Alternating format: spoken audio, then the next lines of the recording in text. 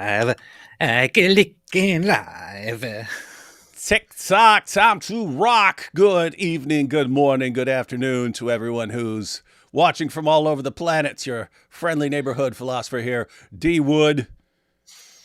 And with me now we have the YouTuber who's currently still known as the Apostate Prophet, but who has announced that he will soon be changing his name to something along the lines of Saint Martini or something. Martina Pizzeria. Yeah, what's up, man, David? Hey, what's up? Oh, nothing, man, nothing. Had a debate earlier today. Yeah, AP just mentioned that he had a debate earlier today. I thought it was just an old debate because I hadn't heard that he would be debating Menj. So I'm assuming you spent months preparing for Menj. Yeah, it was a very, very difficult preparation phase. The last years, I made less content because I wanted to prepare for my debate with Menj. Sorry, just kidding. No, it was abruptly planned. I prepared, I think, 2 minutes or so before the debate. 2 minutes. I was at church and thought to myself, okay, I think I need to go if I want to make it in time to get to the debate. And I quickly drove home from church and then sat down and did a debate with him. And the thing is, it was a little bit weird because I just jump into the opening statement in response to him, and I don't have any plan at all, and I'm just waffling about how Christianity is obviously better for society compared to Islam. I mean, look at the world and look at the statistics and so on. The funny thing is, it then descended into a very, very stupid direction very, very quickly, because with Menj? I don't believe apologist, also known as Menj, still does not understand how Christianity works. Shocker. He basically made the point saying to me, oh, there are no Christian societies because there is no proper Christianity. There are no Christian societies. Why? Because real Christianity is that you have to follow the Mosaic law. And it's like, after years of debating Christians, this is your understanding of Christianity? And I show him, I bring up passages in which Jesus directly goes against the Mosaic law and makes all food clean, and approves of working on the Sabbath. And then later on, in Acts, the whole declaration, the conclusion that the converts are not bound by circumcision or by the Mosaic law. But he still doesn't understand it. He thinks that it's Paul just corrupting the scripture. And it's not Paul. Dude, that's also weird because even the Quran itself said that when Jesus came, he made some things lawful that had been forbidden and some things forbidden that had been lawful. Yeah. It was very embarrassing. It was very, very embarrassing. He also went to the thing in the Q&A. He actually brought up John 14:26, saying that Muhammad is prophesied Muhammad is mentioned by Jesus in the Gospel of John. when he mentions him as the Paraclete, which is the helper, to which I brought up, literally, I mean, this is the funny thing. I actually got myself recently this Greek English interlinear New Testament. I thought it would be helpful if somebody brings up such things, and went into here very quickly to refresh my memory, and I opened John 14:26, and it literally there in the Greek text literally says the Paraclete, the helper, the Holy Spirit. I mentioned it to him. You know what his response was? His response was, that's just your interpretation. That's how it works. It's literally in the text, man. Here's the wild part, man. Here's the seriously wild part. I've mentioned before. Menj has been around a long time, man. Back when I was getting started, Menj already had some Dawa group that, if you go to Answering Islam, when I was starting to write for Answering Islam, a bunch of the articles from back then were directed towards Menj and his group. So this guy's is not some new Dawa guy who just came along. He's been doing it. He's been doing this Dawa stuff and apologetic stuff and polemic stuff before I was, and I've been around a minute, and he still sucks. Isn't that crazy? Very, very crazy. Very crazy, man. Very crazy. All right, guys. So everyone, you could check that out on Modern Day Debates channel later, but you don't want to check it out right now because, man, have we got a show for you. You know what the best part was? Somebody just What? brought it up. Wait, Nictum just brought it up and said the best part was when Menj said Rebecca was 3 and AP asked him for a verse. So this actually happened during the debate. He said, you're a Christian and your Bible says Rebecca was 3 years old. I'm like, okay, can you show me which verse? Chapter and verse. And he's like, oh, that's just different topic. It will take too long. Okay, no, you can just mention the verse. Which verse? And it's like, no, a different topic. Reasonable request, right? So somebody then in the Q&A actually sent a super chat asking which verse it is, and he couldn't do it. Ah, poor Menj. Poor Menj getting exposed again. Oh, boy. What a guy. What a guy. Awesome times. Awesome times. Well, so Menj was humiliated today, and tonight we've got other humiliations galore for our good friend Mohammed Hijab. You do have a comment or two about your debate. Okay, let's go through these. We're going to go through these first couple super chats, ladies and gentlemen. Then we're going to recap some of Mohammed Hijab's highlights, or should I say lowlights, in his messages to us and others over the years, just so anyone who's new here can get an idea of what they're dealing with and how they should be shocked that such a wonderful, amazing person would be accused of such horrible things. So we'll watch a couple of clips from Mohammed Hijab. Again, some of his highlights or lowlights, depending on your perspective. And then we'll get into the recent controversy and check out some of the newly released text messages, which he had apparently set it up so that they would be deleted after 24 hours. Apparently you can do that on WhatsApp. And so he had set up his WhatsApp account. Keep in mind, guys, so when he's saying that this woman's just a liar and a stalker, what he was saying was, show us the text messages, knowing that he had set them to be deleted after 24 hours after sending them. And therefore, he was thinking that she wouldn't have any text messages. Apparently, she had the foresight at some point to screenshot some of them. And so Mohammed Hijab's little brilliant tactic, well, just set it so that it deletes itself after 24 hours, wasn't entirely successful. So we're going to be checking that out. Let's take these first couple of super chats, and then we'll get to everything. It's going to be super dope. Hi, David. I had an epiphany the other day. Me too. It is not possible for a non-Muslim to be Islamophobic, since it is not irrational to fear a group that believes that God commands to kill the unbelievers. Yeah, it's a similar point with apostates, especially. They'll call apostates who are literally under a death sentence from Islam if Islam ever takes control. And they'll call them Islamophobes for not wanting Islam to spread. Very profound. Pretty ridiculous. Hi, Mr. Wood and Mr. AP. Mr. D. Wood and Mr. AP. What? I heard God Logic say that one of the Hadiths say that if you don't sin, Allah would erase you from existence and replace you with someone who will, just so Allah could forgive you. Is that true? Yes. Yes, Allah says that he wants people to sin so that he can forgive them. And that if we don't sin, if human beings wouldn't have sinned, then Allah would have destroyed us and replaced us with people who would sin so that he can forgive us. It is interesting because if Allah wants people to sin and threatens people with destruction if they refuse to sin, who would be the ultimate nemesis of Allah?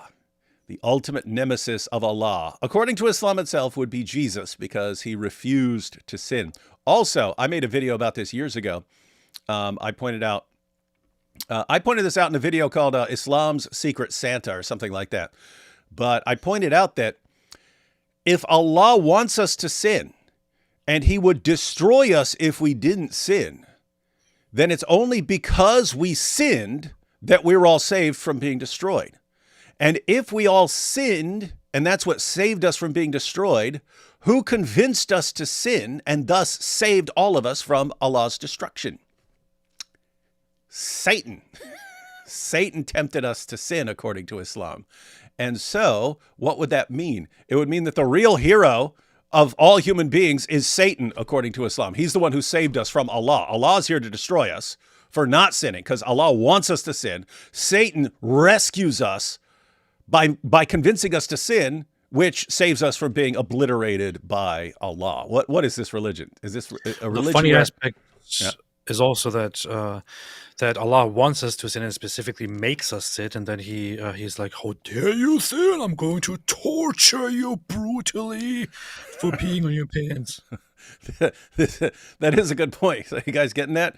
So Allah wants us to sin, and then according to the Quran, He's the one who leads people astray. So He wants us to sin.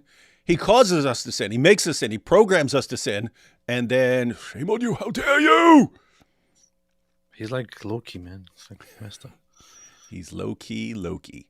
I just watched AP's debate from earlier today. No more, which sounds like a Spanish phrase to me whenever I say it. Yeah. I just watched AP's debate from earlier today, and oh my, that guy was useless. Impossible. He was the best Muslim debater ever, and I defeated him. He is the most powerful. That's what you should go around saying. You should just post AP versus greatest Muslim debater ever. Guten Abend. So much for Saved P not being late. I have to say, AP was on time. He was a couple minutes early. That was me. It was me again. I never thought if you'd said to me a month ago, we're gonna like completely reverse roles, and AP is gonna be the one that's on time, and I'm gonna be the one that's a couple minutes late every time, I would say impossible. And yet here we are. This is actually the trick that I made. I early on established this tradition of being late in order to corrupt you and make you also be late. And then I later on fixed it so that I am the one who is always early on and you are late. So I can always blame you forever when something goes wrong. That'd be good. That's smart. We got Rick Newton, TikTok, don't look at the clock. Beast. Hey, we're here, man. A Jerry Springer skit of this situation would be funny. Oh, yeah. If only we had someone who's like big enough and cavemanish enough to imitate Mohammed Hijab. You have a big Jerry Springer show, and let's bring out Aisha. David, applied to get a verified check on YouTube. Do I not have a verified check? I don't know. G fire block to you, D Wood, and Christianize apostate. You see? Christianize apostate. Did you say AP got the mange? Debate. Yes. Is Mohammed Hijab a master debater? Very much so. Satan, worship me and I will give you many wives. Jesus, your finished boy. Starts choking Satan, humiliating him from uncorrupted in jail. Yeah, that would be in the uncorrupted in jail. Growing up in the Armenian church showed me the path to Jesus from religion to relationship. God bless you, both of you. Thank you. Wow. AP, my brother, you are being used so mightily by God these days. Keep it up, brother. Great work. Oh, hi, David. Thank you. Hi, Abraham. Would you all consider taking super chats on GoFundMe like James from Modern Day Debate does? Sucks you lose so much of all your donations. Yeah, YouTube takes a cut of things and ads and all that stuff, but I don't know. It's their platform. They can take a cut. But yeah, I don't know. He does it through GoFundMe. It's interesting. AP's changing channel name. I like apostate prophet. Yeah, you're not going to be able to pull yourself away from that one, man.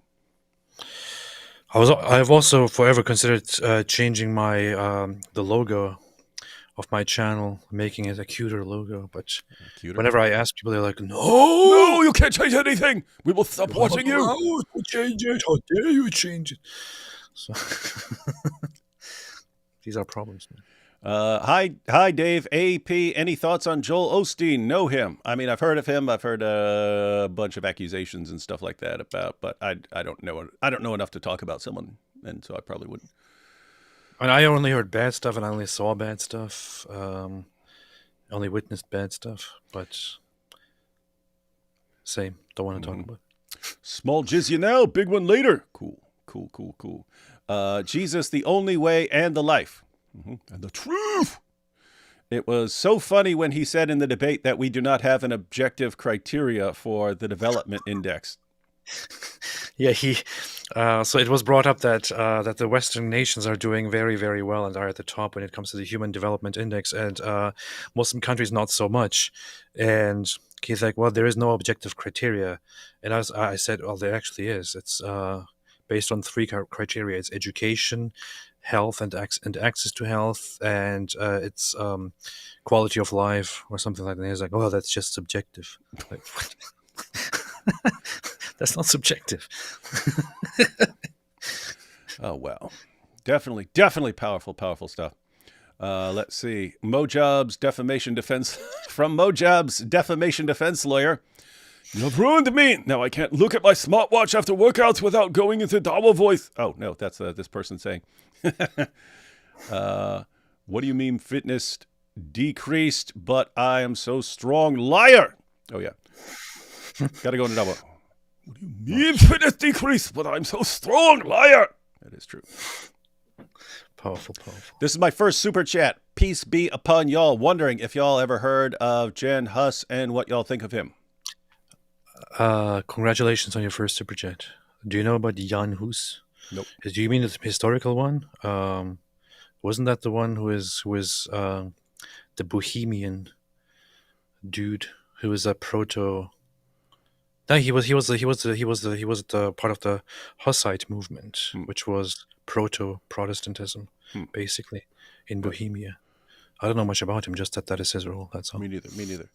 Happy Palm Sunday, y'all. Thank you. This woman's stronger than Sauda for sure. Yes. Yeah.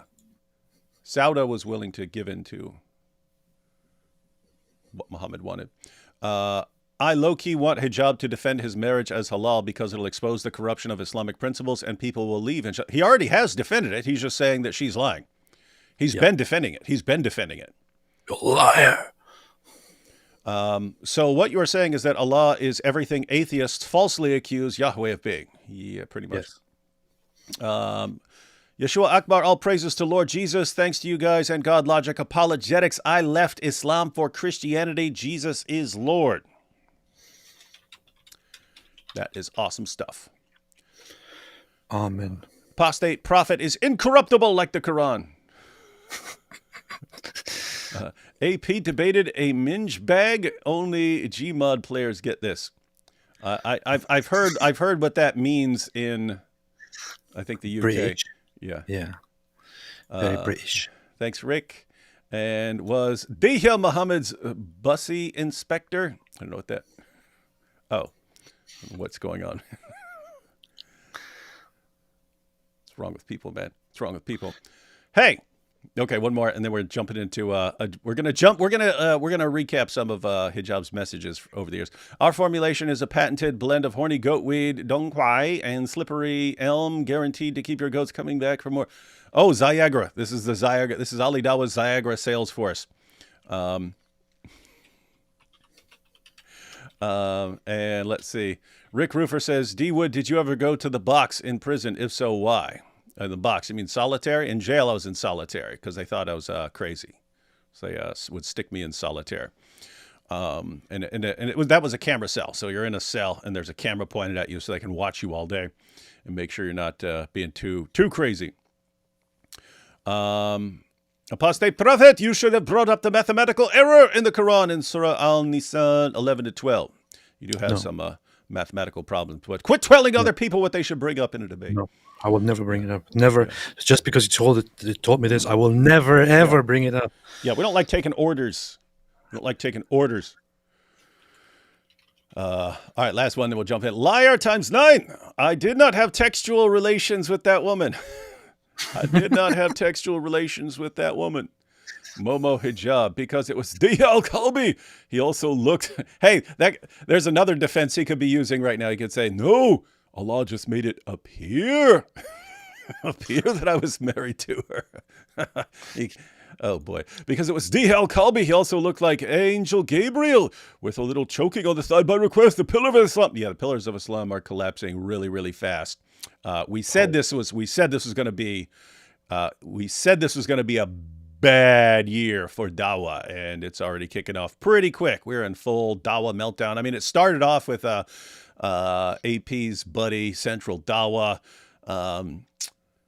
threatening him, causing all that, and now we've got Mohammed Hijab in full meltdown mode and still lying and so on. And J.A. says, you seen Behind the Veils just now issued a new video. Yes, we're gonna be going through it. That's why we want to get started here. And let's go ahead, AP, and we'll start off with some of Mohammed Hijab's awesome messages where he shared his thoughts with the world. Powerful. as someone who has lots of messed up thoughts entering my head constantly, I've understood over the years that you got to keep those from being exposed to the world, because the world just isn't ready for every weird thought that goes through some weird person's head. But Hijab just tosses it out there. So here's one.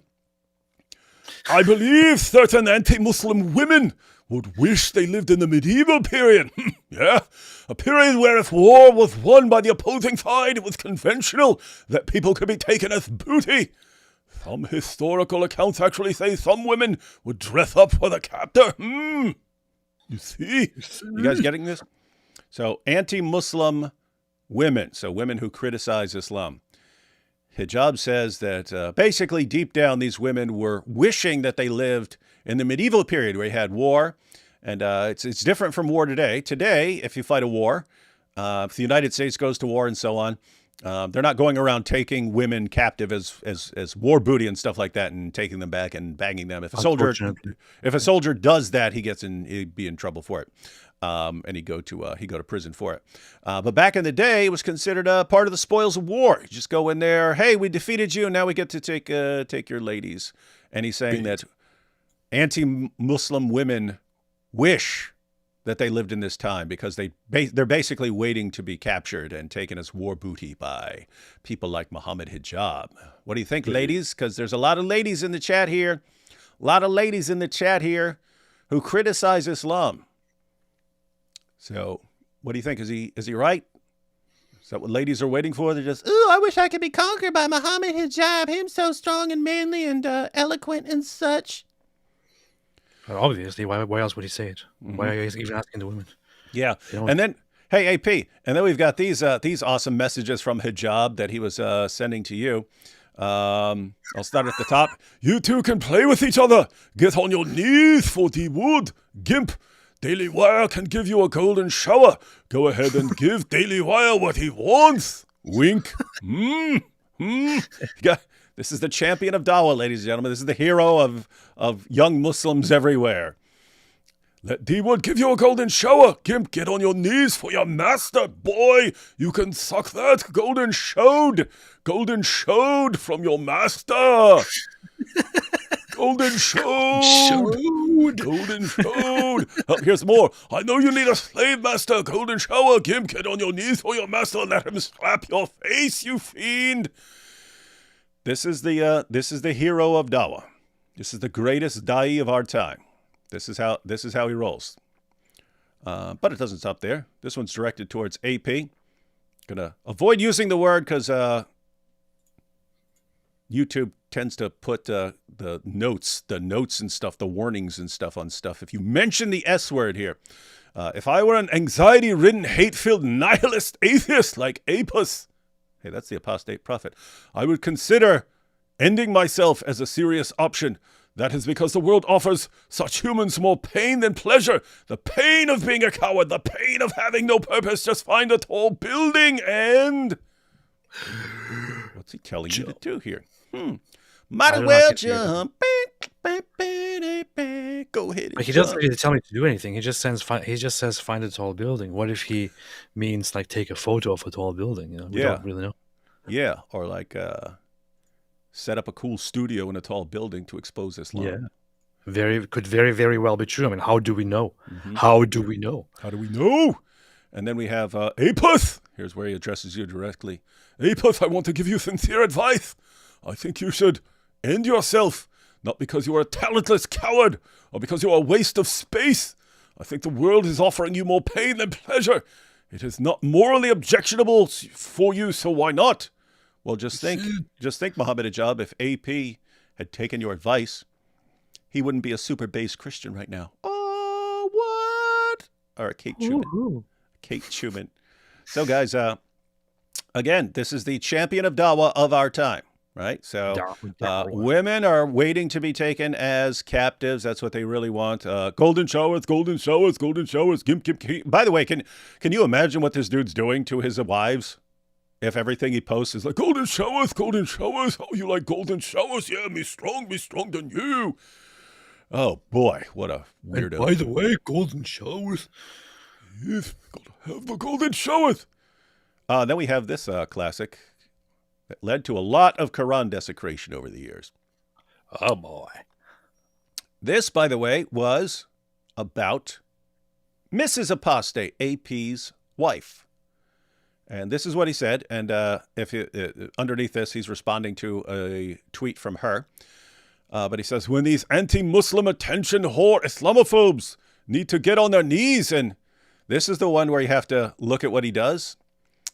He is aware that if he says certain things, he would get banned. So what he would do back in the day, I don't know if he still does it, but what he would do back in the day is write everything out to where it's clear what he's talking about, but then add a bunch of words so that he could have plausible deniability and say, no, I was saying something else. So when these anti-Muslim attention whore Islamophobes need to get on their knees, but then he'll put in intellectual submission, before they are whipped by freedom of speech, by the Twitter Muslims, and they reluctantly open their mouth in protestation to find they have been defiled by truth. So you see, you're reading between the lines here, ladies and gentlemen. Get on their knees before they are whipped, and they reluctantly open their mouth to find they have been defiled. And then what does he do? He just adds intellectual submission, freedom of speech, in protestation, defiled by truth.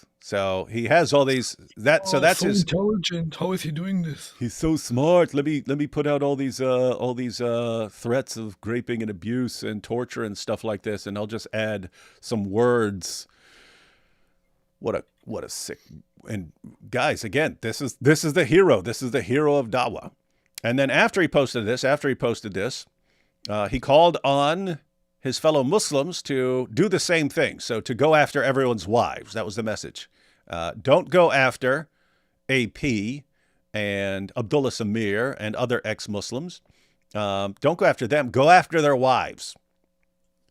Because normally, this would be the idea back then, heaping threats and insults on people, sometimes that works. It doesn't work with the people the ex-Muslims who started calling out Islam. And so he's realizing, wait, our normal tactics don't work. So let's try something else. Let's go after all their wives. And so after he posted that, he said, I call upon all of the Muslim Twitter soldiers to work within the full scope of the law to create maximum damage to the cause of Apus and his public figure with AB. They are demoralized and on the ropes. Do not let the weak-minded Muslims deter you. Finish them. So he was encouraging all his followers to go out and follow his example of heaping these threats of torture and rape and so on. Now, I really want to ask Mohammed Hijab, looking back after all of these years, does it seem like this worked? Yeah. How do you think this went for you, Hijab? Because all I recall from all this is we started eating the Quran and stuff, and you guys backed down like a bunch of little girls, and Yes. and then you stopped this whole little plot. So it didn't Yes. work. And now, guess what? Quran desecration was very rare back then. It was very rare. People, when people did it, people thought they were weird. Now, it's normal. It's a part of everyday life all over the world. All thanks to Mohammed Hijab. And of course, we have way more to thank Mohammed Hijab for than just this. He was the mastermind who undermined the perfect preservation nonsense by getting Sheikh Yasser Qadi on with him to expose all the different versions of the Quran and so on, and how it's all been a lie. So that's awesome. But then we have this. He doesn't just talk to non-Muslims or critics of Islam in this way. What do we have here? Okay, can I suck your wife's tit to make a moron? Every so often I forget about this. Yeah. And then Boo North says, what kind of mannerisms are these? Shame on you, Muhammad. Why is it wrong? He believes it's halal. He's asking to suck another man's wife's breast. The amazing part to me is not that, right? The amazing part is that he's literally making fun of Allah and Muhammad in this, because this was what Allah and Muhammad said. It's okay. Sometimes the idea, everyone, and I'm sure most of you are familiar with this, but if you're new to Islam, in the Hadith, you read about some verses that are missing from the Quran, and they're missing verses about breastfeeding adult men. And you say, what's that about? Well, the idea was sometimes a man would have to go out of town, but his wife would have to be around another man, like he works in the house or something like that. And so man came to Muhammad. Muhammad, hey, we've what about guys like me who have to go out of town? We have to leave our wives at home, and our wives are going to be around some other guy. What do we do about that? And Muhammad's solution that came from Allah, that was in the Quran, that was originally part of the Quran, was have your wife breastfeed the grown man 10 times, and then he'll basically be like her, he'll be her foster son, basically, because she breastfed him. And so there won't be any sexual tension between them when you're gone, because he'll be like her baby.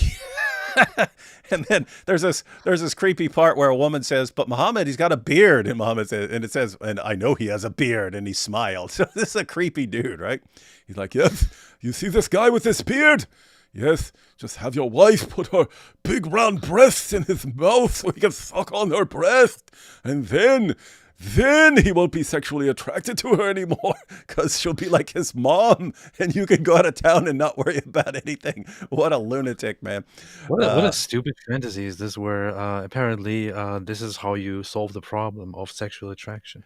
Yeah, it's like, who thinks that this is a good idea, that a man, like if a man is going to be around a woman and you don't want them committing some sort of sexual sin or something like that while you're gone, oh, well, she can just pull up her dress and plop those bosoms right in his face. And that's gonna solve the problem, right? No one in history except Muhammad would think this is a good idea. You would expect, if he's actually getting this from Allah, which is what he claimed, you would expect the creator of the universe, who created men and their minds and who created breasts, to actually know about what it does when a guy sucks on a woman's breast. So anyway, so here, the crazy part to me is that Allah and Muhammad think this is a great idea. Everyone else in history thinks it's stupid, except for guys who just want to do this. Yeah, I know what happened. He actually tried. He probably tried this with one of his friends. He wanted one of his friends to come to visit him frequently and not be attracted to one of his many wives. So he invited them over and had them, try this out. This is actually a scientific experiment. He tried it out. He had them suck one of his wife's breasts, and then he asked him, so, hey, did it work? Did it work? How do you feel about it now? And the guy was like, oh, yeah, yum, yum. I'm absolutely no longer attracted to her. Yum, yum, yum. And he was like, oh, that seems to work. So yeah. So ladies, now you know, if you have some weird stalker or something like this, if you have some guys following you around, he's like, hey, oh, I want to be with you. And you're like, no, I don't like you. And he's like, but come on, I'm obsessed with you. Just let him breastfeed for a while, and then he won't be attracted to you anymore, because he'll feel like, oh, she's my mom now. She's my mom. What is this? All right, I have a solution for us. Don't worry. Here, take my breasts, and take my breasts. And the crazy part is, Mohammed Hijab understands how stupid and insane this is, and he starts making fun of it. So for people who actually were defending it, apparently, and saying, no, this is halal, and his response is, okay, can I fuck your wife and make her mahram? And so he's making fun of this, and this is from Allah. This is from his God. Awesome stuff. So anyway, guys, that's what we're working with here with Mohammed Hijab. We'll check out a couple of video clips from our good friend Mohammed Hijab. Let's go ahead and take a couple more super chats and then jump into a couple video clips. Please tell my wife Karen that she lost the game. You lost the game, Karen. You lost, Karen. You should have never agreed to play Micah in a game of Risk. When take the L and move on. Take the L. Take the L, you lost. I'm also writing a college essay on the Crusades and why they were justified due to Islamic aggression. Can y'all recommend any good sources on the subject? College databases suck. Check out Raymond Ibrahim's work on this. And if you just grab one of his books on this, then you can actually go to the bibliography and get a ton of other sources. Do you think Christianity can coexist with other religions? Please explain your answer. Thank you, guys. Do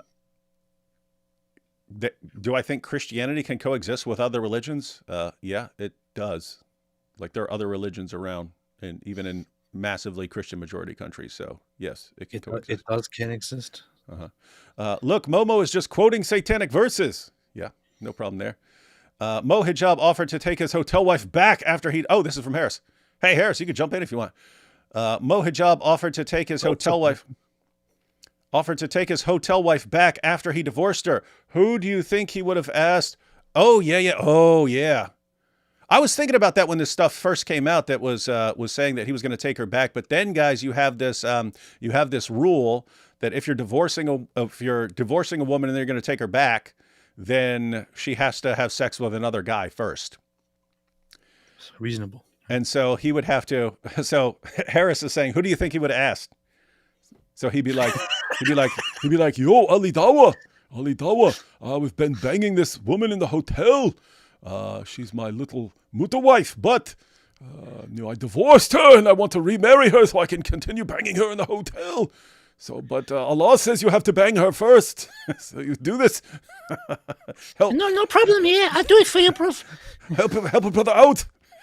Do you have any open wife slots? Do you have it, or are you 4-wife max already? If so, can you divorce one of them so you can bang my ex so I can take her back? What is this religion, man? Oh boy. That was a wife maxing. Did you see that? Did you see the video clip of Mohammed Hijab where he sits down with Daniel Kikuchu and we're about to watch it. We're literally about to watch it. Okay. You're talking about the polygamous one, right? Yes. Yeah, we're about to watch that, ladies and gentlemen. I told you. It's the highlights, possibly the lowlights. Let's see. Abu Bakr here says, Blessed Palm Sunday to you both, D. Wood and AP. D. Wood, I have a solution for your comic book conundrum. Have your new Christian friend, the creator of the character Deadpool, sign the comic, then auction it off, donate the cash to charity near to your... That's exactly what my plan was.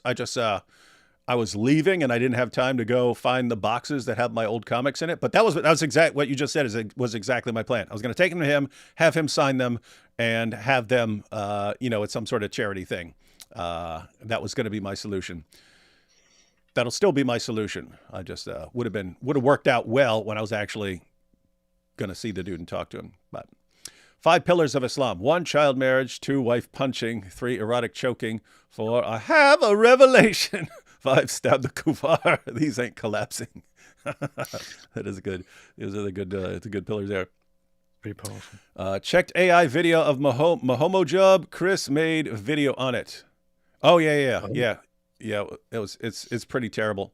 So that's Mohammed Hijab posted a response on a new channel that's an AI voice, but the AI sounds exactly like Mohammed Hijab, and talks exactly like Mohammed Hijab, his same cadence and so on. So he programmed it. But here's the thing, ladies and gentlemen. Hijab had his messages in WhatsApp set so that they auto delete themselves after 24 hours. And then in his challenge has been, if this woman is telling the truth and we're actually married, let her produce the text messages. And he didn't realize that she was actually capturing some of them. Oopsie. But I thought I had a brilliant master plan. And how could I not think of this? Oh no. His other master plan was he uses a different phone, and he's saying, I only have one phone. He's already admitted elsewhere that he has multiple phones, right? But he's like, I only have one phone, so let her show that this is coming from my true number that all my friends know. Yeah, because you're the first guy who has a secret second wife who came up with the idea that a second phone is good so that your wife never sees your text messages and so on. Come on, dude. Who are you talking to? That's very smart, man. Very, very smart. Or just pay back money to the comic book store. Yeah, the comic book store is long gone. That's why I couldn't just go back and give them their stuff back. I was actually messed up because I would break into a store, steal a bunch of their stuff, go sell the stuff to a different store, and then break into that store to steal back the stuff that I had already stolen and then sold to them. I eventually got caught, though. And guys, just so you know, in my testimony video where I say I was running from the cops, that was from one of these things. I was breaking into a place to steal back the stuff that I'd sold to these guys that I'd stolen from somewhere else, and this time I had a partner, and he screwed everything up.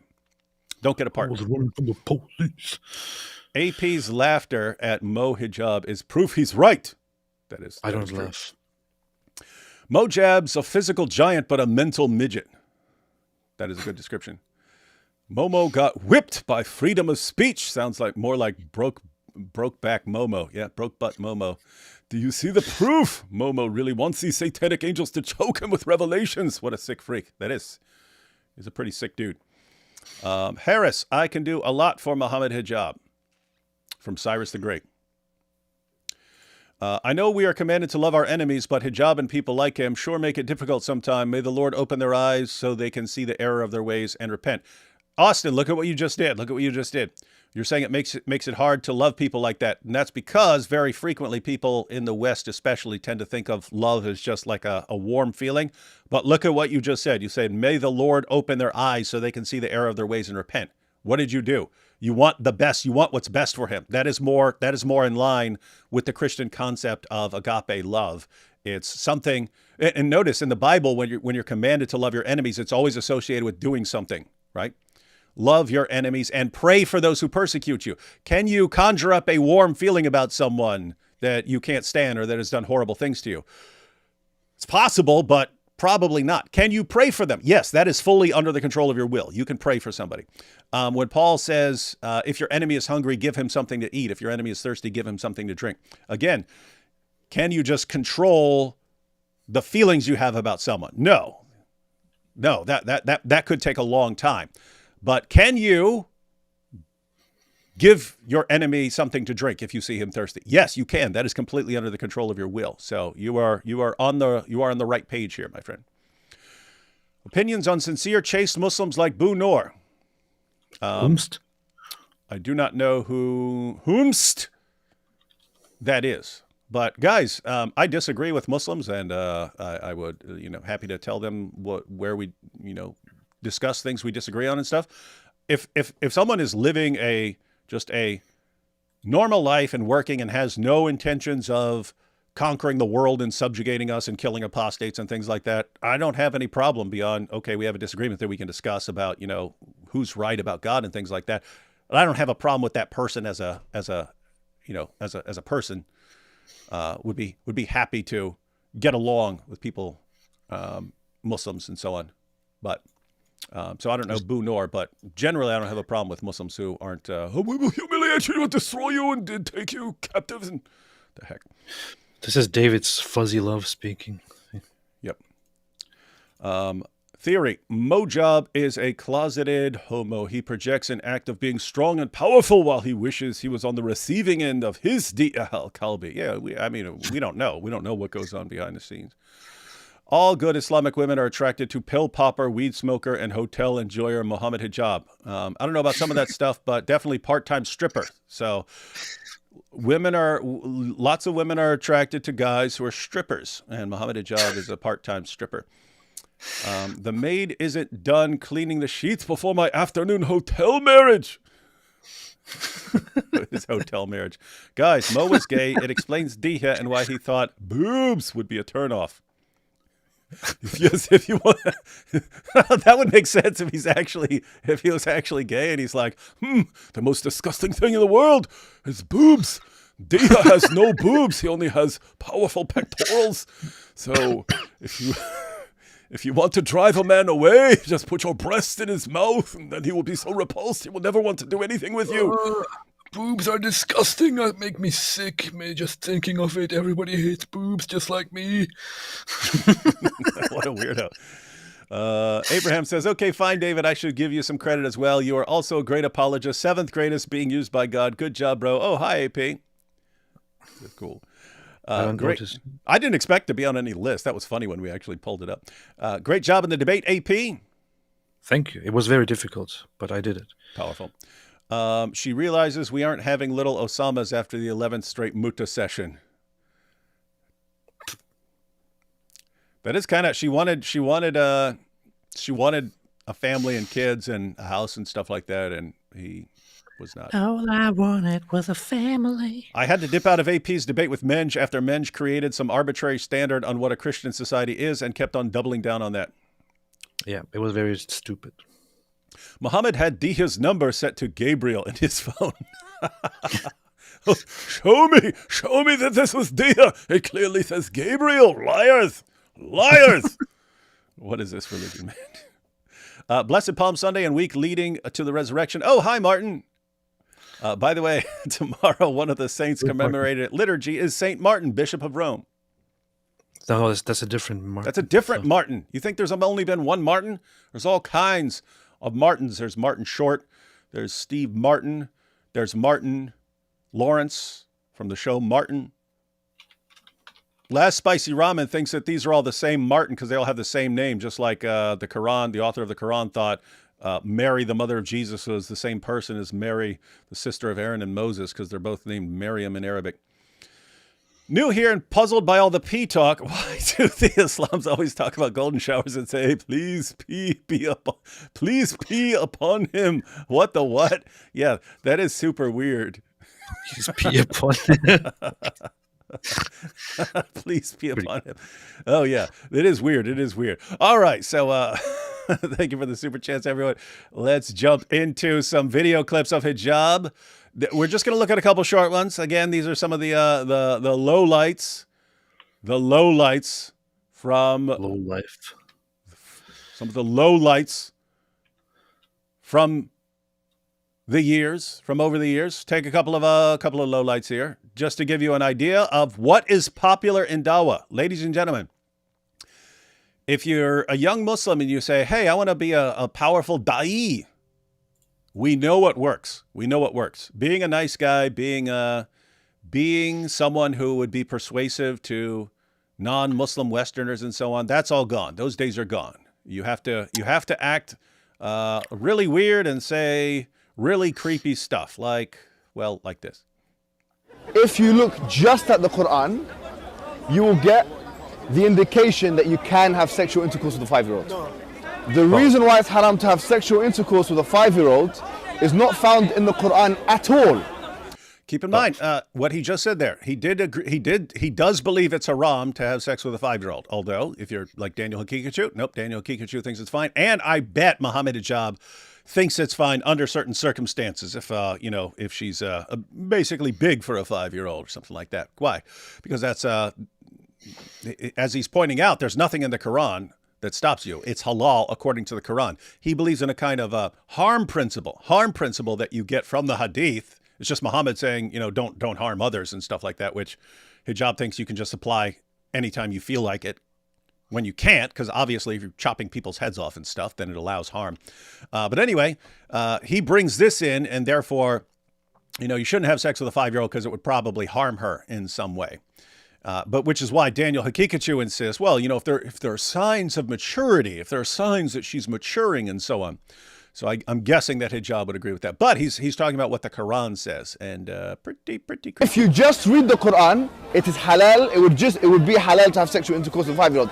In Surah Al-Talaq, chapter 65, verse 4, Allah subhanahu wa ta'ala tells us who you can divorce and who you cannot divorce. And then he says, وَاللَّائِ لَمْ يَحِدْنَ.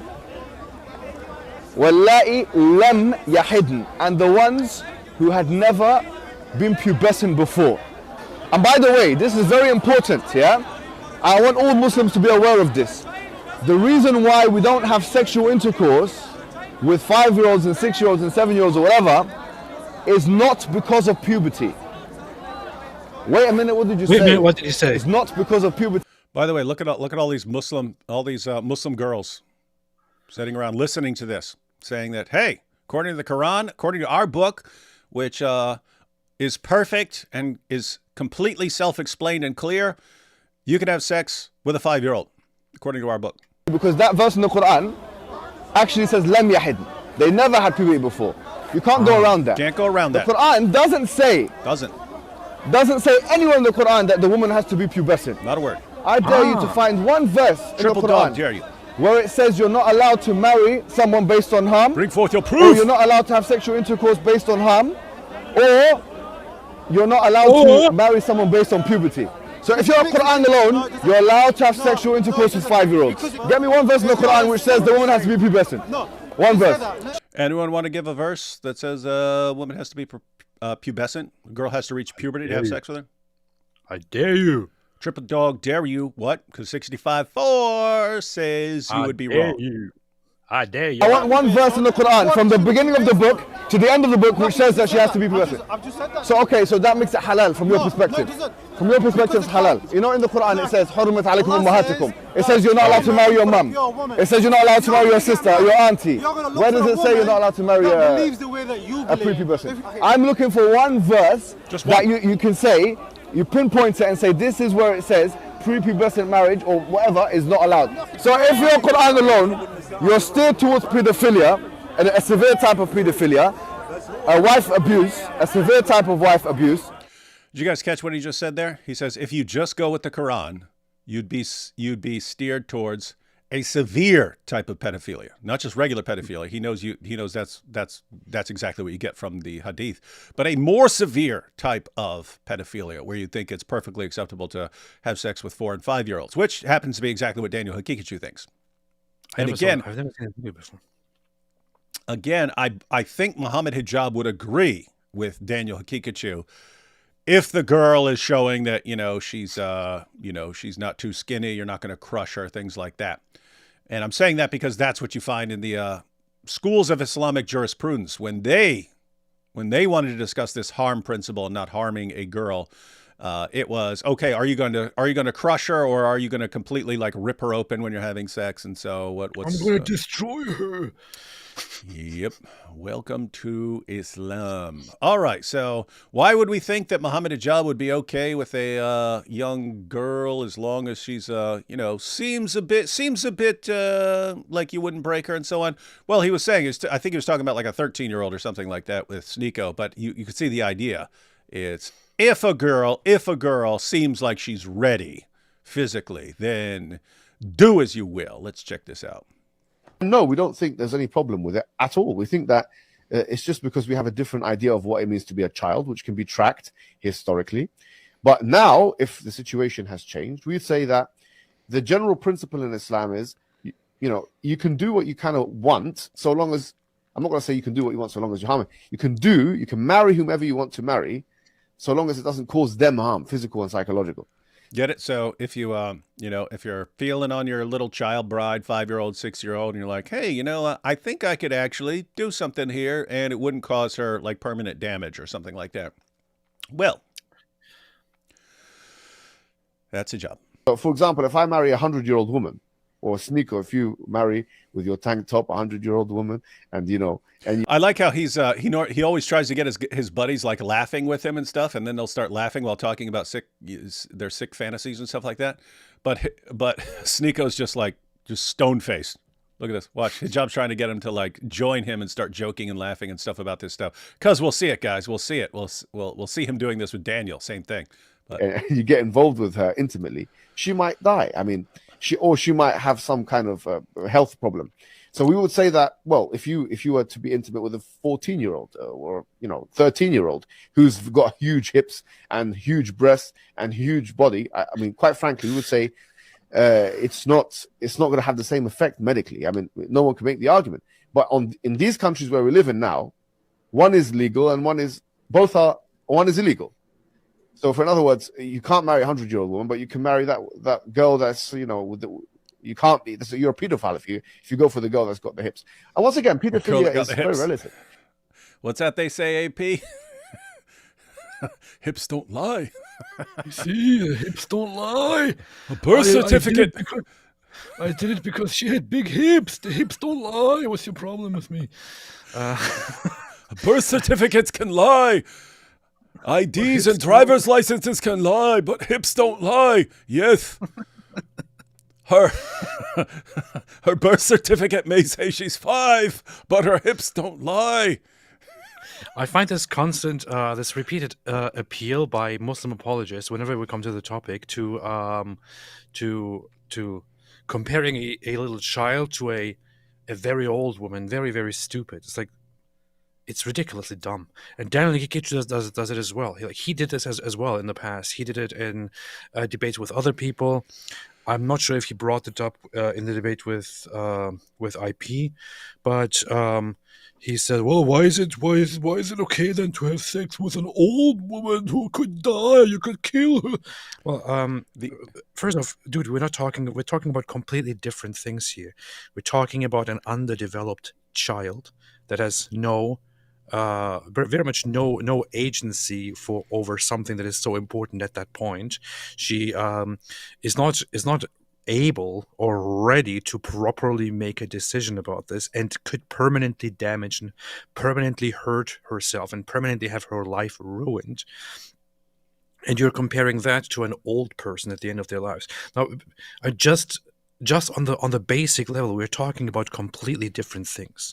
What kind of a dumb comparison is this? Yeah, in other words, I would say, yes, a young, horny guy should not be marrying a 103-year-old woman because he's going to damage her.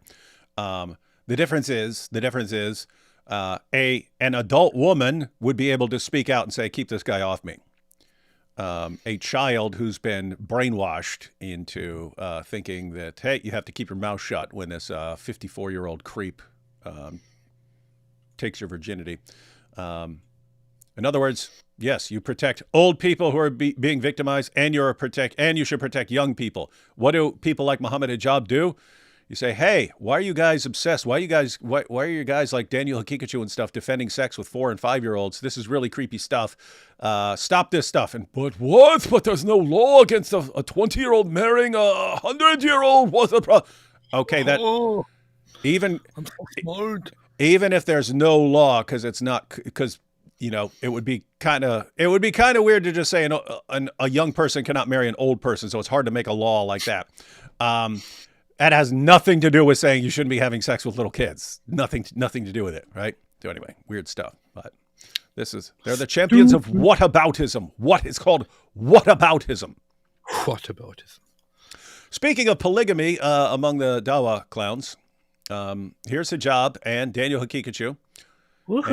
And Hijab talking about what the Dawa guys are doing. Woohoo. Most of the big names of Dawa have at least done polygamy once. The Du'at, I would say it's about 85%. The women who take it the best are the revert sisters. But Wait. Let's pause this here. He said the Du'at, the Dawa guys. That's what it means. He said So he estimates 85%. Those who do Dawa, those who do Muslim apologetics and spreading Islam, among those it is what, 85%, he said, have practiced polygamy. So he's saying, he knows his fellow da'is. So he knows Hamza Tortoise, he knows Ali Dawa, he knows all the da'is because he goes around to the conferences and stuff like that. And he's saying he estimates that 85% of these guys have been in polygamous relationships.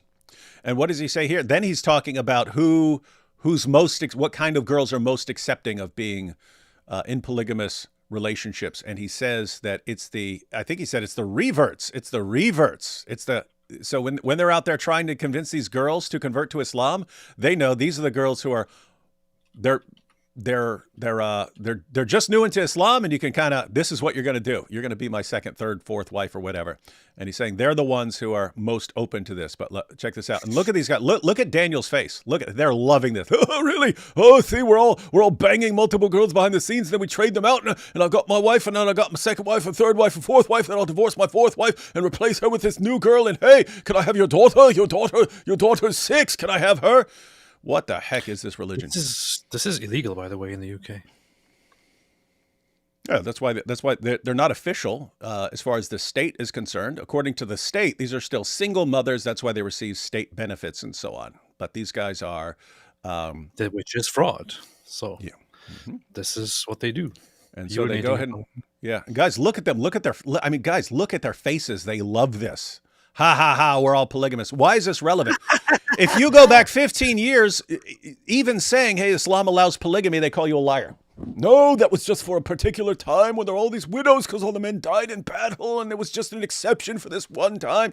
And so this is something that would never apply today. And it's basically if you go back 15 years, everything they said we were lying about back then, they are now laughing about and bragging, which makes me think, it was you guys who were lying back then, calling us liars, and we were speaking the truth.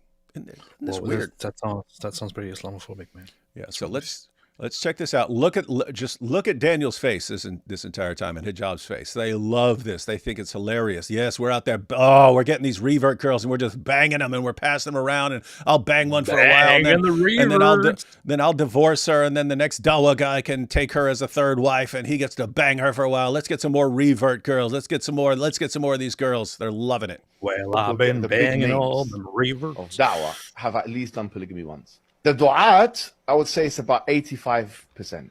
The women who take it the best are the revert sisters. It even reaches 50%. In the UK, what percentage of imams and shuyukh and du'at have a second wife? What percentage would you say? And that's very difficult to know, but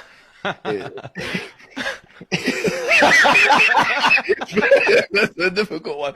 It depends on what kind of community as well. Like the Asians here, they're not really into it that much. The Pakistanis and the Pakistanis are in the grooming gangs. They're going after the 12-year-olds, and they're not interested in marrying them. So yeah. But the reverts are into it. Like black people are into it here. You know, not all blacks. Somali uncles are into it. Like a lot of Somalis with it. You'll find like Somalis have a lot. Arabs are into it. North Africans do it.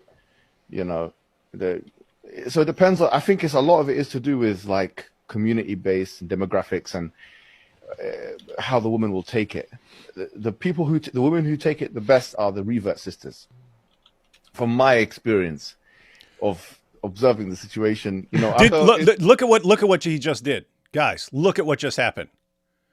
He said, the ones who take it the best, in other words, being polygamous, are the revert sisters. And then he goes, based on my experience. And then he goes, of observing, and he starts laughing. In other words, yeah, of course, when I talk about my experience, we know I'm talking about my experience. But I don't want to just admit that right now, so I'll just say observing. But he's admitting what he's saying by his laughter. Look at this. He's admitting that he's doing this. So he loves getting reverts, so when he's at Speaker's Corner trying to convince young ladies to revert to Islam, these are the future little sidewives and so on. But look, watch him do it. And how the woman will take it. The women who take it the best are the revert sisters. From my experience of observing the situation, you know, you guys catch that? The ones who take it the best, being in polygamous relationships, are the revert sisters. In my experience of observing. Yeah, great guy. The funny thing is that when he says those who take it best are the reverts, it also sounds like a play on words. But you know. Yeah, thank you for pointing that out, AP. We would have never noticed that about him talking about the ladies who take it best. This seems like an open joking about how the banging the white ones is the best. Mm-hmm. Yep. So guys, I can't emphasize this enough. This is the world champion of Dawa here. This is the champ. This is the one. If you act like this, you will be famous. If you act like this and you can pull it off. Dear people of the UK, listen to the Muslim apologists. Listen to the famous Muslims here sitting down and joking about how banging the white girls of the UK is the best thing. And it's just amazing because these guys can sit here saying it. If we say it about them or about their religion, we get accused of being Islamophobes, even if we're just repeating exactly what they said and exactly what's in their sources. So if we say, hey, do you know that a lot of these guys are going around and they're in polygamous relations? Oh, you Islamophobe! How dare you? Fun times. Think about this again, dear people of the UK, dear people of Great Britain. Think once again about how these proud Muslims, the proud Islamists here, are sitting down and joking and laughing about how, giving it to the white girls in the UK is the best thing. They love it. Mm-hmm. They love it. They love taking the white girls and having sex with them. They absolutely love it. They love it. And you guys are just sitting there and thinking, oh, I don't know. It doesn't sound that bad. It might not be the the religion that's the problem. I guess it's a religion of peace. Mm-hmm. Can't say no one warned you. We're telling you, and they're telling you, and you refuse to listen. Community has their thing, you know, and I think the Pakistanis are the least likely to do it. Like the older generation Pakistanis and Bengalis and stuff, they're least likely to do it. I haven't really seen that many, but now the Salafis are doing it. Salaf Pakistanis are doing it. Salaf Pakistanis are doing it. It's more possible in the Salafi communities, I think, than the Deobandi communities and the. Would you say it's like half? Is it 50% or more? Who? Of all shuyukh, imams, and du'at? Much less than that. Much less. The du'at, I would say it's about 85%. Did you catch that? He's saying it's the highest among da'is. He's saying it's lower among sheikhs and so on. And other than that, it depends on the community. But the Dawa guys, he says, 85%. So the vast majority of Dawa guys have been in polygamous relationships. So think about this, because the guys who go around trying to win these reverts, trying to get people to revert to Islam, are the same guys who are entering into polygamous relationships, knowing that the women they dupe into converting to Islam are the most likely ones to accept being second, third, fourth wives, even secret wives, and so on. Isn't this interesting? Isn't this interesting? So why are you guys trying to get these women to convert, these young ladies to convert? Because you want to bang them and then pass them around. That's the real. I mean, he's saying it. Well, that's way more than 50%. No, the dais. Shuyukh, imams, that whole class. Either who have. Just tell me how many of them have multiple wives. The dais that I've come across in like proper mashayikh and stuff like at that level, 80%. Yeah, that's compared to the U.S. That's very high. Like I don't think that over here it even reaches 50%. Doesn't it sound to you like? Doesn't it sound to you like the Dawa scene is another grooming gang, which is like where they just dude, you can make a video out of that. You can make a video of that Dawa, the real grooming gang. Something like that. They want to convert white women, and then it's a nice day for a white woman. I just found another white woman who converted to Islam, and she's very very. She has them hips and breasts. You know, I saw that before she covered up. I have another spot open for a woman. She's only 5. Because I heard reverts take it the best. We got this 5-year-old revert. She's only 5, but hips don't lie. Yep. This is what they do. But of course, the people in Britain are like, oh, my eyes. Who else is going to have sex with them girls? I'll let the Muslims have him. No problem. Mm-hmm. But most of the big names, of Dawa have at least done polygamy once. Mm-hmm. Most of them, if not, like every person that you can think of, like. Look at this. You see how funny. Every person you can think of. So, okay, who are the people we can think of? Ali, Dawa, Hamza, Tortoise, all these guys. Yeah, everyone you can think of. That's him saying it. We can think of Mohammed Hijab. He's saying we're all banging multiple chicks behind the scenes. That's what we're all doing. Crusade. Okay. The big names and people you wouldn't expect. Like, do you know what I mean? Like, it's surprising. Some people have like 20 kids. Wow. I know there's. You guys hearing this? Oh, but Islam is spreading so rapidly. How are you doing that? We were banging multiple wives and some of us have 20 kids. Talking about the da'is. He's saying people don't know this. Behind the scenes, these guys have multiple wives and 20 kids. One da'i, who I won't mention, very famous da'i, he's got 30 kids. Wow. You know? MashaAllah. So yeah, we'll let people imagine who. Everyone catch that? He says he knows one of the Dawa guys who has 30 kids. Guy has 30 kids. How's he doing that? He's got a bunch of wives, and you can trade those out. So you can have 3 or 4 kids with one wife, and divorce her, and have another. And so you can have 4. You can have 4 at one time. And they're saying these guys. He knows a Dawa guy who has 30 kids. Interesting. One more clip before we get into the recent scandal. This is a couple of clips. This is from Hatun. This is from Hatun's channel, where she put some clips together about Ali Dawa's Bitter Truth show. And the Bitter Truth show is basically where they're trying to make it like the Fresh and Fit thing, where they get girls and guys together and so on. But in reality, it's just guys sitting women down to condition them so that they are more open to having second, third, fourth wives and so on. And they're telling them they're bad. They're bad Muslim. They're bad selfish Muslim women if they don't let their husbands have second, third, fourth wives, because men just aren't made for monogamous relationships. But here we go. Feminist sisters who love their sisters, who will die for their sisters, will take a bullet for their sisters, but will not share their husbands for their sisters. You can lie. Did you catch that? Isn't it strange that you got these women and they love their sisters, they would die for their sisters, but they won't share their husbands with their sisters? What's wrong with these women, innit? What's wrong with them? If you really love your sisters, then you should let us bang them. That's what he's saying. That's what he's saying. If you really care about your sisters, you should have no problem with us banging your sisters. What's wrong with you, man? Let's back this up. Not in the way Ali Dawa Feminist sisters who love their sisters, who will die for their sisters, will take a bullet for their sisters, but will not share their husbands for their sisters.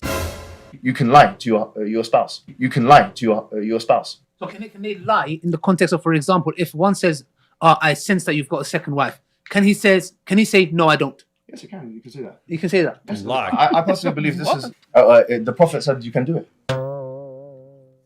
White lies? It doesn't have to be white. It can be a black lie. Oh, why got to be a black lie, Mohammed Hijab? Black lies. He's racist even when he's talking about lies. If someone does this and they get caught, for example, or something happens, or or she just asks him, where were you last night? Yeah, but even that, he can lie. The man can do it. It's up to the man. No woman can take that right away from the man. Keep in mind, this is the same guy who is currently denying accusations that he was banging this secret other wife that was just his hotel wife. And he's sitting here saying, think about this. He's sitting here saying you can lie to your own wife. Why? Because, if you tell her the truth, that might cause all sorts of problems. Okay. Do you think the guy who believes it's okay to lie to his wife about having another wife on the side, do you think he believes it's okay to lie to just the Muslim community in general or the entire world? He thinks it's okay to lie if telling the truth is going to get you into trouble and so on, then you could lie. I'm saying, isn't this like insane that there are people who would be like, oh, Mohammed Hijab is saying that this is all a lie. It's the same exact guy who says you can lie about your secret second wives. He says you can lie about it. You can lie to your own wife. You could just lie. No, never happened. It's all a lie. And that's the guy who's saying, no, that what this woman is saying, it's all a lie.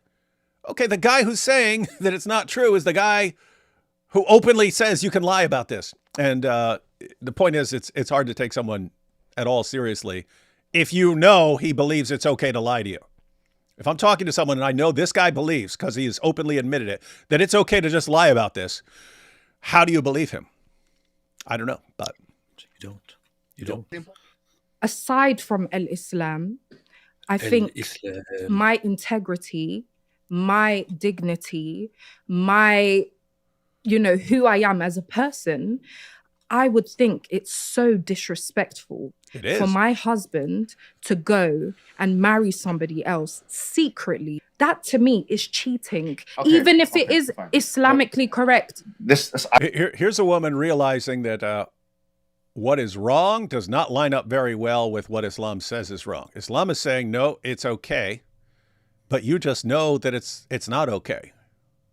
And what they're here to program you into believing is that you have to modify your thoughts to bring them in line with what Islam says, so that you're only saying things are wrong if Islam says they're wrong. And if Islam says it's okay, then you need to shut your mouth and...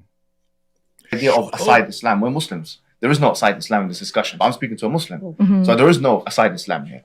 The true religion, which I'm now expected as a Muslim man to follow, is not the religion of al-Islam. It's the religion of women's feelings. I'm not going to do this. So I'm saying now we go back to the book and the sunnah.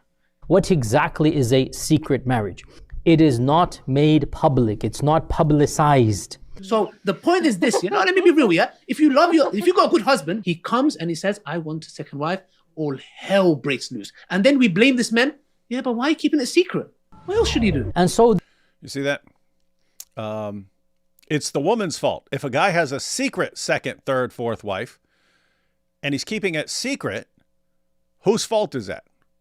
It's the woman's fault, because he knows the woman's gonna throw a tantrum over it, and therefore it's her fault that he has to keep it secret. So ladies, don't blame the guys for the secret second wives. Blame yourselves for having a problem with it, which forces them to keep their second wives secret and to lie to you about it.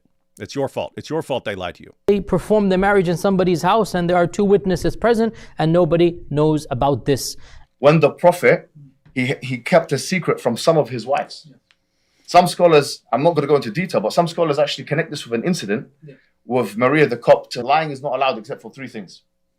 One of them is Hadith al-Rajul limra'ati, that when a man speaks to his wife. And I take my selfish needs out of it, i.e. me wanting him all to myself. I need to understand them. So I need to sit down and I need to really think about how this is going to affect him. This is a test to see how Allah is testing her, to see how she responds. Yeah. That's, if she decides to do the opposite, which is, throw the divorce card or throw this card, then ultimately she's falling into the act of disobedience. Thank you. You hear Ali Dawa praising her. Thank you. The ladies are realizing, see, if he wants to get a second, third, fourth wife or something like this, or he keeps a secret and I find out and I want to do something like pull the divorce card, this is Allah testing us. He's testing us to find out whether we're going to be obedient to Islam, in which case we say, hey, if my husband wants second, third, fourth wife or whatever, and he wants to go bang a 7-year-old or something like that, that's who am I to object? I'm being disobedient if I have a problem with it. Islamically, there is no problem in a man getting married to another woman in misyar without the first wife's knowledge. He even said misyar. Got that? That's going to be a secret second wife who doesn't have all the normal privileges, of what you would normally, the things you would normally give to your wife. So one of the things you're going to hear about in the hijab scandal is that his wife is called a misyar wife, meaning he's not providing for her. He's not providing for her. He's not providing for her child. And that's the real disagreement between them is she's saying, wait, you're my husband. You're supposed to be taking care of me and providing for me financially. And he's saying, nope, we never agreed to that. And therefore, I don't have to do anything. And then she doesn't like that because she knows she's just being used for sex and that it's never going to be anything beyond that. And so she wanted a divorce. And, but she spent several years with him and she says he ruined her life and so on. And so she wants people she tried to get people to intervene and people took Mohammed Hijab's side. And so she made it public. So that's what's been going on. But notice that was Mohammed Hijab defending this kind of marriage. The one that he's being accused of right now, that's him defending it. And we've already seen him saying that it's okay to lie about it. And yet we're supposed to believe him now. The act of disobedience. Thank you. Islamically, there is no problem in a man getting married to another woman in misyar without the first wife's knowledge. There's actually, I've not seen one solitary difference of opinion in any of the 14 generations of Islam. It's not there. Which is? Any scholar saying that, no, a woman needs to know, she needs to tell her, doesn't exist. Yeah, that's it. We're talking about the religion of Islam. That none of you guys are okay with your husbands getting a second wife. Can I just quickly get that out of the way? Sister Swad. Absolutely. How dare you not be okay with it? Sister. It's a no from me. And if you have anything to say it now. You're finished. Yeah. Sister Amira? Yeah, no. No? Sister Tyra? And I won't be happy with it. Sisters are under the impression that there is a man out there that is not polygamous. Because you guys are monogamous by nature, meaning you just want your husband and you're happy with your husband. We are not created like that. So they can't. Bro, I have a big surprise for you, man. I have a big surprise for you. It's not just the man. If you feel like that as a man, it's not just the man. I have a big surprise for you. I'm sorry to tell you this. This might sound a little bit unconventional, but it's not just the man. So I would be on the lookout for that. Yeah. So I mean, think about this. What he's just saying is, us men, we want to go around and have sex with a bunch of different ladies, but you ladies, you don't understand it because you're not like that. And well, why are there all these accusations of adultery and stuff and stoning adulteresses and so on? Why would women do that? They just want to be with one guy, right? Why was Aisha accused of adultery, and then Muhammad had to come up with his 4-witness rule and so on because she's out in the woods with some guy? Why? Why wouldn't they just be, oh, Aisha's been in the woods with this guy all this time. She says they were just looking for her lost bracelet. That's why they were gone. But, we know they couldn't have done anything because women aren't interested in that. And plus, she's got Muhammad to satisfy her. She got this creepy old guy, not this young stud that she's out in the woods with. Why wouldn't they just say there's no way? Women aren't interested in that sort of thing. Well, young girls. What are you laughing at? So stupid. It's like a child talking to. It's like he doesn't know better. He just doesn't know any better. It's statistics. I have to refresh my memory on that, but I think it's like men are 1.5 times more likely to cheat on their wives. That's it. It's not just men doing something like that. It's also women doing it. So there is no such thing as Dawa that men we are polygamous by nature. We just want different peeps. And women, no, they are not like that. No, women. I mean, I know no woman ever wants to do anything like that. I mean, don't be ridiculous, dude. You're a child. Yep. And one last clip here before we get into the recent scandal. But this is Mohammed Hijab talking about how seriously they take marriage in Islam. They take marriage very, very seriously. It is indeed a very serious matter. Very, very important. Very, very. It is indeed a sacred relationship. What are you saying? The funny thing is also that that this argument assumes that that men generally want to have multiple women and want to be married to all of them and want to have the same husband and wife responsibilities and interactions with all of them. I mean, I'm serious. If I was given the chance, I wouldn't want that. Like, what's wrong with you? Because you're a weakling. All right, so here's Mohammed Hijab talking about how seriously they take marriage, the marriage vows in Islam. I've gotten people married in 1 minute, in 60 seconds, because I was busy.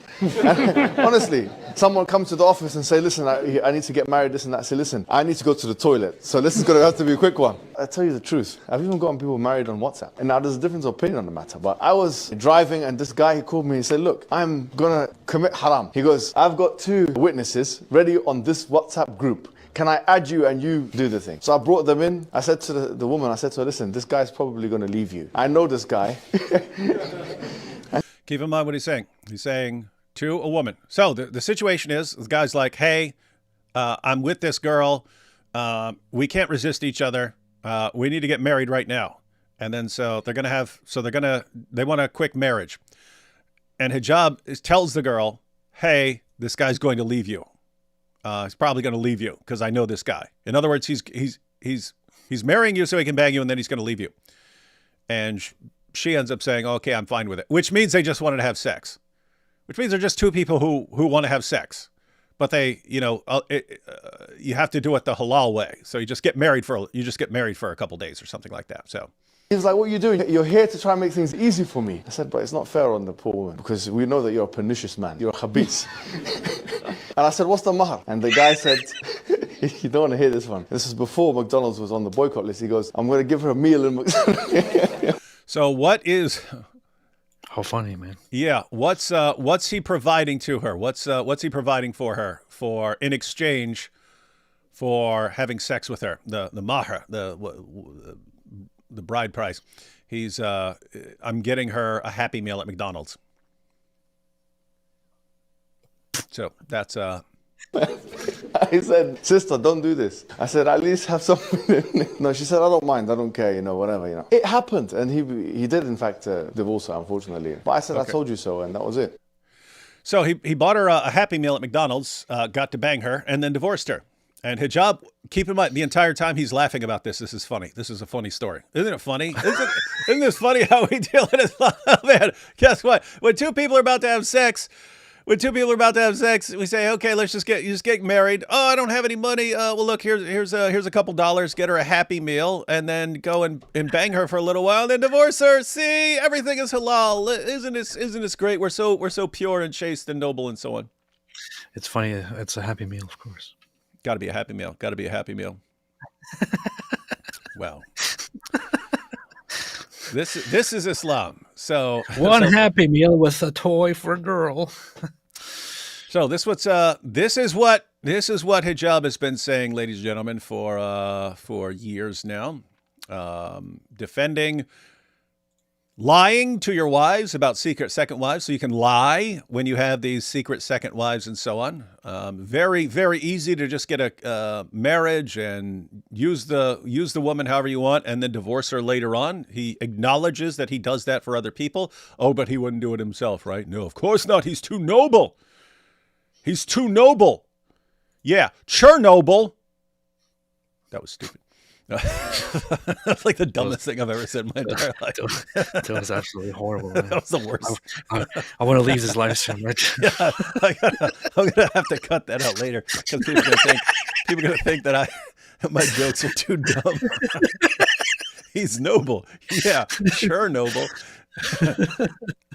What's funny, when I said noble, I actually thought of it was a Norm McDonald joke when he would do this thing where he'd pretend to be a comic from like the 1940s and stuff. And he said, he has a face. He's talking about someone he's roasting. And he goes, he has a face like a flower, a cauliflower. But that's actually what I thought. Noble. And then I thought flower, cauliflower, noble, Chernobyl. Anyway, that was the thought process. Sorry about that. Black Angel says unsubscribed. I apologize. Gosh, what's it take, everyone? So we've been through those, and now we're going to get to the recent scandal, which Hijab is denying, and unfortunately for him, she's got the receipts. She's got better receipts than him. Let's get through. Let's check out the super chats, and then we'll check out the recent scandal and the brand new video that dropped today, and the text messages that have been posted. Carmen says, love from Ohio. Random. I have secondhand embarrassment every time I watch Comedy Central Dawa debate someone. What a clown. Love you guys. Keep it up. I've never watched him debate somebody. It is funny, but yeah, the new generation of Dawa is it's just Dawa gets worse and worse, and you're thinking it can't get any worse. And here we are with Central Dawa and Sneeko and Lily J and Andrew Tate. It's like, oh my goodness, what? It's like 5 years ago. It's like there's no way it can get worse from like Mohammed Hijab and Ali Dawa, and oh, it can get worse. And now you're thinking, well, it can't get worse now, and it's like, I don't know, it might. It always does. We got Issa here. Hey, Issa! AP, good debate today. Good to see you, Brother David. Hey, thanks, man. Yep. This is from Solaria. Well, I've now essentially read through Baqarah, that's Surah 2, 3 different times now. I keep finding more nonsense to categorize in there. Now to do Surah 3 for a second time and to categorize everything while I do. As Solaria's going through the Quran for verses that are related to the Islamic dilemma. Are you insane? You actually read Surah? That is torture, man. Why would you do that to yourself? Yeah, Surah Baqarah is painful to read, but Surah Baqarah is like a 12th of the Quran. It's like a 12th of the entire Quran. So Solaria just read it 3 times. That is insane. Yep. I have to agree with shame on you. The philosopher of religion, Anthony Flew, who said that to read the Quran is to do penance. So I don't know what you're punishing yourself for, Solaria. But go easy on yourself. Solaria's like, no, but I stole something when I was a kid. I have to make up for it by reading the Quran. That was a funny saying by Anthony Flew. It is pretty good. Yeah, people punish themselves for their sins by reading the Quran. That's pretty good. Noble bird, more like Chernobyl bird. So writing a time travel novel, do you think there were 2 Muhammads, one with one being homosexual and the other being a PDF file? Well, it's just the impression you really get from Muhammad is just anything with a hole is fine to him. That's what it sounds like. Pretty creepy. And he just doesn't care. But yeah. Why do people convert to Islam in today's society? How uninformed or depraved do you need to be? This is a serious problem that there's one group out there, the Dawa guys, who believe that it's completely acceptable to lie. And so if you take a bunch of guys who believe it's perfectly acceptable to lie to get them to convert to Islam, so they get their revert girls to pass around, and you have a population that is completely uninformed about Islam, and that has been programmed that Islam is this great, to believe that Islam is this great thing, and that anyone who objects to it is a racist and so on, you've got a recipe for tons of people being duped into converting. That sounds like a good plan. Yeah, fortunately, you have lots of people leaving the religion, and I'm not sure what the stats are in Europe right now, but like in America, the number of people converting to Islam has been offset by the people leaving Islam. In other words, Islam's not gaining any ground in the U.S. because the number of people who are converting is offset by the people who are leaving. That sounds pretty racist. You're racist. Thank you. Hey, instead of is this a thing, or did Noam come up with this? Instead of aboutism, he says Dawa aboutism. That's cool. Dawa aboutism. I might like to steal that. And if so, I will once again pretend that I came up with it, and everyone will think I'm super creative. That's what I do. That's what they do. Read the Yacubian Building and an Egypt novel. Read the Yacubian Building, an Egypt novel. I can pretty much guarantee I will not be reading that. Well, let's laugh about exploiting women. How sick. It is messed up. That's messed up. Is it about Yaqub? It is messed up. These guys just, yeah, we're banging all these girls. Yeah, the revert girls, they take it best. Know what I mean? Yeah, they take it best. And they're sitting there, and he's sitting there laughing about this with Daniel Hakikachu, who believes this is all okay to do with a 4-year-old. And it's all just funny to them. Yeah, but what about a 13-year-old? She got that big round butt in your face. Skirt. Thank God this is Aisha. Thank God this Aisha is Muslim. If she was non-Muslim, nobody would come to the rescue behind veils, and soon they all will get back Muslim like that. That's true. Please say convert, not revert. I lived in the KSA and always felt that word was such an insult to all. Yeah, we do. I do it sort of mockingly. The reverts. You could also use a different word with re, but yeah. Was 229 to 230 to divorce rule before halala abrogated? I'd have to look up those. I don't. Yeah, I'd have to look up those verses and so on, and check. They're insufferable. How do they even have wives? It is you just saw it. They condition them. You condition them to believe that if you want to be a good Muslim woman, then this is how you do it. And I mean, Ali Dawa is able to condition his wife to only communicate with a dry erase board. And that's like a huge status symbol for him. It's probably a revert girl.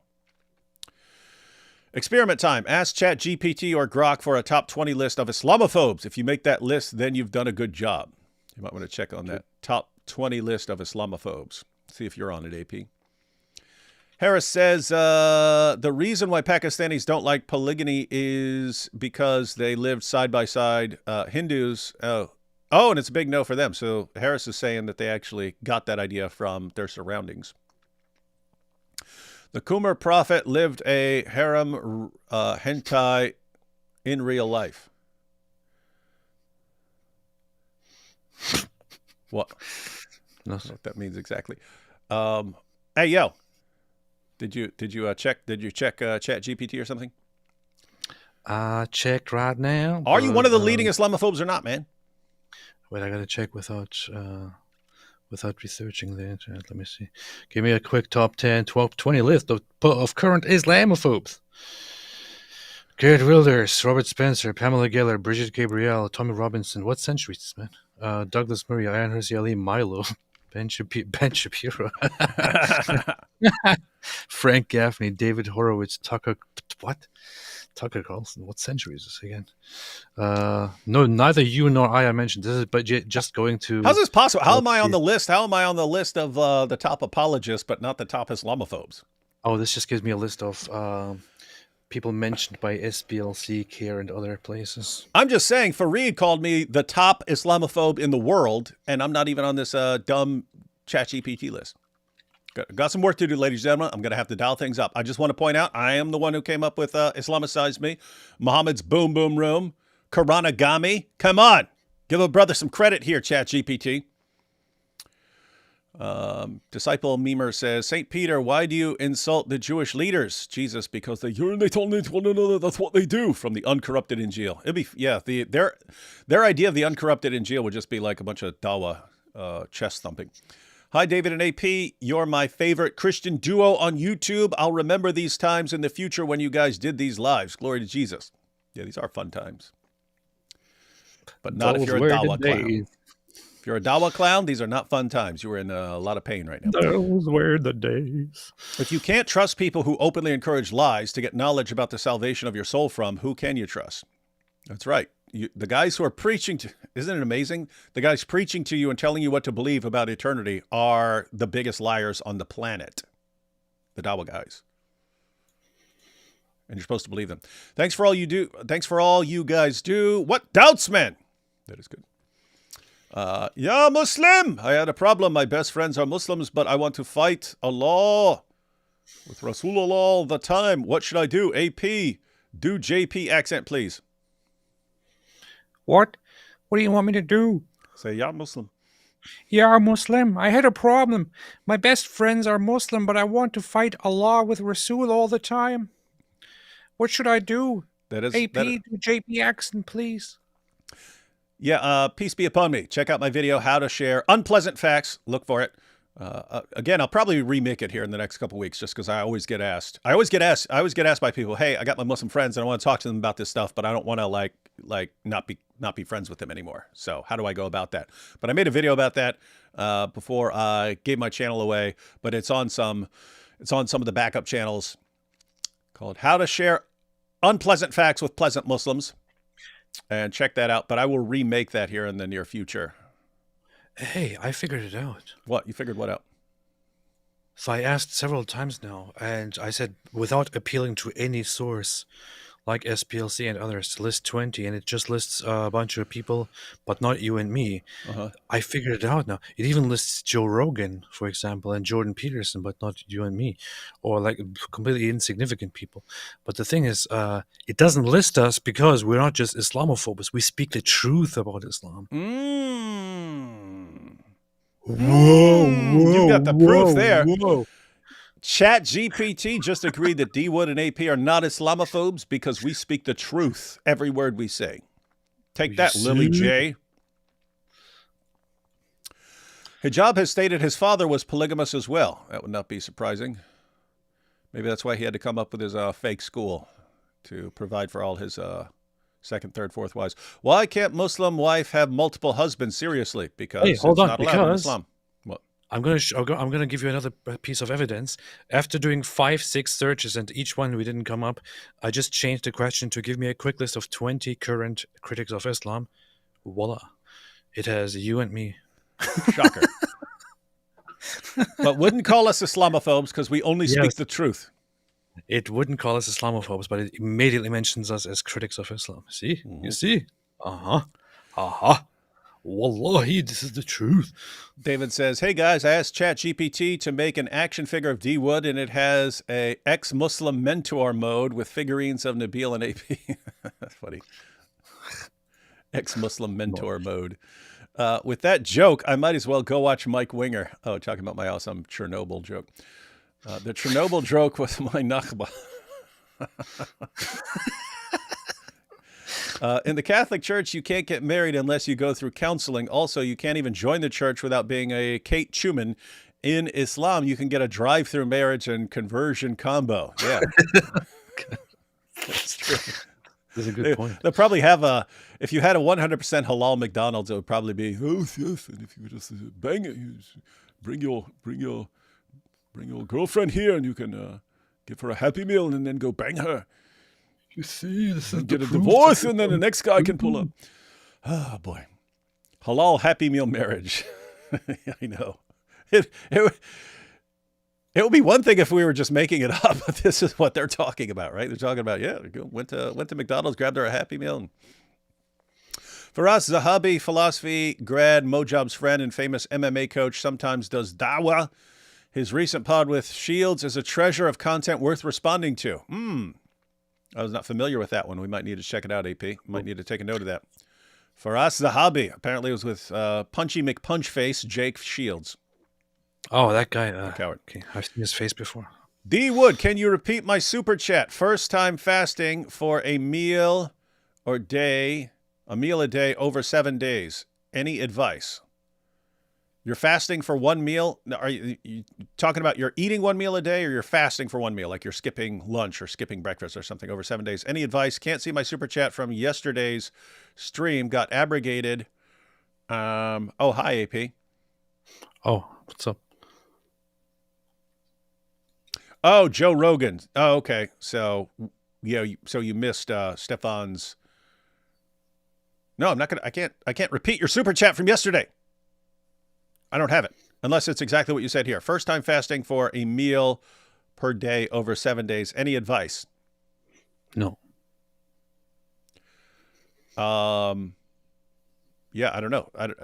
If you're skipping a meal, then skip a meal. Or if you're going one meal per day, I don't know. Just make sure you eat enough or something. Yeah, I don't know what kind of advice to give you. It's a battle of will. But I will say this. Any sort of fasting actually gets physically easier as you go on. Right? In other words, the most difficult day of some sort of fast is the first day. Then you adapt. Psychologically, it might get difficult because your body starts obsessing, and you can start dreaming about food and so on. But focus on getting through the first day or two, whatever you're doing, and that will help. Drink water. Was Rapper's Delight Hijab's wedding anthem? Hotel, motel, Holiday Inn. I said, if your wife starts acting up, then you take her friend. Sugar Hill Gang, ladies and gentlemen. That is good. I might steal that joke. McDonald's Nikah gives the quarter pounder a new whole. Come on, what's wrong with you guys? Weirdo. Does reading the Quran and Hadith vaccinate us against PTSD, understanding lying, narcissists, evil, want to harm us? Thanks. Yeah, reading the Quran and the Hadith will help understand what people are up against. Tithe time for the 7th greatest Christian apologist on YouTube. That's me. I have you to thank for coming back to Christ. I was a mule-brained agnostic for too long. Lots of mule-brained agnostics, but there's still hope. Good hearing from you, Eli. Mrs. Hijab says, peekaboo. We got Mrs. Hijab here. AP is a cool Orthodox cake human. I'm a cake human. You're a cake human. You ask why I do this to myself? Why, it's certainly a groan-worthy book and chapter, but I work for the sake of making resources for the community. No, Solaria, this is because you make very careful and well thought out videos and stuff like that. So yes, if you are making high quality videos about the Islamic dilemma, going into lots of detail, like it sounds like you're doing, that's going to be helpful. Revert rhymes with pervert. Kind of. Halal Happy Meal, would you like to supersize that shahada for only a bigger jizya? Also, your soon-to-be wife is not covered. Hijab is a sub to Ali D. Y'all. That is fun times. Isn't Babylon in Revelation Jerusalem, chapter 18, verse 24? Do we look like the experts on end times here? No, it's not. AP says it's not. No, you'd have different perspectives and stuff. You'd have some believing it's Rome and things like that. I mean, I'm not saying anything. I'm just randomly commenting on it. That's it. I don't have anything to say about this. Don't trust me. Don't trust me. Don't trust me. All right, guys. So we've seen the epic background of the things Mohammed Hijab has been saying over the years. We've seen the golden showers obsession. We've seen the talking about what the Quran allows, and it's halal to have sex with a 5-year-old in Islam. We've seen the but golden shower. Yeah, but you have to go outside the Quran to get the harm principle to find out that you're supposed to make sure you're not harming the girl. And so you have to look, you have to check the hips, and so on to see if she's ready for it. And so we've seen this. You can have a secret second wife. You can lie about your relationship with your secret second wives. You can have misyar marriages. That's where a woman, you're not giving a woman her full marital privileges and so on. And maybe you've decided that you're just going to use her for sex and so on in the hotel, motel, Holiday Inn. These are the things we've seen from our friend Hijab, and Hijab admits that probably he estimates 85% of the Dawa clowns have been in polygamous relationships. These are the things he's been saying over the years, in addition to telling AP to off himself and sending out threats to women, threats of torture and graping and so on. This is how you become a popular da'i. This is what you got to give the people what they want. And Mohammed Hijab has shown the world this is what the ummah wants. This is what they want. They're not interested in the nice, respectful guy. They're interested in the chest-thumping barbarian. And don't say it's not true. Just look at the results. Did you just call him a barbarian? That's pretty racist, man. I can't help it, man. I apologize. What am I going to do? All right, so in a live stream from a few days ago, we checked out the original post, which was long, from the Mohammed Hijab's ex-wife. We'll just look at a little clip, which is towards the end of that video where she went totally gangsta on him. Just to recap, we'll share a little clip of that. Here we go. I wanted to have a good life. I wanted to have a family. I wanted to be happy. You have completely destroyed my life and that of my daughter. All the ambition and emotions and dreams I had for religion, I wanted to be part of. Everything that I wanted in my life, that is completely destroyed because of you. I do ask Allah subhanahu wa ta'ala to be the judge. I am never going to forgive you. Every breath of time that I have gone throughout all these years, because of you, in your falsehood, in your oppression, in your transgression. So guys, I've been trying to put together kind of trying to figure out a timeline of things. It sounds like she was around 30 or 31 or something like that. Or she was around 30, and she had been divorced before and she has a daughter. And that at first seems like she's checking with Mohammed Hijab because he's her hero about, how she can move on in life and get another husband and things like that, and asking him questions about how to go about that. And eventually they get married, and she thinks, it sounds like she's okay keeping it secret from Hijab's wife or other wives or something like that. But that she wanted him to take care of her. If he's using her for sex, she believes that he's supposed to be providing for her financially and so on. And this is the source of the disagreement, because he's like, no, I'll pay for the hotel, and I gave you some money at the beginning, and that's it. That's all you ever get from me is I pay for the hotel room from now on. And you just pointed out a detail that just makes me think, I don't feel sorry for her at all. What's up? Which is the whole agreement on keeping it a secret and stuff. Yeah, that's what it sounds like. It sounds like she was okay keeping it a secret from Mohammed Hijab's other wife or wives or something like that, because she was worried about this causing problems and stuff. And even then, there's something, I saw something in one of the messages where she's like, yeah, but I'd be worried about the wife finding out about it and becoming angry and stuff. And so anyway, so the real disagreement is just Mohammed Hijab was basically got to the point, look, I don't know what I don't care what you thought about what we were agreeing to. I was only agreeing to giving you some sort of payment. I don't know what that was at the beginning. And then I pay for the hotel room. Other than that, I use you for sex for the rest of my life. And this goes on for years, apparently. And she's thinking, hey, this is going to get better or something like that. And now she's basically saying, I just spent these years being your sex toy. And those could have been years that I could have been married to someone who's actually going to. We were partners in crime. I thought we were together through this. So here she is again. I do ask Allah subhanahu wa ta'ala to pay me back for that. I will never forgive you.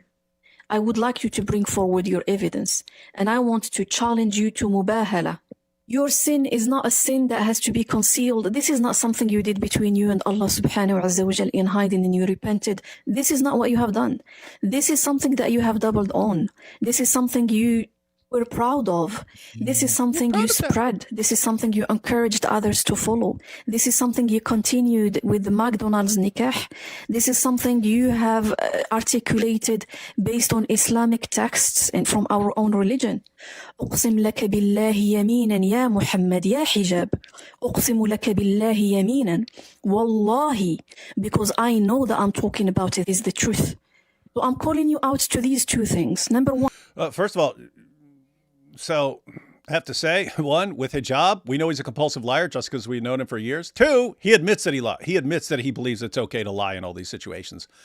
And then his story is completely ridiculous. First, he was saying, no, she's just a stalker. This is all fake. And she has released text messages that Mohammed Hijab thought had been deleted. And so he's exposed as a liar once again. But just listening to her story, she comes across as very sincere and upset that hijab has actually caused her to waste years of her life and damaged her life and her future and so on. She sounds very sincere, but especially at the end when she's like swearing oaths and asking for mubahala. That's a prayer. That's a prayer duel where she would say what she's claiming. He would say what he's claiming. And then they would agree and pray that Allah will curse whoever's lying. She's the one calling him out, swearing oaths and asking for mubahala. Hijab is the one just going, no, she's lying, she's a stalker, she's making this up, but doesn't seem willing to enter into this prayer battle with her. And where are his oaths? What happens during the prayer battle is that so you normally what you do is you so wherever you are, you go outside into onto the street, and the two who are engaged in the prayer battle, walk apart from each other, then turn around and look at each other, and then whoever the quickest draws the prayer wins. That's how it happens. Yep, and you see Mohammed Hijab backing down from a woman, scared of the prayer duel. Chicken. Watch. Yeah. There's something I missed when I played this the other day. The very last line she says. I'm calling out you out for mubahala. Come out. Give me just that mubahala dua. Muhammad, come out to play. She sounds really gangster, man. like Mohammed Hijab's out hiding in his house and stuff like this, and she's out going, Muhammad, come out to play. It's high noon, boy. I challenge you to the duel. Where are you? Come out for mubahala. You scared, boy? And then disappear.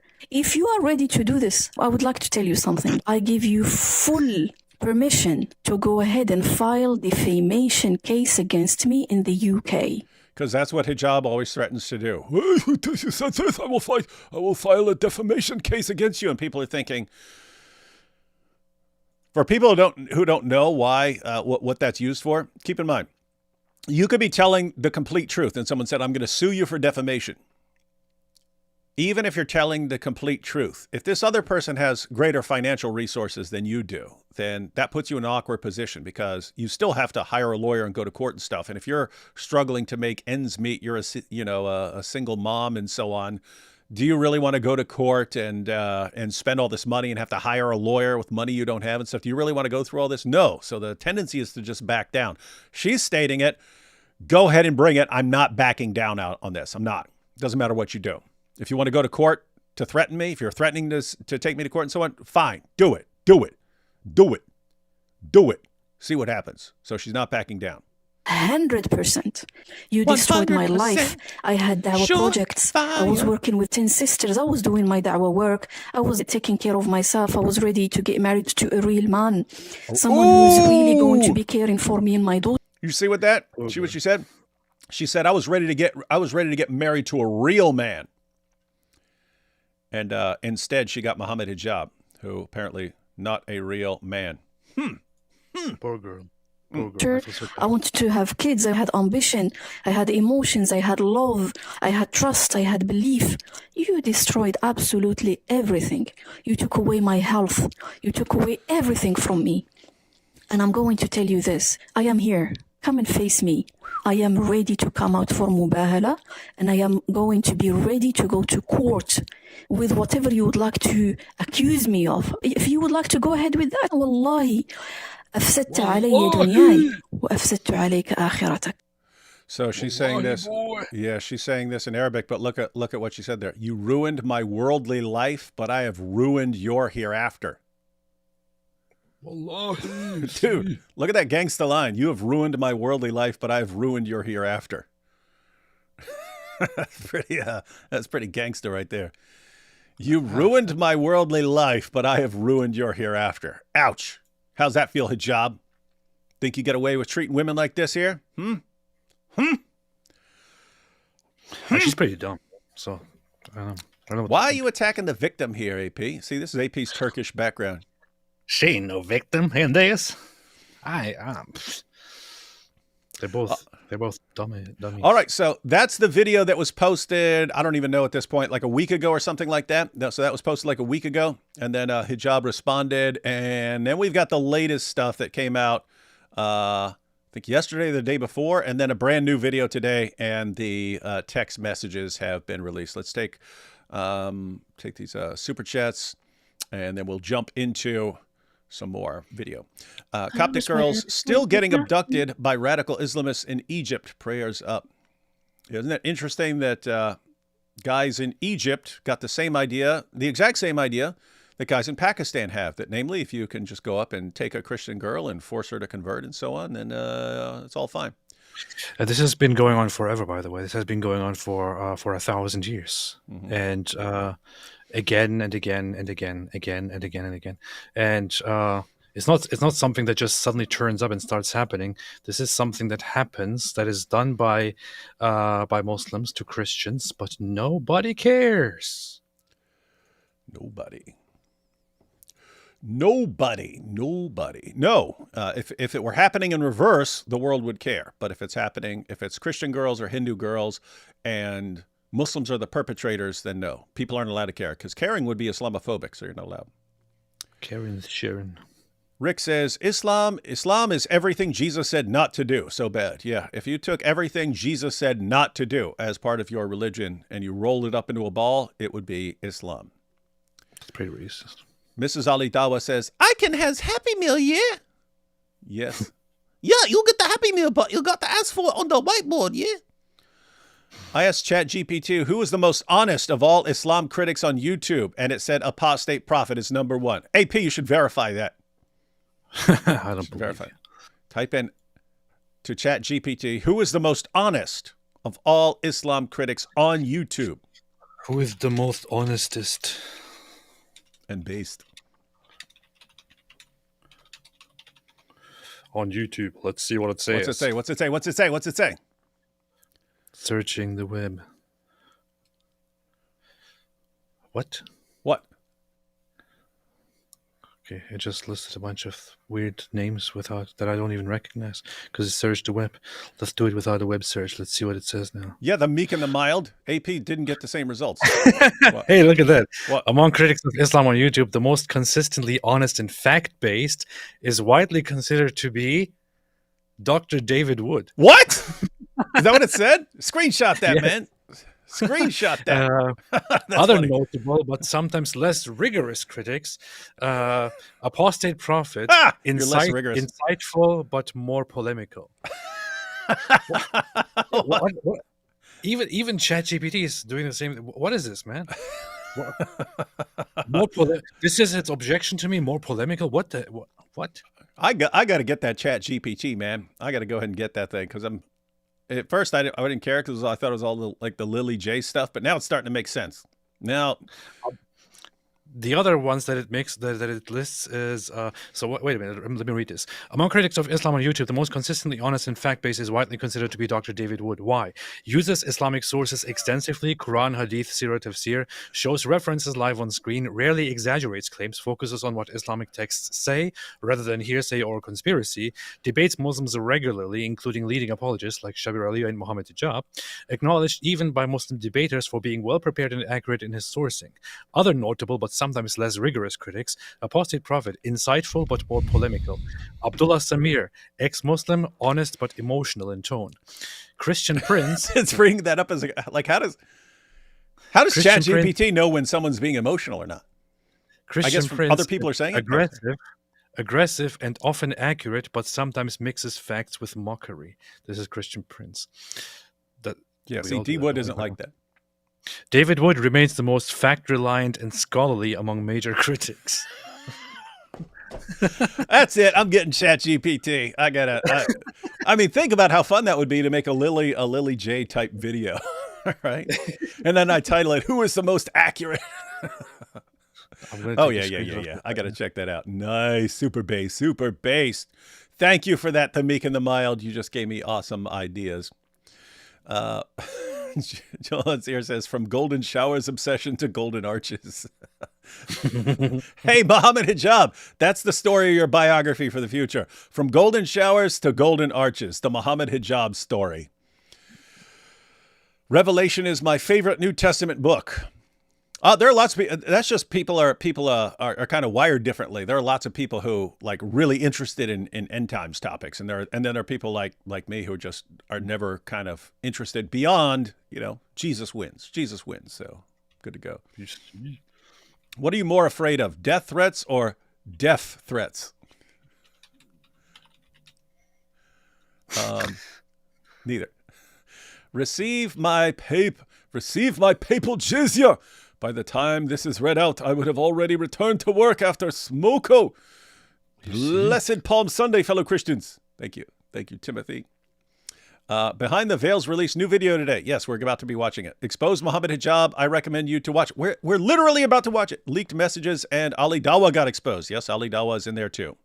Poor guy. Hey, this is funny. I just searched again, and it just said there is no universal consensus, but among the most fact-focused and intellectually honest critics of Islam on YouTube, those who avoid sensationalism and base their critiques on Islamic texts and historical sources, these names stand out.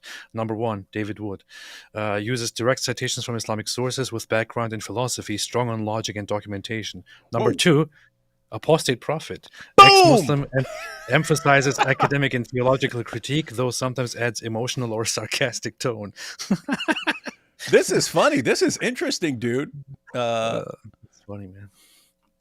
It's pretty good. And then that's seriously funny because there are other guys who criticize Islam who know significantly more than I do. In my videos though, I do sort of carefully think out my points and pull up the sources and stuff. And so my videos are awesome and dope. But that is interesting because it's just weird that I'm popping up as like super important. I still don't, no matter what happens, I don't feel terribly important because I always think, hey, dude, I was actually thinking this is weird. Because I was watching this movie called, I saw it years ago. Tom Cruise. It's called Collateral or something like that. But he plays a total psychopath, serial killer. Well, like hitman for hire and stuff like that. He's killing people left and right. But Jamie Foxx is the cab driver. And he's like, you just killed that guy. You just killed that guy. And he goes, have you ever heard of Rwanda? And when he said that, I was like, that's what I always think. Whenever someone's like, oh my goodness, I can't believe this happened to so-and-so. I was like, have you heard of, do you not know what the world is like? Do you not know that like millions of people die in various things and stuff like that? And you're worried about that? So that's always what pops into my head. And it seems like it seems like people with antisocial personality disorder are basically kind of trapped in like a bird's eye view of suffering. They always see it as like from far away and not as like something close. Because that's the idea. When a normal person sees suffering in front of them, that has some big impact, whereas something that's far away doesn't.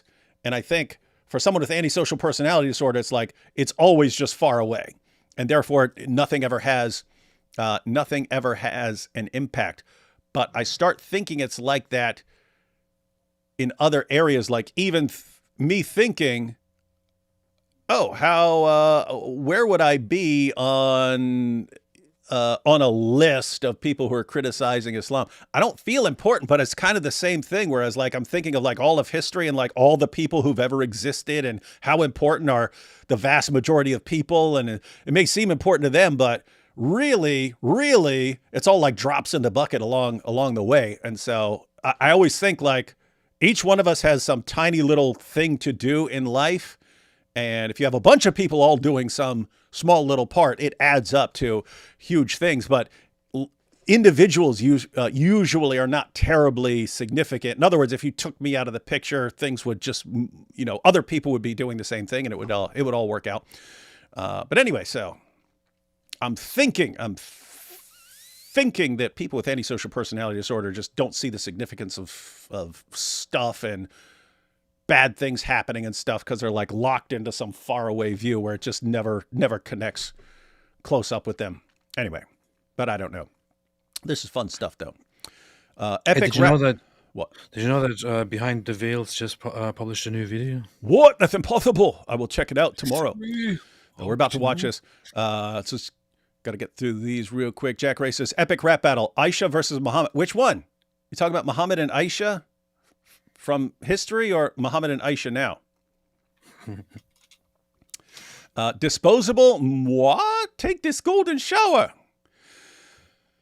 Yeah, it is sad the way these guys think about marriage. And good about, seriously, in the Bible, husbands are told to love your wives as Christ loved the church. How did Christ love the church? It says it. Gave himself up for her. In other words, husbands, you are commanded to love your wife enough to be crucified for her. And you see the attitude in Islam. It's, hey, I love my wife enough to buy her a Happy Meal so I can bang her and then toss her aside. Based. Good about this Aisha and Muhammad is she's not 6. Yes, this is better. This is as messed up as this situation is, it is better than the original Muhammad and Aisha story. Do these wizard prayer battles work like Yu-Gi-Oh battles? That would be funny to make a movie about a Mubahala and they start like blasting magic beams at each other and stuff. Funny, this Muhammad is going with Sauda, not Aisha. Mm-hmm. Aisha reincarnated to take revenge against Muhammad. That would be funny. There could be funny stories coming out of this. Hey, D-Wood and Jelani, do you know if AP still has a Baphomet statue now that he's no longer a cringe lord atheist? I don't. He doesn't. I told you the story about this, right? Yeah, you told me. I don't know if you told anyone else. Nor do I know if you want to tell anyone else, but you told me. It was kind of weird, and I still don't know what to think about it. But and I don't want to present it as something whatever. But so there was a thing. I had this Baphomet statue, this big one that I ordered, this huge one, because I wanted to use it for a video. That's what I wanted to do. I wanted to use it for a video to talk about the relationship between Baphomet and Muhammad. That was the plan, because it's something that people don't talk about, and that I have barely seen anybody talk about, because there is a history of the name Muhammad and Baphomet. So I got it just because I wanted to show it in a video, which is totally unnecessary. I just got it because I wanted to have it in my hands. So what happened is, one night, one morning, as I come to my desk, to my place of work, I see that the Baphomet statue is on the ground and it's broken. It's like,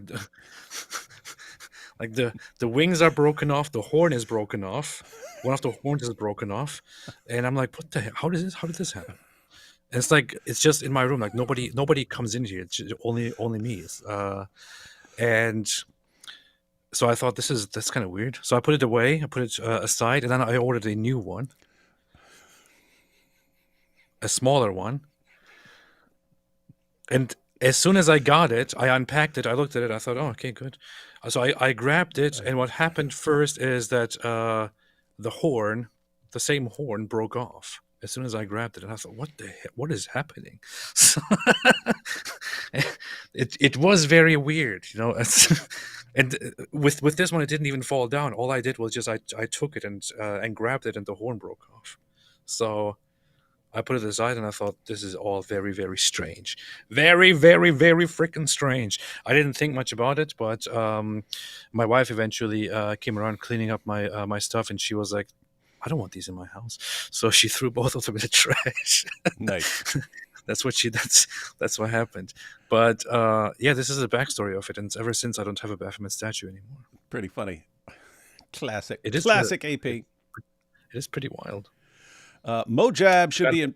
What's up? I forgot about that. Mojab should be in prison now, but UK Stan is dead. Well, if he does go to prison, it's because Elon set him up. Just remember that. Remix, yes. Hotel Motel Holiday Inn said, if your wife starts acting up, 434 her chin. These are jokes, but there's real women that have suffered 434. May they find Jesus.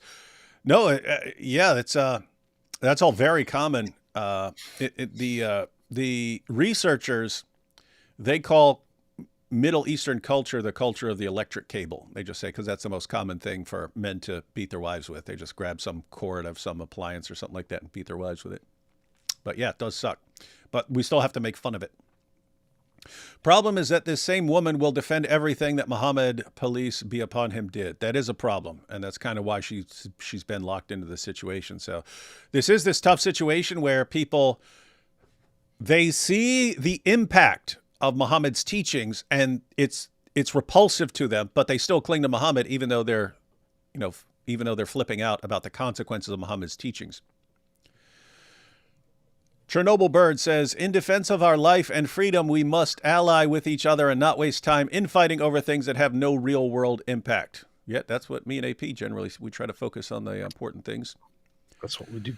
Habibti's prayer was deadly with the big imam on her hip. That's a song. How do you remember that song? Habibti's prayer was deadly with the big imam on her hip. Big imam on her hip. Big imam, big imam. Big iron with the big iron on his head. Big iron, yeah. How do you know that? It wasn't a game. Oh, okay. Yeah, for some reason I had a record of that when I was a kid. People don't remember records anymore, you young bucks. But I had a record of that. It was in Fallout New Vegas. Big iron on his hip, big iron. Where is Muhammad meets Alexander the Great? Oh yeah, I do need to edit that. I roamed the desert so much with listening to that song. You don't even know, man. I asked ChatGPT who's the most dishonest critic of Islam on YouTube, and it said apostate prophet David Wood and Christian Prince. You got humiliated. You got humiliated, boy. I'm gonna have to check out questions like that as well. I no longer accept anything from ChatGPT. I asked ChatGPT who the most humble critic of Islam on YouTube was. It said Daniel Hakikachu. ChatGPT, what are you smoking? What? That's cool. David is my crush. I love you and those lips. Yes, everyone loves the lips, but they're for my wife only. My wife. Now you can both use ChatGPT to defend yourselves against ad hominem attacks during debates. Yeah, that would be cool. When people say something about us, we just like, well, ChatGPT, do a live with Sam Shamoon, please. No. From the Lion here, no comment. Thank you, though. Love you guys. I'm glad someone does. Here we have my Asian counterpart, David Wu. David Wood, did you know today is Smack-a-Wingling Day? Well, every day is Smack-a-Wingling Day. No, I don't encourage actual violence because I'm a Christian. I don't encourage actual violence against winglings, but mockery, yes. AP playing against winglings? Mm-hmm. AP playing Fallout New Vegas. Yeah. Is that true? I love that game, man. I played that so much in the past, many years ago. It's awesome. Yeah, your Baphomet story reminds me of how the statue of Dagon, that's one of the gods of the Philistines, fell and broke in 1 Samuel 5. That's exactly what I was thinking of. Did you put it too close to your replica Ark of the Covenant? Yeah, they put them together and the statue of Dagon would fall over before the Ark. No. It's kind of funny. That's funny. That's funny. AP is a based Fallout New Vegas player confirmed. So it's been confirmed. Yes. It's been confirmed. All right, ladies and gentlemen. So we'll watch. So we checked out. We checked out a short clip, but we already went through the full thing the other day. But we checked out a short clip of her conclusion in her accusations against Mohammed Hijab. Then Mohammed Hijab posted a video, an AI video, just basically saying that she's lying, she's making this up, she's a stalker, don't trust anything, and why isn't she bringing forth her proof, and so on. Then I think day before yesterday, we won't watch all of this because we want to get to the new one, but we'll watch the beginning of this video. So this was a couple days ago, and I thought we were going to watch this. We were just going to go through all of this today, but no, a new video popped out today. So we're going to focus on the new one. We'll just watch a little bit of this. Here to stay. Big iron on his hip. Assalamu alaikum wa rahmatullahi ta'ala wa barakatuhu. I come to you today with a heavy heart, a heart full of regret, a heart that has come to realize I made a grave error. And so today I issue a formal apology regarding Mohammed Hijab. This is an individual who has amassed credentials, who's been listed amongst the top 500 most influential Muslims in the world, who engages in high But who's at the top of the list of critics of Islam? Academic discourse and debates atheists, liberals, feminists, you name it. No, he doesn't. Not anymore. It was wrong of me to question such a man without evidence. I mean, who am I to believe a woman, a sister, a mother, a believer who cried sore by Allah and shared her trauma publicly without first conducting a full Sharia court-style investigation complete with forensic teams and 5 notarized witness testimonies? Everyone get that? He's thinking about the way he's supposed to go about it, and that's not the way he went about it. So yes, Mohammed Hijab, I apologize. I apologize that I didn't expose you sooner. I apologize that I showed restraint. I apologize that I tried to protect your name and reputation even when you showed no regard for the sister you harmed, the sheikh you threatened, or the people you gaslit. I apologize that I gave a coward the benefit of the doubt. Just the previous night, this is the message I received directly from Mohammed Hijab. Oh, we might actually need to go through a bit of this because I forgot he had actual messages and stuff in here. Let's see. So this it has been suggested in your messages that you intend to present what you claim is damning evidence. Let me be clear. At this stage, any evidence you put forward would necessarily be fabricated, whether by you or by the subject. You getting this? So Mohammed Hijab sent him a message saying, any evidence you put forward would necessarily be fabricated. So he's sitting there saying, show the text messages, show text messages if you've got them. And then he's sending a message saying, but anything you actually post, it will necessarily be fabricated. What the heck does he mean by necessarily? Like we're just supposed to assume any evidence against Mohammed Hijab is made up? Why? Because Mohammed Hijab says it. The guy who openly declares in multiple videos that it's okay to lie about this stuff is the guy we're supposed to trust, that anyone accusing him of lying must be lying? That's weird. I don't understand why you would have a problem with that. If he lies, then it's obvious that he is not lying here. So, I mean, seriously, just isn't this like weird? Again, here's this guy behind veils. I don't know him, but I have no reason to think that he's lying. Aisha, I can think, okay, she is gullible in a sense that she fell for this to begin with and so on. I have no reason to think that she's lying about all of this. Hijab is one of the biggest liars I've ever encountered in my entire life. Like, I would not trust anything this guy says, about anything, because that's how big a liar he is. And he goes around and says in his videos, of course we can lie. Yeah, we can lie to our own lives. Of course we can lie about this. Of course we can lie about that. Lie, lie, lie, lie, lie, lie. Yes, lying is good. Lying is great. And every encounter we have with him, he's lying about something. He has to be dishonest about something. And here he is saying, if you guys provide evidence against me, it must be fabricated. It has to be. No, it doesn't work like that, Mohammed Hijab. Here's tactic number 1, preemptive gaslighting. He doesn't wait for evidence to be presented. He discredits it before it even exists. That's a classic narcissistic move. Redefine reality before it unfolds. Frame the narrative early and plant doubt. He continues. Man. Anyone know this guy? Does he have like a background in psychology or something like this? Or this just a little pastime? Because he does seem to know like how to call out specific manipulation tactics. So he's studied this at some point. I'm writing to make one thing clear. The information we possess is not only authentic, but far more damning than anything you might contrive. Here's tactic number 2, threat of counter-exposure.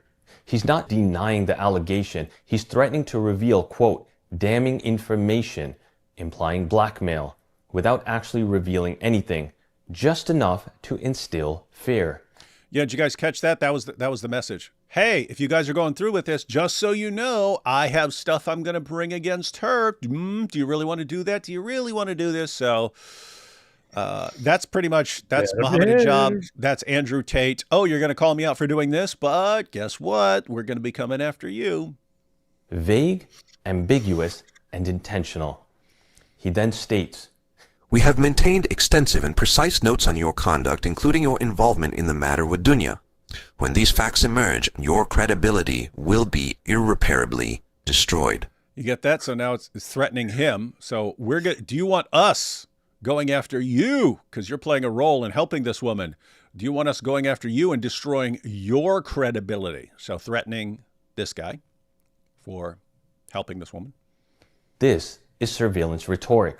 He's creating the illusion that we've been under watch, documented, and tracked, trying to make us paranoid, but it's just vague enough to avoid specifics. Another tactic of emotional control. He states, more importantly, you must consider the ethical ramifications. The woman at the center of this issue has, on multiple occasions, shown signs of psychological instability. This is character assassination, mass. Guys, when I've said in the past that manipulators look for soft targets, and that your goal in dealing with a manipulator shouldn't be to just convince a manipulator that manipulating is wrong. You won't do that. You're dealing with narcissists and psychopaths. You're not going to convince them to change because something is wrong. The only thing you can do is convince them that their manipulation tactics don't work, right? Because the reason a manipulator manipulates is because it's built into his mind that the easiest way to get what he wants in life is to get others to do it for him, right? The best way for me to get whatever I want in my life is to dupe people into doing it for me. That's the mindset of a manipulator. Well, guess what? That works. That works. You can get people to do what you want. And so the point of becoming a hard target, or someone who isn't easy to manipulate, is to convince the manipulator that the tactics don't work, and ultimately to get him to stop using those tactics and actually do things for himself instead of just duping other people into doing it for him.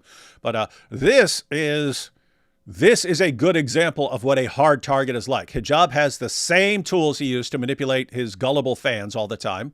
And then he tries the exact same thing with this guy, and this guy's breaking down the manipulation tactics as Hijab is doing it. And guess what? That's painful for someone like Mohammed Hijab, because realizing, wait a minute, this is how I deal with things, and it's just not working. As concern. He labels her unstable, not through evidence, but through innuendo. He paints her as mentally unfit, setting the stage to discredit anything she says. It's a way to invalidate her trauma before the world hears it. He continues, particularly through obsessive comments that we have both observed, along with other concerning behavioral patterns. Notice the shift to we. Now suddenly, he's enlisting my own witness role against her. It's an attempt to plant shared guilt and manipulate my allegiance as if I've already seen her, quote, instability, and I just haven't admitted it yet. He states, based on these signs, there is a very real danger that she may harm herself under pressure.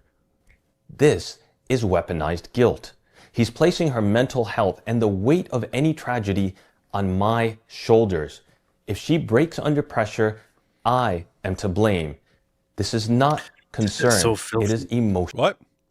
This is so filthy. I know, isn't it? But I mean, again, you're dealing with a manipulator who learned to use his manipulation tactics to dupe the ummah into just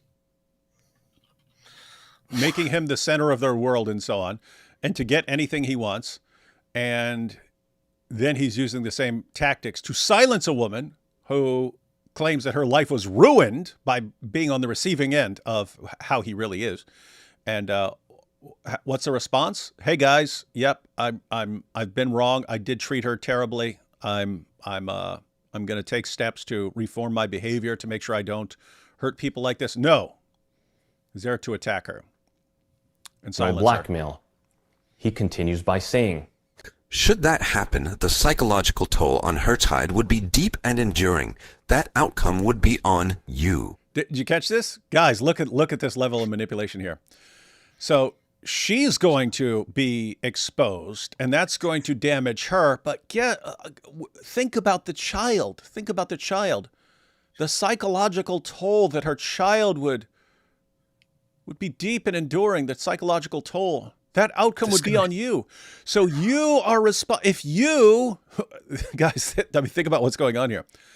Mohammed Hijab had this woman, kept her for years as just a hotel wife for sex. She wanted more. She wanted a divorce. And then she wants some actual accountability in the Muslim community. And what happens when she exposes him? Because she tried to go about this by going to Ali Dawa and Hamza Tortis and stuff like this to try and get them to help her with this situation. She tried to deal with it behind the scenes through a sheikh and so on. It didn't work. And then finally, last straw, she decides to expose him for this sort of thing. And what's the reaction? Well, if she's going to expose me for telling the truth, I'm going to expose and humiliate her and destroy her reputation. And that is going to do massive psychological damage to her child. And whose fault is it going to be? You, behind veils, your response, not me for exposing this and doing all this damage. No, I'm not to blame. You're the one who's to blame. It's your fault. You, by exposing me, a compulsive liar and manipulator, you're actually hurting a little girl. That's what you're doing. You're hurting a girl. Is that what you want to do? No, then stop this and let me go on doing what I'm doing in the ummah and taking advantage of these women, my mutawives. It is crystal clear. He's trying to paralyze me with guilt, trying to make her life and her daughter's well-being my burden, not his. And by the way, that's just straight up threat, right? I mean, not threatening in the sense of I'm going to hurt this little girl. I'm going to hurt the daughter, but it's I'm going to do so much damage to this woman that the daughter is going to be suffering. So is that what you want to cause? Is that what you want to bring about? The little girl, she's going to be the real victim here, and it's not my fault, even though I'm the one who's going to do all the damage, but I'm doing the damage because you guys are speaking out against me, and you're not allowed to do that because I'm too important, because I'm a narcissist. Even though he's the one who caused the harm.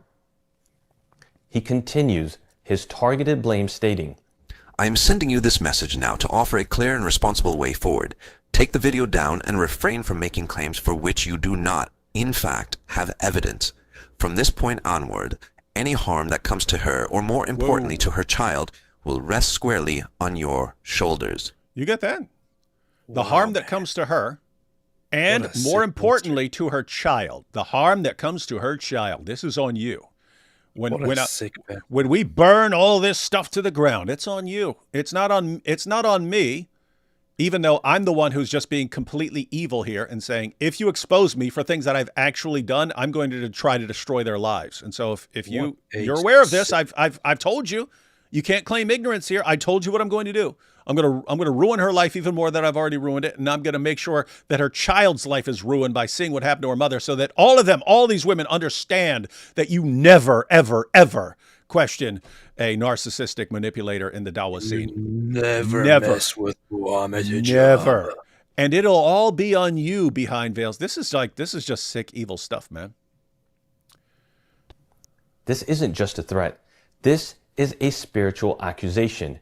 He's trying to rewrite accountability to transfer the blame for his actions onto the people speaking truth. Mm-hmm. It's the hallmark of an abuser. It is. Make the victim seem dangerous. Mm-hmm. Make the advocate the villain. Uh-huh. And cast yourself as the misunderstood protector. That's that Darvo stuff. He begins to conclude by stating, "Let me be clear. If you step back now and act with restraint, this ends here." Guys, you think about this? I'm going to destroy this woman's life and her daughter's life and implicate you so that you take the blame for causing all of this. But if you stop right now, you have the ability to stop all this right now. You have the ability to protect the woman and her daughter and your own reputation by just ending this now and taking stuff down and pretending I never did any of the stuff that I obviously did. If this was all just, if this was obviously all false, I'm pretty sure that, there would be nothing getting in the way of simply, suing these people for Mohammed Hijab. Then Mohammed Hijab should just sue these people. Why doesn't he do that? Why doesn't he just sue the people involved for slandering him and, damaging his image? Why doesn't he just do it? Mohammed Hijab, why don't you just sue these people? It's pretty easy. Why don't you sue everybody? Just do it. If this is all false, just sue these people. Come on. Do it. Come on. Do it. Come on. Do it. But if you persist, we will respond fully, and the consequences will be permanent. permanent consequences. Not legal, not moral, not spiritual. Permanent. That's as close as you can get to a threat without explicitly saying it. And we've already seen, remember the tweets, Mohammed Hijab specializes in making his threat clear, like with the threats of torture and raping and so on to women. But then he'll add words to where, what? A threat? What? That's what he does. So this guy's picking up on the exact same thing. It's the psychological equivalent of a loaded gun laid out on the table. He wraps up by saying, "What is done, but what is undone can still be done." What a scumbag. You see this? What is done, meaning no matter what I did to her or how I affected her or how much damage I did to this woman's life, it's already done. You can't fix that now. But what is undone can still be done. Namely, I haven't destroyed her life as much as I'm capable of, and I haven't destroyed her daughter as much as I'm capable of. So that can still be done, but it's in your hands. But you're to blame. If you call me out and expose me and I destroy your lives in return, that's on you. This is classic. This is classic evil scumbag manipulator. Classic. Habibi, we do not need Shakespeare here. Cryptic, ominous, deliberately unsettling. It's the final intimidation tactic. Mm-hmm. The message is clear. Back down or brace for destruction. Mm-hmm. And yet people will still ask me why I didn't stay silent. All right, guys. We're about halfway through this video. I'm going to go ahead and stop this here, but you can go on Behind Veil's channel, and I have a link to, I think, the most recent video in the description. But we want to get to the most recent video. So he continues here and telling Hijab that he's not going to back down and that more information is going to come out. But the reason why I don't need to play that, him telling Mohammed Hijab that more stuff is going to come out, is because more stuff has already come out. And so we're going to check out, the latest one. Let's take a couple super chats and then we'll watch today's video, the one that just came out, and we'll check out some of the text messages that Mohammed Hijab thought were deleted but are still around. Did you see the message that I sent you? Do you have that? Oh, what? What's that? That Hatun sent me that just now. Do you have that? What's that? You're not allowed to reveal my secrets. When you told me you would keep it secret, are you dumb? Whether you agreed to sex marriage or not, when you explicitly told me sex marriage. Yeah. No, we're about to look at those, man. Why are you sending me text messages that we're about to look at? I don't know. We're literally about to look at these text messages and you're like, David, did you know about these text messages? Yes. I don't know if those are included. I'm just sending it to you. Yeah, I've got the text messages. I got the receipts, ladies and gentlemen. AP, what's your favorite Bible story? That's a good question. I'm not sure how to answer this question right now at this moment, but I just after instructions, I just studied together the Gospel of John with my wife, which was very, very, very nice. We did this over several weeks. I loved it. But what comes to mind right now is one of the latest things that I was actually impressed with when I sat down and actually read the book of Jonah, and I thought there is something really, really, really nice about it. Mm-hmm. Something really special about it. So there is. What that's meant. That's super cool stuff, and would have been a really weird idea in the ancient world. Why? The prophets had already prophesied that the Assyrians were going to come and conquer Israel. And then Jonah gets the message, hey, I'm actually going to destroy Nineveh, the capital of Assyria. I'm going to destroy them if they don't repent. And then Jonah's like, I'm not going to preach to them. And so he I'm out of here. He bolts in the other direction. And then God makes him go and preach to them, and then they repent. And the idea was, hey, don't these people need to hear the truth as well? And so anyway, it's interesting that, in other words, if you were a Jew during the time of Jonah, these would have been your main enemies in the world. Like, these would have been the worst people. These would have been the last people you cared about. And God tells him, go preach to them too. And it's so nice how it concludes the story, which is where Jonah is actually upset and sad about this. He's upset about a plant. He's like, my plant died. And he goes and sits outside the city, and then a plant grows above him, and he's like, oh, good. And then the plant is made to die, and he's like, why would this happen? And then God says to him, you care so much about this plant, shouldn't I care about all these people? Mm-hmm. Yep. It's a very, very nice story. You know? It is. It's a base story. Zed, there's a bunch of cool ones. I mean, obviously, I have all sorts of cool stories about Jesus. But if you're talking about, if you're not including stories about Jesus because he has a unfair advantage, you also have cool stories about the Apostle Paul. Paul has an unfair advantage. I always like the little stories, like when he's Paul's in front of the scribes and if he's in front of the Pharisees and Sadducees, and Pharisees believed in the resurrection and Sadducees didn't. And Paul says, hey, I'm only here because I believe in the resurrection. The resurrection of Jesus, but he just says resurrection, knowing this is going to set them off, and they all start arguing with each other. I like that. I really like the story of Micaiah in the Old Testament, where they have all the false prophets saying, you will be victorious, you'll be victorious, you're gonna be victorious. And one of the kings says, why don't we get a prophet of Yahweh in here to see what he says? And they bring in Micaiah. Micaiah says, yes, go, you'll be victorious.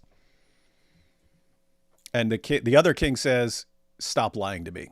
He was just messing with him, right? And he says, oh, okay, yeah, you're all gonna get killed. And he starts whining. You see, I told you he never says anything good. And then the king says, lock him up until we get back. And Micaiah says, if you ever get back, then I'm not a prophet. And it was like totally gangsta from beginning to end. And I mean, the point is, this is a king who has the power to just like end this guy's life at any point and so on. And Micaiah's he's trashing the king, but he's he's hilarious the entire time he's doing it. So anyway, I like stories like that. But there's a bunch of funny ones like that. Mo meets Galileo and asks him where the mud pool is. That would be a good one for the Boom Boom Room. Let's see. Good Night says, so after absolutely destroying Sharia Islam, we should maybe focus on debating Sunni Islam, like the type of Muslims that live in Saudi. What do you think? Aren't they the majority of Muslims? What do you mean? Sunni Muslims believe in Sharia. What do you mean? Like the main advocates of Sharia on the planet would be Sunni Muslims. So those would be the same kinds of guys who are in Saudi Arabia.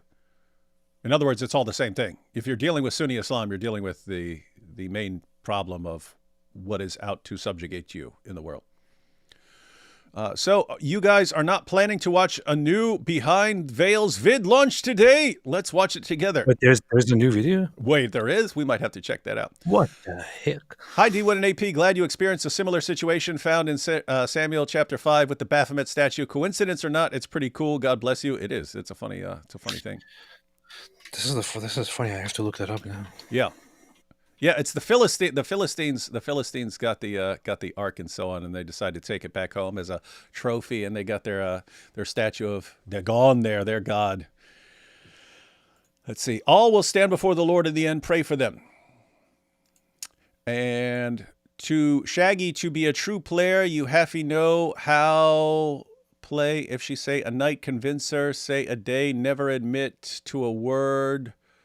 What she say, and if she claim you tell her, baby, no way. I do not know what song that is. I can tell that is a song that I'm supposed to be singing. I can't think of what it is. Maybe I've never heard it. Oh, and shout out to Jack Ray for gifting 5 Apologetics Roadshow memberships. And now, ladies and gentlemen, let's go ahead and check out the brand new video. Keep in mind, Mohammed Hijab has said this is a lie. She's just a stalker. He's super moral and would never give in to the temptations of this horrible, evil woman. That's been his claim. He thought she didn't have the texts because he had set it to erase his messages, but she kept some of them anyway. Smart girl. Let's check some of this out. What you're about to witness is not fabricated. These are not photoshopped. These are the actual text exchanges between Mohammed Hijab and Sister Aisha. Messages that reveal a deeply disturbing pattern of manipulation, emotional abuse, and intimidation. Manipulation, emotional abuse. That sounds exactly like Mohammed Hijab, just from the beginning. That show he acknowledged a marriage took place.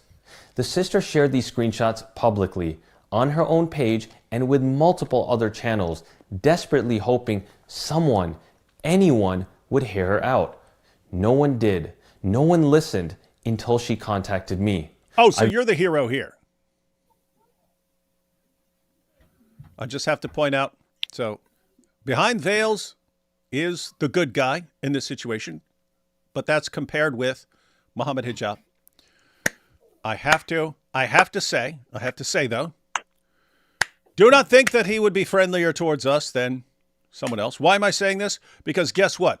The video that we just watched a second ago, so the one from a couple days ago, I actually posted a comment under the video. All right, so here it is. So this is right when it was posted. You can see it was posted within the hour and so on. But I had posted a comment and I said, right there, David Wood here. I have no doubt there are plenty of people in the comments who hate me since I regularly criticize Muhammad and the Quran. However, as the son of a mother who was manipulated and abused by men, I respect anyone who stands up to abusers. My mother eventually stood up for herself, and the man was so upset that he jumped off a bridge and died. That's the father of my brother, John. Apparently so that she would feel guilty and never escape the thought of him. So he was surrounded by cops. He jumped off the bridge. I suspect it was to let her know this was her fault. Keep in mind, see? The narcissists, they want you to know that everything is your fault, the bad consequences. They want those consequences to stick with you. Anyway, I said, this is how far these narcissistic abusers are willing to go to maintain complete control over their victims. May God strengthen, protect, and vindicate the victims and expose the liars. So I thought that was as nice as I could be. I said, I respect anyone who stands up to abusers. So that was me praising this guy and praising Aisha for standing up for herself. That became the top comment, and he deleted it.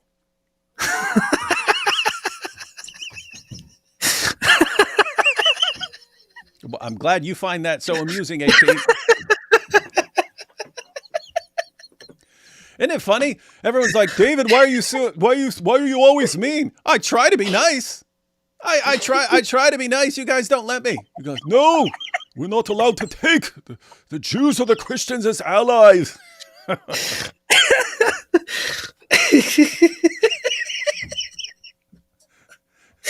I don't know why I find it so funny.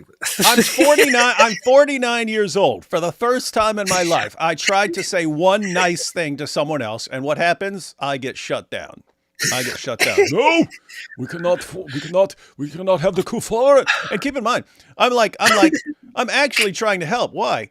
I know what you guys are up against. You are up against someone who is.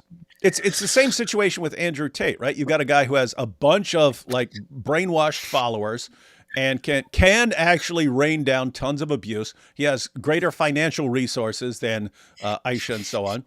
He is able to sue her. He's able to do all kinds of things. And so I'm sitting there thinking, you guys are kind of outmatched here in terms of damage that can be done. So it would be good if we can help out in any way we can. No, we don't want to. Get out of here, kafir. Okay, that's fine. That's fine. I don't mind. Guess what? Behind Veils and Aisha, you guys can absolutely despise me. I will still try to help you in any way you want, because guess what? I don't care if Aisha here absolutely despises me as an evil person who tells her the truth about her religion. I still don't want her to be a victim of these guys. It's just so funny, man. You leave this long, elaborate, heartfelt message of solidarity, and the guy just delete. We don't want your solidarity, kafir. We will do this ourselves. Okay. Pretty funny, though. All right, so here we go. Verify the information through a sheikh who has knowledge of the marriage and familiarity with some of the individuals who witnessed the marriage contract. You guys catching that? So it's not just Aisha's word. She's also got the text messages, so she's got the receipts, and he's saying, and I verified it with a sheikh who was involved with some of this stuff and who knows some of the people involved. So he verified. So he didn't just mindlessly believe what she's saying. He actually looked at the text messages. Okay, so here's more evidence of what she's saying. She's got the text messages, and he realizes, wait, there was a sheikh involved. Let me go to this sheikh, and the sheikh is verifying these things. But there's no evidence and no proof. What's your proof? He'll now argue that it's not his number, that the only acceptable proof in his view is a full screen recording verifying it's the only number he uses. This is like the dumbest thing that Hijab But if that's said. the case, why did you admit to us that you use different numbers? You catch that? So Mohammed Hijab admits here, not unless I'm traveling and I have alternative numbers in those countries. This is my UK number. He uses multiple different numbers. So he has multiple numbers available to him, especially when he's traveling in other countries and so on. So he's doing his Dawa and doing his hotel marriages and so on. He uses different numbers. And yet, one of his main responses to her is, again, this is the guy who thinks No one has ever come up with the brilliant idea of having a different phone or a different number. And his response to her is, hey, if you're saying these texts are from me, show that it's from my main UK phone number. Oh, you can't? It's coming up as a different number. You see, this is obviously fake. Come on, Hijab. Anyone who falls for that as a response is dumb enough to be a Mohammed Hijab fan. And more importantly, why don't you perform a mubahada before the whole world, swearing that you have never used any number other than the one ending in 97, that you have never used a different number to make phone calls, send text messages, or do anything else. As if your personal number ending in 97 is somehow so sacred that you're forbidden from touching any other phone number. Stop the nonsense, you liar. That is important. And guys, even though you have Mohammed Hijab fans who will just mindlessly believe any idiotic thing that he says, people with the slightest bit of common sense, when they see a response like that, oh, if it's not from my main phone number that my friends know, then you have to admit this is all fabricated. It's like, good point, brother. Wow, good point. Yeah, what would we have to believe if we were to agree with you, we'd have to believe there's no way you could be using a different number to message your mutawives. Like, as if you've got your official wife and you've got your wives on the side, and you don't want your official wife to ever glance at your phone and see some messages popping up. Therefore, you keep a separate phone with a separate number. No, we would have to think that's impossible to agree with you. And it's just idiotic. He's a muta lover. Mm-hmm. Hijab believes, based on his warped theological justification, that he's allowed to lie. But you're not allowed to escape mubahada. And that's exactly what he continues to do. This slideshow lays bare the private communications Hijab never thought you'd see. It is here that you will witness him gaslight, shame, and belittle a woman who trusted him in what she believed was a legitimate nikah. It is here he mocks her faith, questions her motherhood, and attempts to crush her dignity, message by message. In these texts, Hijab shows a calculated aggression. He deflects, he deceives, he accuses, he insinuates financial motives. He manipulates guilt and shame. He ridicules her for seeking help from scholars. He uses his platform not to protect, but to intimidate. Does any of this sound exactly like Mohammed Hijab to everyone? This is not the behavior of a man of God. This is the behavior of a man drunk on power, hiding behind the facade of religious scholarship. Oh, you said I'm drunk. You said I'm drunk, but I don't even drink. You see the line shows about me. that he's not a Muslim. You see, I don't even drink alcohol. Oh, this is the proof. What's he going to say next? That I eat pork? This is the point where I need you to focus. Mohammed Hijab has cast an impression that these allegations are completely baseless. He keeps using diversion tactics to mislead the public, providing a series of distractions. Maybe it's Elon Musk, or maybe it's the Zionists. He has so many The Zionists are teamed up with Elon Musk to lie about me. people attacking him, and this sister is just another attempt to destroy him. Many have run wild with assumptions, and today we begin with the first set of evidences. In just a few minutes, I'm going to share a message sent to me a few days ago by Ali Dawa, Hijab's buddy. Oh, we got Ali Dawa up in the mix. But before that, let's take a deeper look into the timeline. Just under 2 years back, in August of 2023, Sister Aisha reached out to Ali Dawa for help, and they began their correspondence regarding everything that she had been going through, relaying the significant toll it was having on her physical and mental health. The sister inquired whether or not Ali Dawa knew about anyone in the Dawa circuit who had gotten married and divorced. When he said he was not aware, the sister decided to not continue the conversation. As she stated, "I prefer not to speak about him then."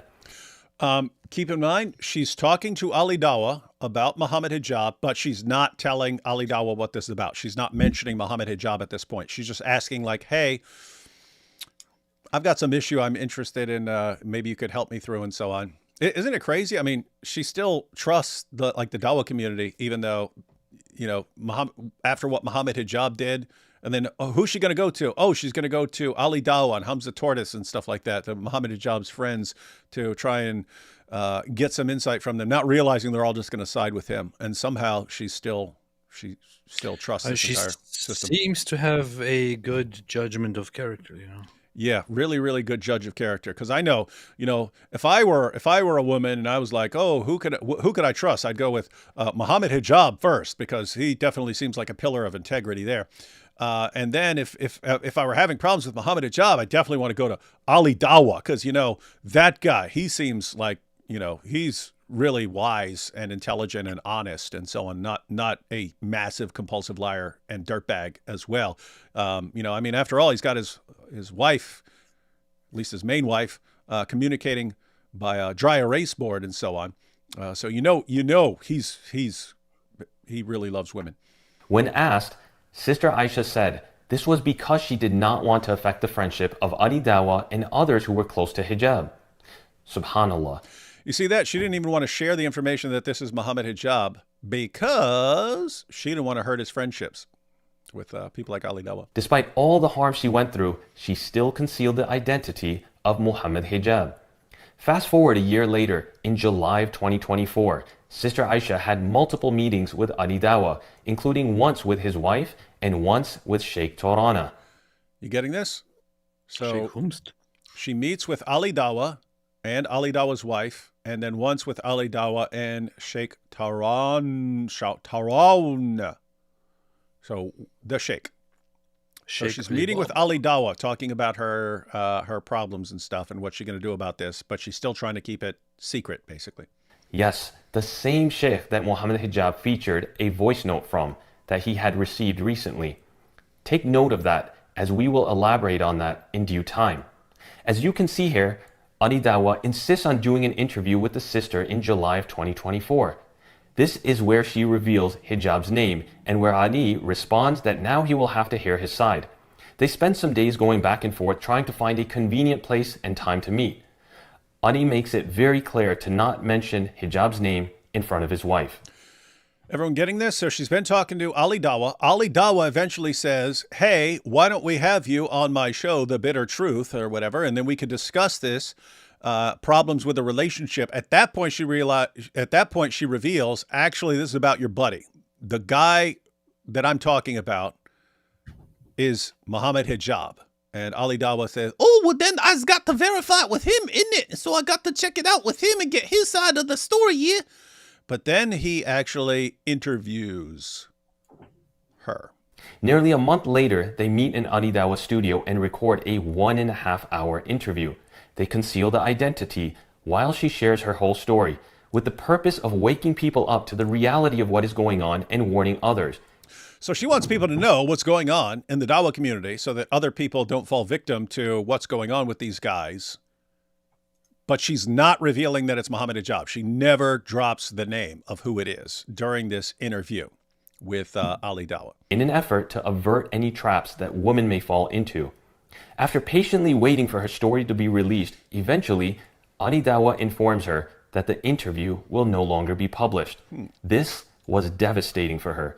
After all, Ali Dawa has frequently put out videos with commentary on hot topics and trending cases within the Muslim community. Yeah, but he's doing stuff that is to his advantage, not, hey, let me help a woman expose how we're treating women behind the scenes and how Mohammed Hijab and others, Hijab admits like 85% of these guys are all engaging in polygamy behind the scenes. And do you think Ali Dawa wants to draw attention to that? The only way he'd want to draw attention to that is to condemn the woman, to show the woman that she's being a bad Muslim by not by having a problem with any of this. And if he realizes the interview did not go in that direction and does not give the impression that I want to give, then he's not posting it. Not too long ago, he defended Akhi Ayman against false accusations. So if after his interview, he somehow found out that this was a false accusation, why didn't he speak up about it? Why has he remained completely silent? What does he know that he wants to conceal? I want to pause here for a moment and fast forward to a post made by Mohammed Hijab yesterday. In an effort to continue to deflect while deploying smoke and mirrors, he questions the source of these texts that have made their way to multiple channels on the internet. He states in his tweet that a specific channel is, quote, somehow the first to present it before anyone else had access. So I ask again, how did he get it? And I think he's talking about Abdullah Samir here, because Abdullah Samir was the one who was sharing some of those texts, and even I was like, where are these coming from? I don't want to use them until like it's verified where they're coming from and so on. So Mohammed Hijab is using this as a problem. How did he get them? How did he get those text messages? Let's see. You see, they're all conspiring against me. No, turns out she had. Why shared them. him? Who is feeding him this material? Well, it's quite simple, Hijab. The sister had put them out there in an effort to validate her claims. But let's not act surprised and blindsided by this. Let's rewind back to September of last year, a whole 7 months back. Sister Aisha had actually shared many of these texts between Hijab and herself to Ali Dawa. Yes, Ali Dawa, just 2 weeks after their interview. 1 second. Marion here says, it was YouTube that deleted your comment, Dr. Wood. You can't talk about ending yourself in a comment section. Genius. No. Pretty sure if YouTube deleted it, it would happen immediately. Or yeah, it was. Mine was the main comment for like the next day and a half, and I had like 700 or 800 likes or something on there, and it was the top comment. So yeah, that was not something that just randomly got deleted. And there were Muslims in my comment saying, "Delete this guy, delete this guy, delete this," telling Behind Veils to delete it. And notice that's why I didn't use the S word. I said he jumped off a bridge. Right. So no, it wasn't deleted by YouTube. That was up for a while. Here are some of the screenshots from the sisters' conversations with Mohammed Hijab. Conversations that were supposed to be erased from existence, with Hijab using an alternate number and having a 24-hour timer for disappearing messages. The sister never captured the screenshots until post-divorce, because why would she ever think she would need to do so? Most people don't get into marriages taking screenshots or recording conversations, and Sister Aisha was no different. But she managed to capture some screenshots after having been deceived by Mohammed Hijab. So she captured some of them, but some of them are deleted. It's definitely too small to read, but I have the actual the PDF file. The PDF file. Not to be confused with something else that sounds exactly the same. Can be viewed at behindveils.com. Yeah, so we'll take Remember, a look at this here in a second. Mohammed Hijab's buddy, Adi Dawa, knew about these messages. But why all of a sudden is it being addressed now? Why didn't Hijab bring it up with his initial video response? Good point. Well, as they noticed that these messages are now starting to circulate, they had to react quickly. Just yesterday, a screenshot was shared trying to disqualify the authenticity of these messages. The problem? It never originated from Sister Aisha. So apparently, and I saw this at some point, apparently they've got a text message there on the screen and they're circling stuff saying, you see, this is clearly fake. But it was something that they came up with and she didn't. Right? In other words, they're saying, hey, this proves that she's doctoring these text messages and so on. Here's the proof. And it's not something that she shared. In other words, they're making up a fake text message to discredit her, and she's not the one who posted this. But it was intentionally photoshopped in an effort to reframe the narrative. Once again, the deceptive efforts and response from Hijab is becoming abundantly evident. But the deception doesn't end there. What you're about to witness is not just about private messages. It's about a system of deflection, a machinery of character assassination. And it has already begun. First, they targeted the sheikh who held knowledge of their marriage, threatening his livelihood for simply knowing the truth. Then they came for Dr. Abu Aya, a man who acted as a concerned mediator from within our team. You guys getting this? Everyone who says, hey, this is a serious problem that's going on. We need to address it and talk about it. They declare war on any of these people and start threatening them. So they're threatening Aisha. They're threatening her daughter. They're threatening Behind Veils here. Threatening the sheikh. Hey, we'll destroy you too. Wow. This is Dawa. This is your hero. This is the hero of the ummah. The hero of the ummah. This is how he actually is. And this is the guy we're supposed to listen to him and be really impressed and want to convert to his religion. A man who gave Hijab what's that? Nothing. Benefit of the doubt at every turn, who advocated for him, who urged patience, who wanted resolution, not exposure. And now, witness intimidation, smear campaigns, silencing tactics. Make no mistake, they will come for Sister Aisha next. Mark my words. Of course they will dig, they will distort, they will destroy. This statement is not just a warning, it's a line in the sand. Let this be a deterrent. By the way, stupid Hijab, Ali Dawa, all you guys right now. Here's what he's pointing out. They're going to try to discredit her. So they've got text messages from her as well, because she wasn't setting hers up. She wasn't setting her up she wasn't setting hers up to delete messages and so on. So as she's ranting and doing all of this stuff, they're taking screenshots. They're going to use her. Look, she's saying she's going to expose Mohammed Hijab. They're saying this. They're saying that. Bad move. Because what they're going to do is now they're going to take, and he's pointing it out here behind veils.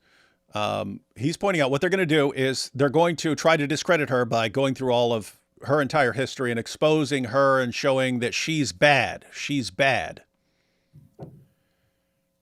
Why is this a stupid idea? Because she doesn't have a lot to lose at this point. She sounds like she hit rock bottom. Hijab and Ali Dawa and all these guys, they have a lot to lose. And so getting into this sort of battle, stupid. If these guys had an ounce of common sense, they would be contacting her saying, how much you want to shut up? We'll come up with it. Give us a number. That's what you'd be doing. I don't know if she'd go for that or something like that, but that's how you should. You should be trying some other means other than threats, because the threats aren't working. You should be trying other means right now, but you're too stupid because all you know how to do is threaten people who expose you. It is ridiculous, man. I mean, have some discernment. Whenever I try to silence people, I offer money. You know?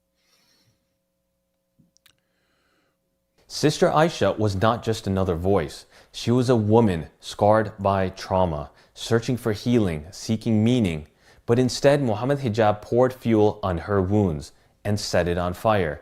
He used her, discarded her, and when the pain became too unbearable, she screamed to the world for help. She went to scholars, but they only chose to address what was legal, not what was moral, not what was right. They saw no crime, because hijab didn't commit one. He engineered a loophole. He hacked the religion. He twisted its limbs to serve his ends. A Zoom nikah, selectively chosen witnesses, a wakil, or a proxy for her father, who now claims ignorance of the whole ordeal. This isn't religion. This is a manipulation of the sacred. Let us be clear.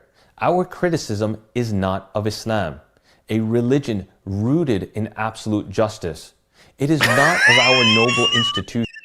What are you laughing at, dude? Oh, nothing.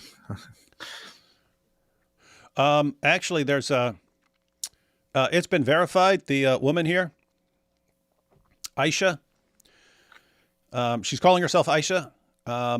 She's actually in the chat. Her channel is Faith. I think it was Thaddeus who said that he verified that it's actually her.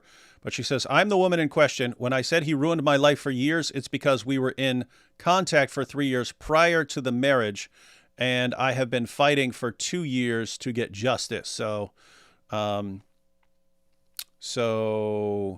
it's basically he took up a lot of her life. Sounds like 5 years. Sounds like 5 years total.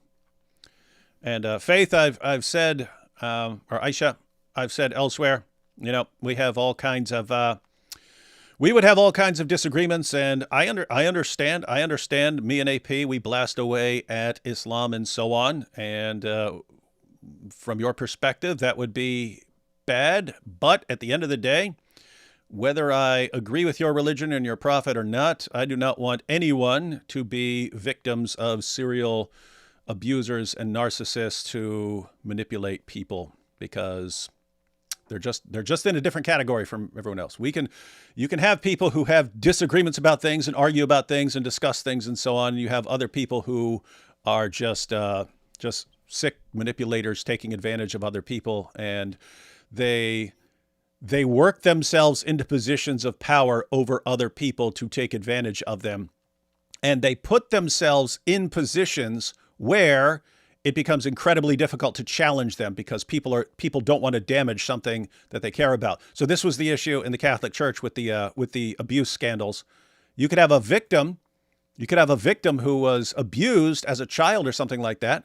Later, when that person is in a position to call it out, wants to keep it secret, because it would be an embarrassment to the church that this person still loves.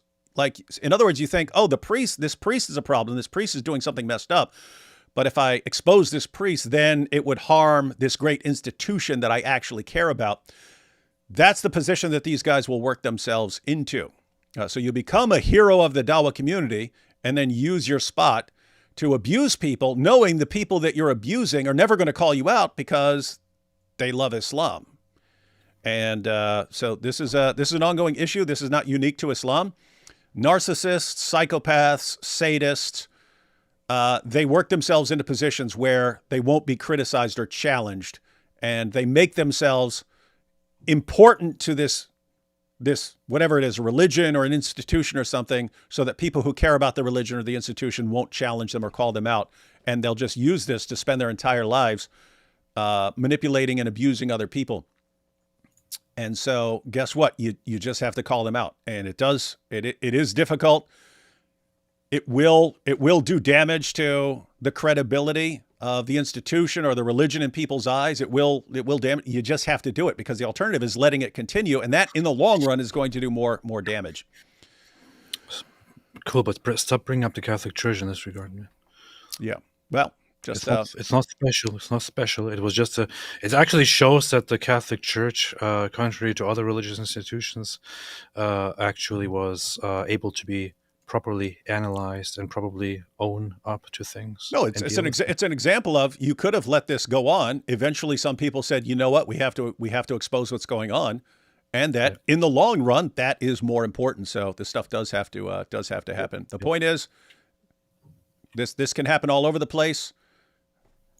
A narcissist or a psychopath will work into a situation where it's more difficult to challenge or question him. And where I'm just saying that whenever the whole Catholic Church in relation to this kind of stuff comes up, it kind of, in my opinion, plays into this whole weird pop culture understanding of how the Catholic Church is especially bad with this kind of stuff, when that's just not the case. Oh, no, it's not. No, you're. We've talked about this before. You're significantly more likely to be molested by like a teacher or something like that at a school than you are in the Catholic Church. It's an example, AP, of someone who you could be a victim and you don't want to expose it because of something you care about. That's why that is a good example. And they eventually dealt with it anyway, and people exposed it anyway, because you have to. So that's the example. Stop defending it. I don't take kindly to people talking trash about my Catholic boys. Stop defending it, creepazoid. All right. Back to Behind Veils. It's of those who hide behind them. Mohammed Hijab and others like him are not real scholars. They are religious imposters, pretend muftis, professional storytellers, and con artists dressed in clerical robes. To our Islamic institutions, we see your effort and we thank you. But now we demand your courage. Now that Aisha is here in the chat, I also want to point out that I think that she's fantastic, and that Islam is a very beautiful religion, and all that. And I think that she's completely the victim in all of this, and she has completely good discernment of character. So why are you blaming the victim? She's not a victim, man.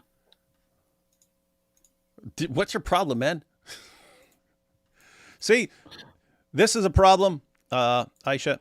You got people who are from Turkey, and they absorb the mindset of the abuser and not of the victim. And then they see everything through their distorted lens of being weird Turkish perverts. I mean, let's face it.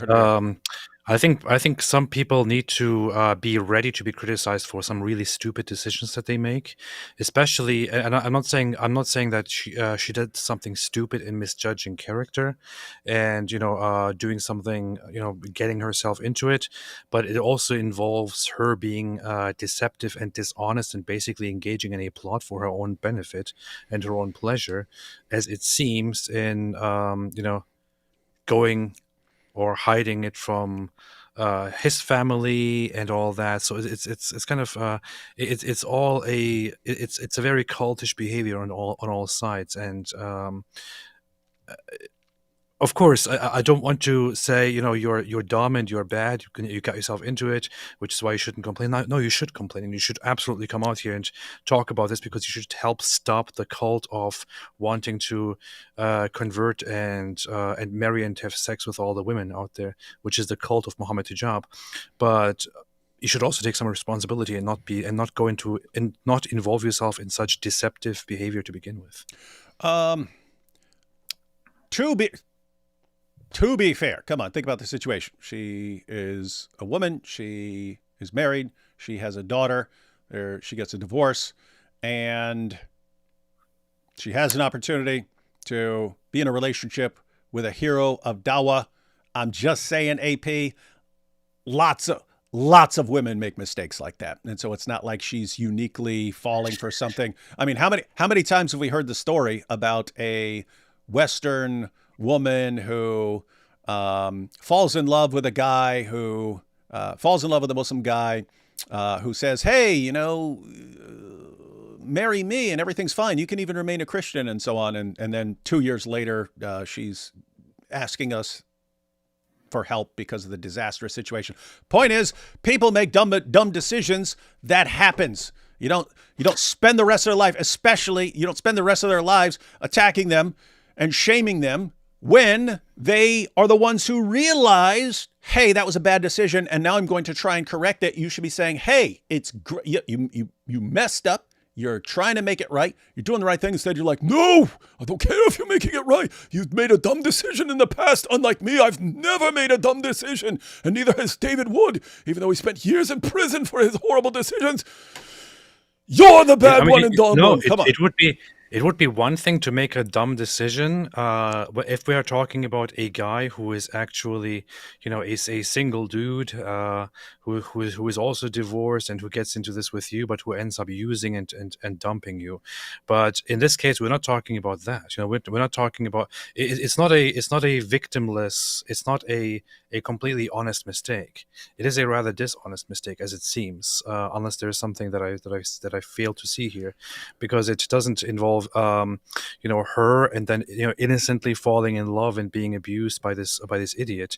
So I'm not criticizing her for having poor judgment of character, but rather for involving herself in a plot with a dishonest guy who also is going behind the back of his own family and lying to them, and she's participating in that for her own benefit. That's what it looks like. In that regard, of course, if she only makes a wrong decision here and trusts this guy and makes stupid decision, I would say everybody makes stupid decisions, and I feel for her.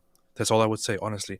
But if she makes a wrong decision or does something stupid, and by her wrong decision that is stupid, also deliberately participates or collaborates with a guy who is at the same time lying to his own family, and she's part of the deception, and she only speaks out once she doesn't get what she wants, I don't really feel sorry for her. Honestly. Yeah, I'm just thinking about this, AP. I mean, it's like Andrew Tate with his webcam girls and so on, in the sense that you're dealing with basically a professional manipulator. Guess what? Professional manipulators are good at getting people to do and to believe things they want them to do and believe. So you take Mohammed Hijab and some random Muslim woman, he'll be able to convince her of all kinds of things. He'll be able to dupe her into doing all. In other words, it doesn't sound like she's like, you know what I really want to be? A secret second wife. That's what I really want to be in life. She's in a conversation with this guy trying to figure out how she's going to, what kind of future she's going to have. And he's the one convincing her, of course, this is the way to do it. This is the way to go about it. Guess what? Lots of women would fall for that in that situation. Yeah, lots of guys can fall for stupid things as well. Just look at there are other victims. But there are other victims involved, and she's aware of this for the entire time. So, And guess what? You convince her this is all perfectly halal certified here. So quit attacking everyone else, man. Focus on the real manipulator here, and not the people who fall for the manipulation. Yes, we say regularly here, people need to not be soft targets, need to be hard targets, need to learn the tools that are used against you, because if you don't, it is you're way more likely to fall for them. I would encourage, or I would say that I would sympathize more with her case if she also, in addition to what she has done so far, admitted that she deliberately participated in in a twisted plot and just deliberately participated in a deceptive plot with this guy, and that she now regrets it and wants to help fight it, then I would say, okay, yeah, makes sense. So there also needs to be repentance on her part. Yeah, she might be totally fine with saying that because she's already trying to expose him and stuff. So she might be fine saying it. But go ahead. I'm not going to sit here saying, oh yes, Mohammed Hijab is completely innocent because this woman hasn't admitted that she entered into something. If I'm to assign blame here, it's like she's like this much and he's got like this mountain of blame, and you're like, no, let's focus on that. Look at that right there. Oh my goodness. That's true. Mohammed Hijab is the sickest person, one of the sickest people that I have had the honor to meet with. So pure narcissism and evil. And I'm just seriously still at this point still wondering, because when we're talking about how these guys will work themselves into situations where they can take advantage of other people and people won't expose them because one, they don't want to hurt something that they love, but also they know this guy has connections and a lot of fans and a lot of resources for destroying someone's life. And we know that whoever these guys are abusing, they're keeping information and screenshots so that if the person ever speaks out, they can ruin that person's life and send a message. So that's what's going on. That's what's going on with these situations. But oh my goodness. So the issue is Aisha's the one who's speaking out, but how many women are there behind the scenes who've fallen for this with these guys who don't want to expose it just because I don't want to hurt the Dawa and I don't want to be sued and I don't want these guys to destroy my reputation and so on. Probably a lot. So Aisha's the one who's stepping forward. I can guarantee there are tons of victims who aren't. So hats off to her for that. Time to clean house, to remove the charlatans hiding within your ranks. That's true. And now, to Mohammed Hijab. You have led the public down a path of deception. You refuse to take an oath before Allah to deny that a marriage ever took place between you and the sister. But why? Because you know it did. You have been exposed. For the past week, you've doubled down, mocking, accusing, attacking, slandering. You called her a liar, called us liars, and launched character assassination campaigns like a coward hiding behind an AI avatar. That's true. But you are the liar, a master deceptionist, a vile being who preyed on trust and cloaked harm in the guise of religiosity. And when that all sounds exactly like Mohammed Hijab. And as I pointed out, when you're exposing someone and you're accusing someone of something and it doesn't sound at all like the person, then it's like red flags go up. When people are accusing Andrew Tate of things and it sounds exactly like everything we know about Andrew Tate, it's like, it just has an air of credibility. And same thing here. Everything that they're saying about Mohammed Hijab sounds exactly like Mohammed Hijab and sounds exactly like everything we've ever known about this guy. Assault on Sister Aisha begins, and it will. It will. Here's what they will say. They'll accuse her of blasphemy, for kufr, for making a passing comment where she stated, at that time, I took this guy as a god because I trust him enough. When asked about it, she clearly stated that this was a poor choice of words, but that it was merely a metaphor and figure of speech. Yeah. So guys, she said, they did that. Yeah, she said in her description of the whole scenario, she said, Mohammed Hijab was like a god to me or something like that. And they're like, oh, Muslim would never say this. Oh, you see, this proves that she's a liar.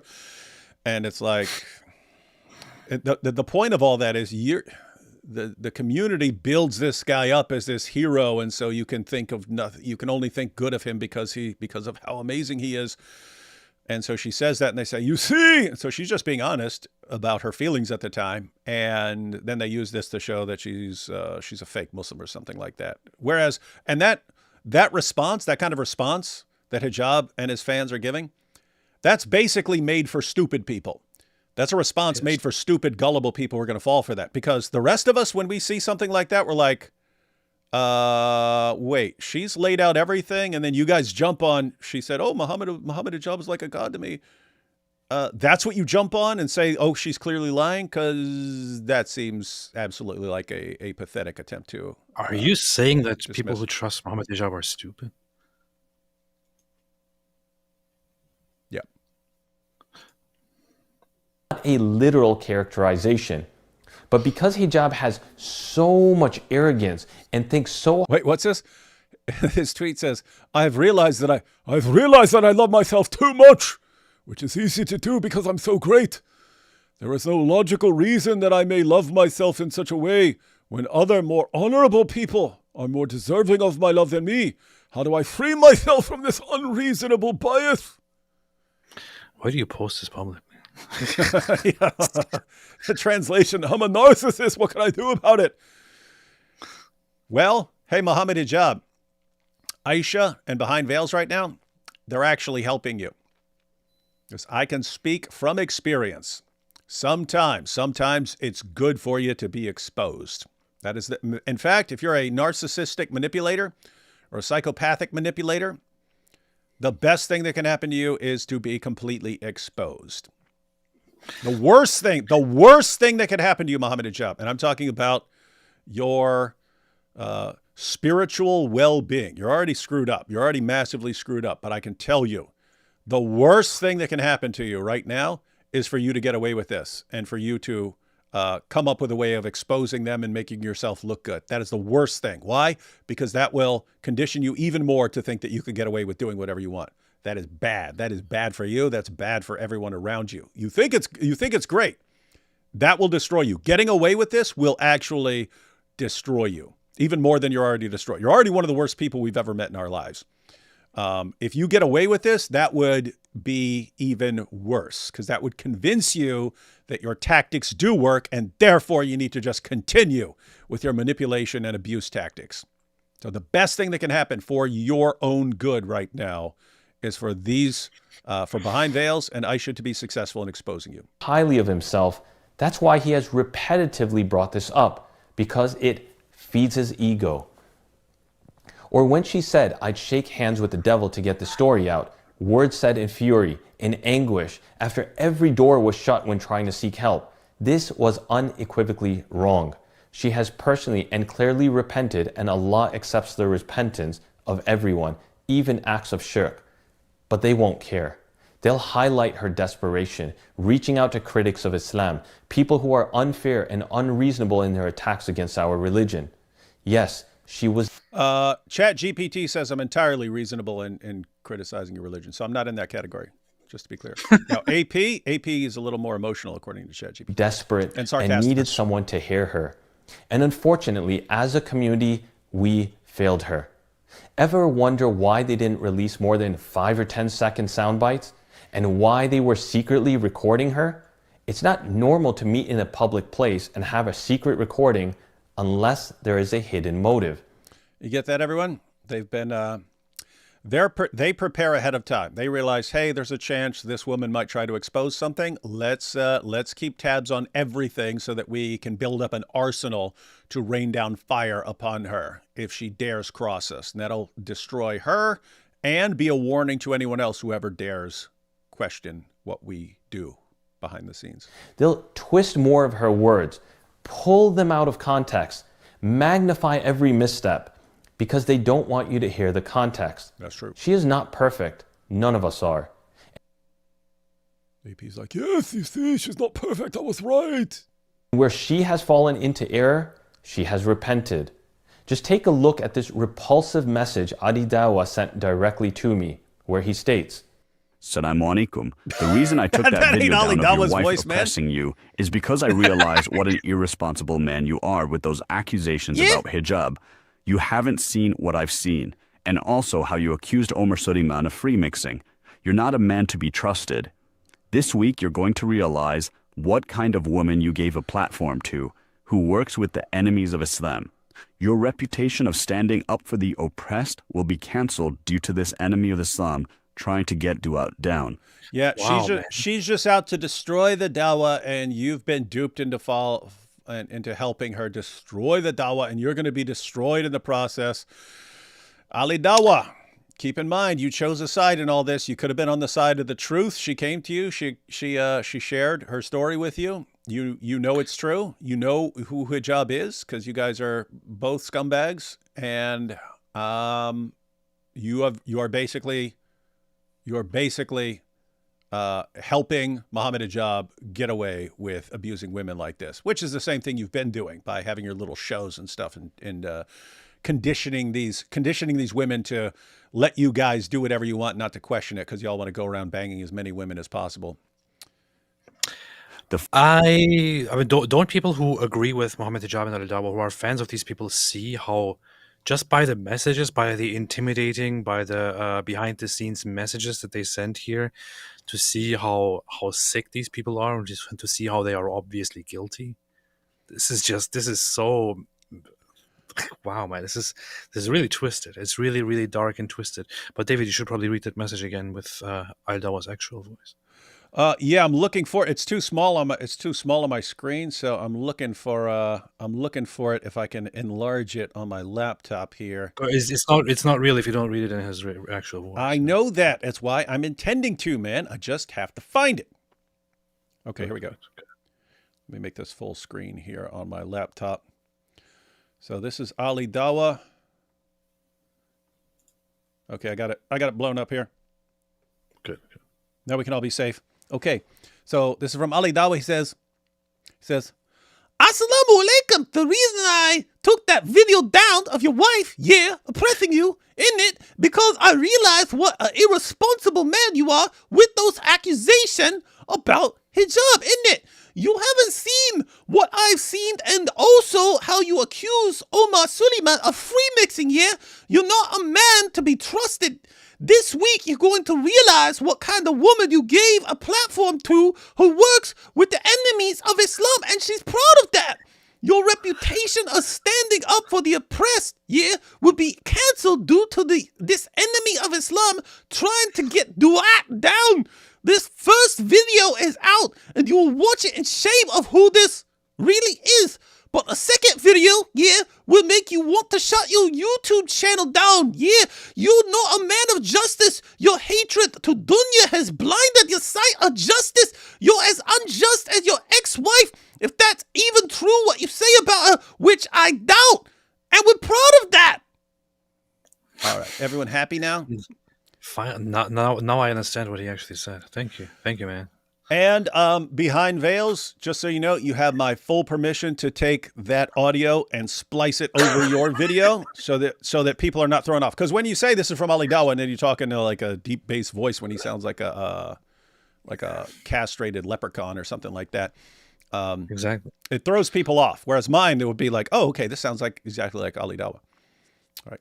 First video is out, and you will watch it in shame of who this Aisha really is. Yeah. But the second video will make you want to shut your YouTube channel down. You're not a man of justice. Your hatred to dunya has blinded your sight of justice. You're as unjust as your ex-wife, if that's even true, what you say about her, which I doubt. My brief response to you, Ali Dawa, first and foremost, I'm not sure what kind of leash that Mohammed Hijab has placed around your neck. Like he... You hear that? Hey! Good boy. That's Mohammed Hijab behind the scenes. Ali Dawa was like, hey, I helped you discredit her, and I try to silence this girl so that these girls never speak out against us, we could just keep doing whatever we want. And Hijab's like, good boy. Get on your leash, boy. Get on your leash. As with others, but be careful who you blindly defend. In addition, you have a proven history of being deceptive and lacking integrity. I've called you out in previous videos trying to appeal to the possibility of your sincerity, but you failed to respond. You want to blindly defend people like Omar Suleiman and now possibly Dunya Shoaib without having any knowledge of the matter, but because you subscribe to the same mentality of placing these professional storytellers on a pedestal does not mean you need to publicly vouch for them. Do your due diligence before you make a fool of yourself. That's funny. He's funny. So Ali Dawa's like, we're going to destroy you. This is going to destroy your reputation. He's like, you are about to make a real fool out of yourself right now if you're going down this road, Ali Dawa. So check yourself before you wreck yourself. Ali D. Just like Adi Dawa stated, they want to paint her as an enemy of this religion. But let me say this with absolute clarity. Even if she were not Muslim, she would still deserve her rights by Islamic principles. By Allah, I would not change a single thing I'm doing, not one. We do not play favorites with truth, because the Prophet Muhammad sallallahu alaihi wasallam taught us justice is not selective. Muhammed Hijab, this is only the beginning of the unraveling of your deception, the beginning of the unveiling of your harm, and we will not stop. This is just the opening move. We cannot stop. We will not stop. This guy sounded like the Terminator here. The mask is slipping and the truth is coming into full view. The damage you've caused will no longer be hidden behind titles, theatrics, or threats. You tried to silence the wrong people. And now every lie, every manipulation, every abuse cloaked in religiosity, it's all coming to light. And no matter how loud you shout, how many loyalists you rally, or how many reputations you try to destroy, we are not backing down. Truth doesn't tremble, it triumphs. We are not backing down. That is a narcissistic, manipulative abuser's worst nightmare, because it's built into their thinking. I can always get out of every situation by heaping insults and abuse and threats on people. And once you've sort of exhausted all your insults and threats and abuse and they're not working against a person, that is their worst nightmare. That is the narcissistic abuser's kryptonite. I don't even understand why Mohammed Hijab is still denying this or hiding this. He's been defending that it's all perfectly fine, and then as soon as it's pointed out that he's doing it, oh, I've never done such a thing. But what is he scared of women now? Like after acting like the biggest jerk against women his entire life? I don't even get it. Yeah. So the last thing we want to look at, ladies and gentlemen, is I actually have the PDF file, mind you.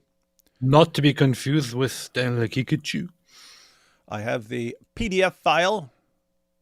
Not to be confused with Muhammad. Not to be confused with Muhammad. I have the PDF file of not to be confused. Okay, go ahead. Messages.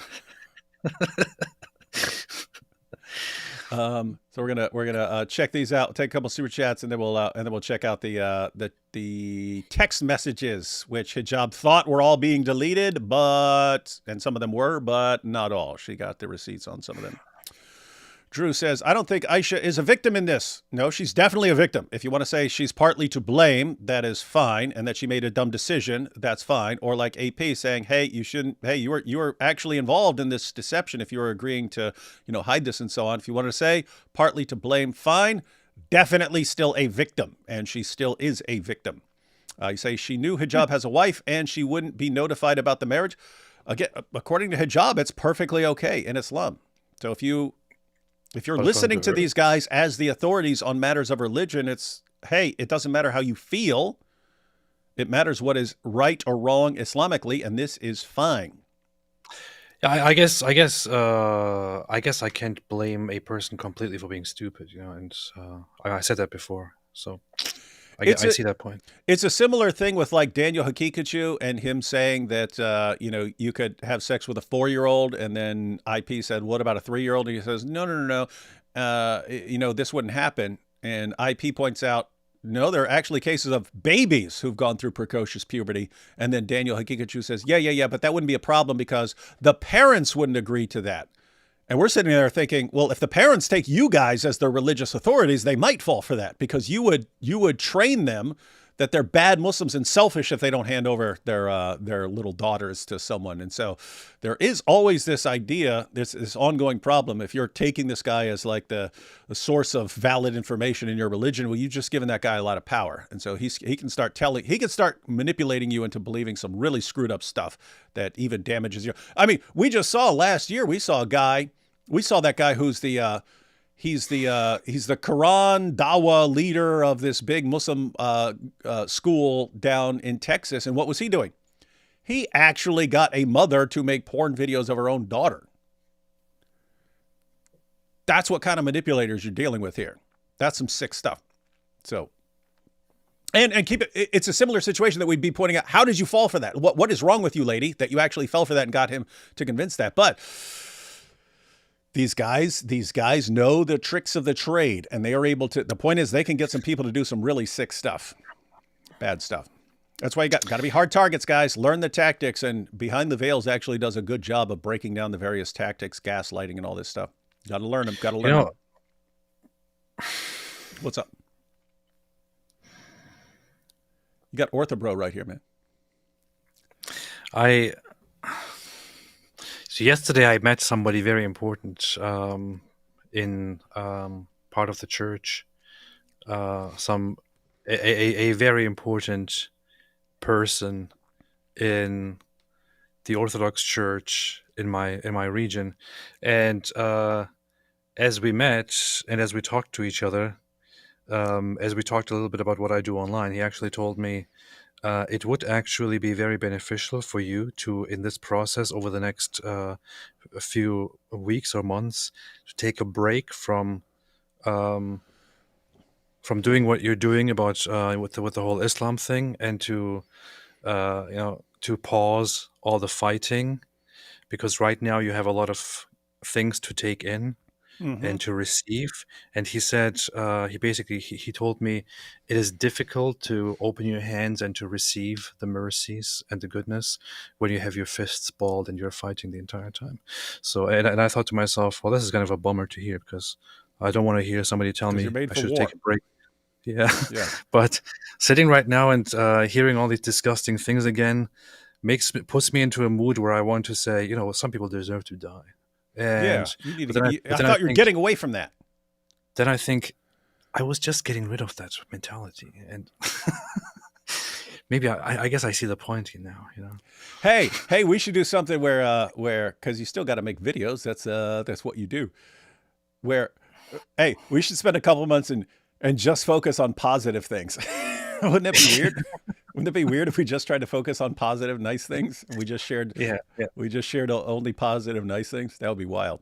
Of course, I'm not in your situation, so I can still be blasting away at stuff. But, hey, you got a comment here from Orthobro 101. AP, is it true that you called one of our holy saints this guy? Shame. This is totally unacceptable. You must repent. You laughing at? Oh, that's a joke to you? True. Very true. Has there been a da'i that has done more to turn Muslims away from Islam than Mojab first holds in the narrative and now this? No, he's probably number one. I've seen it. I've seen comments from people who are like, basically, Mohammed Hijab is why I left Islam and so on. I've seen people say that the holes in the narrative interview is what caused them to doubt Islam and so on. So, yeah.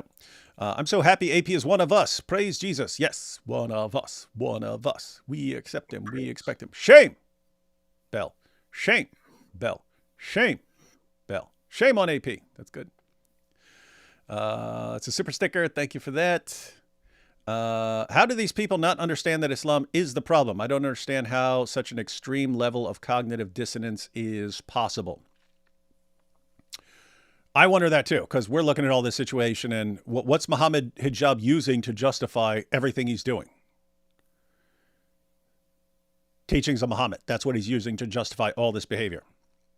And it's kind of a situation where, hey, if taking Muhammad's claim seriously leads to this, doesn't sound like it's actually from God.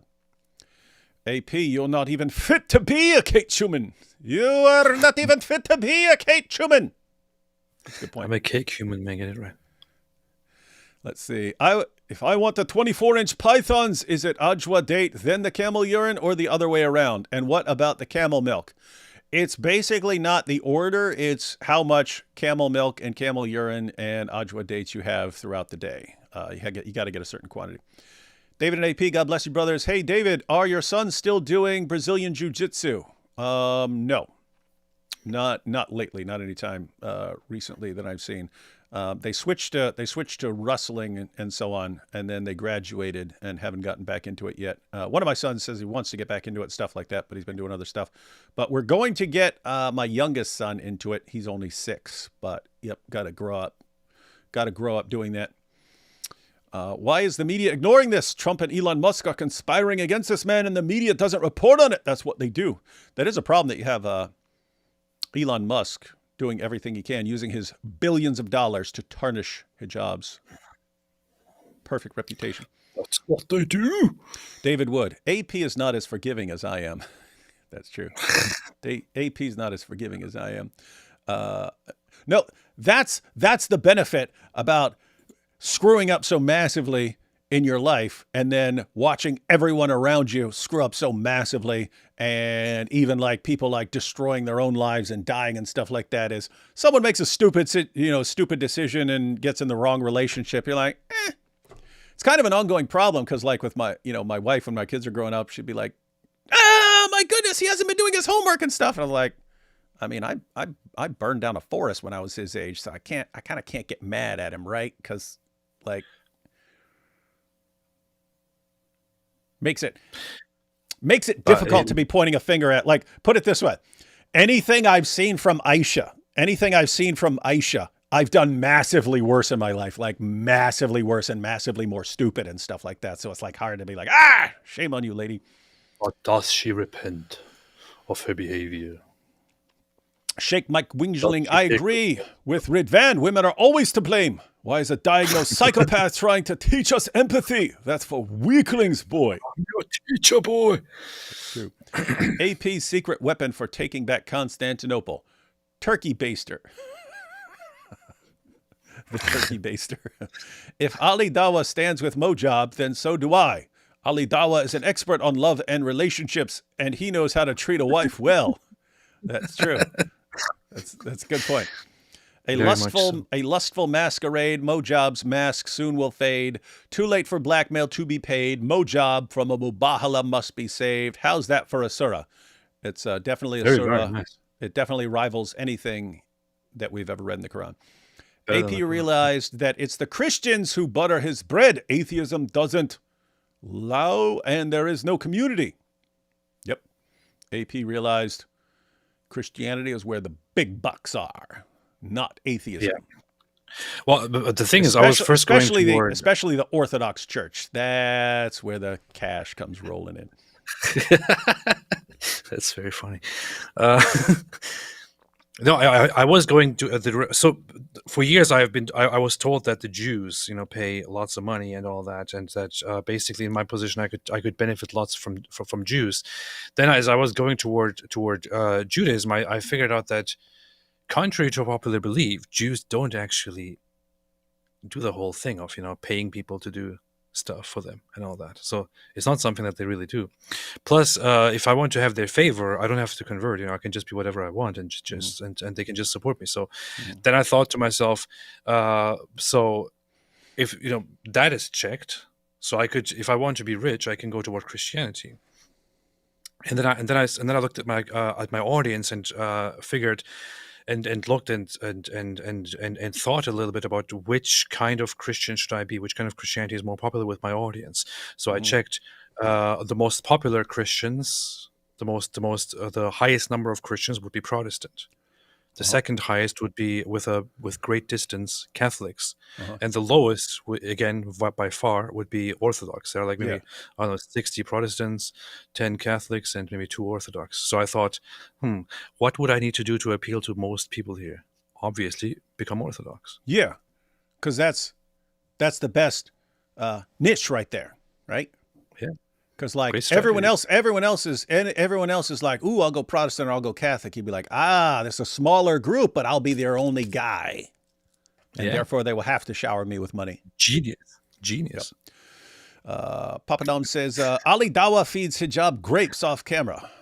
Nothing would surprise me about that community. I'm talking about the Dawa community at all anymore. But yeah, probably. Man, that guy would make a great Christian. Which one? Who, AP? Huh. No, the other guy. I think the guy who was exposing the things. Oh, the guy? Yeah, that'd be cool. Yes, let's pray for him to become a good Christian. Good idea. Inshallah. Ibrahim says, as a former wife of Mo Hijab, I can confirm he treated the best. I especially enjoyed getting whacked once in a while. A fairy tale marriage, bigots. These are all good points. Traitors! Anti-Islam movement owes so much to Mojab. Holes in the narrative. Golden shower. The degeneration of Dawa into WWE nonsense. Now this. Yes, guys, that's why. And here's this weird situation I'm in right now because I've said for years that you don't destroy, you don't blow up your gold mines, right? They keep producing. But eventually,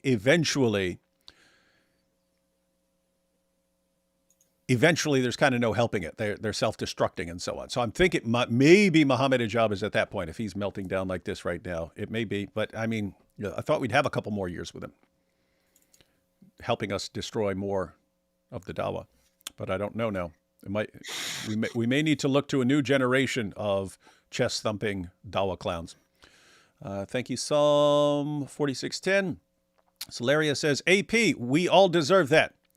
We have all sinned and fallen short of the glory of God. Yeah, you're not perfect, AP. That's the wrong distinction. Some people deserve worse. Even so, God's grace can redeem even the vilest monsters.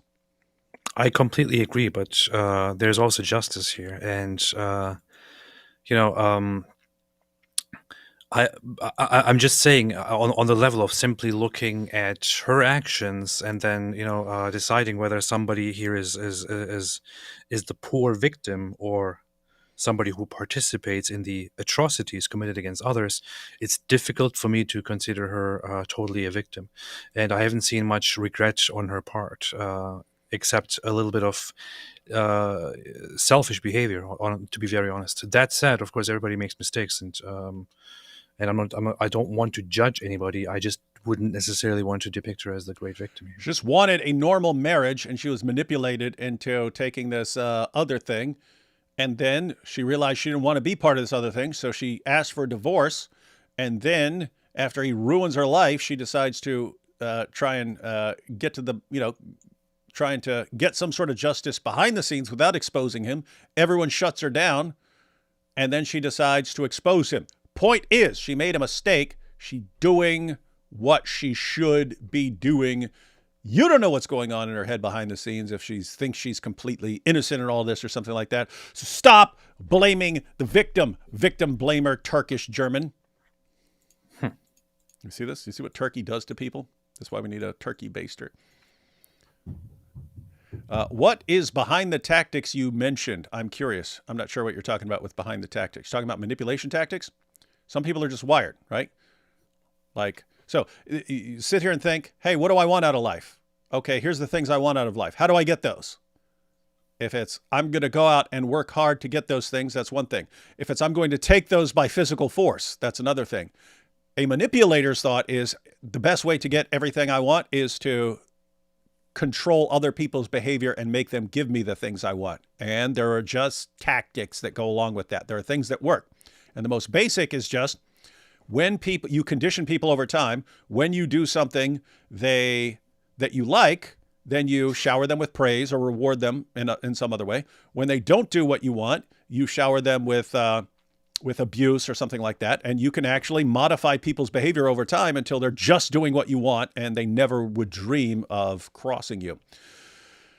Eventually you run into someone who doesn't fall for it, and then your whole system starts breaking down, and you don't know anything else, so you have to just keep dialing up the same thing. Like if you focus on showering abuse and threats on people who don't do what you want, and then you do that and they still don't do what you want, then it's like, oh, I have to do it even more. And eventually you run into someone who's just not going to break, and that's when your entire way of life comes crashing to the ground. In a past stream, both of you talked about Theo Van Gogh and how he had a mad scientist, bohemian vibe, and as such was messy and made crazy art. I disagree. His surname is enough proof. Yeah, Van Gogh. God bless. That's funny. I like to think that God's favorite way of judging the wicked is to just sit on his throne and watch their own schemes collapse on them. I believe we will see that now with Mojab. And guys, when I'm saying this is actually the best thing for him, I'm going to tell you about the worst day of my life. The worst day of my life was nothing to do with going to jail or anything else, prison, any of that stuff, mental hospital, none of that stuff. The worst day of my life was towards the end of the first quarter of 8th grade. And I got called to the principal's office, which was pretty normal. But anyway, I got this call to the principal's office. David Wood, report to the principal's office. Thinking, okay, what am I getting in trouble for now? I go down to the principal's office. I walk into the principal's office, and there was a meeting. There's the meeting room there. I walk in there, and it's the principal, the vice principal, the guidance counselor, like 4 of my teachers, my mom, her boyfriend, and my grandmother, all around a table, like intervention style. Oh boy. And I was like, what is this? Turns out they'd been talking about me behind the scenes and stuff. And it was a weird situation. I have to sit down. And then they start going around the room telling stories about stuff I did. But here's the thing. There were people in that room that I liked, and there were people that I didn't like. If I didn't like someone, if I didn't like a teacher or something like that, over time, I would pick up on what annoys that teacher, and I would just do more of that. Whatever ticks off this teacher or something like that, I would keep doing more of that so that I, over time, morph into this teacher's like worst nightmare.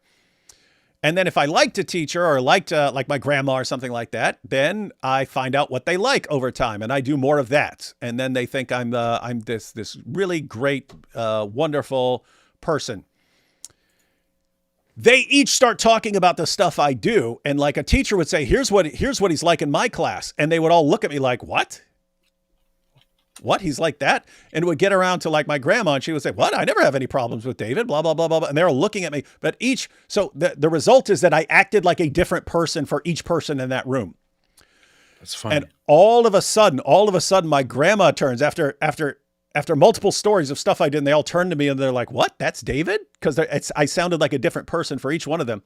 All of a sudden, my grandma turns and goes, David sounds like a chameleon. And then for the rest of this meeting, they all start calling me the chameleon because I'm changing for each one of them. But that just made me feel like a supervillain, and I felt really cool. So anyway, that was the cool takeaway. But what was really, really terrible was just that realizing that I'm being exposed and that how I am is all coming into the light, and everyone knows it now. Because before you're thinking, oh, they're not onto anything I'm doing. But yeah, so anyway, point there was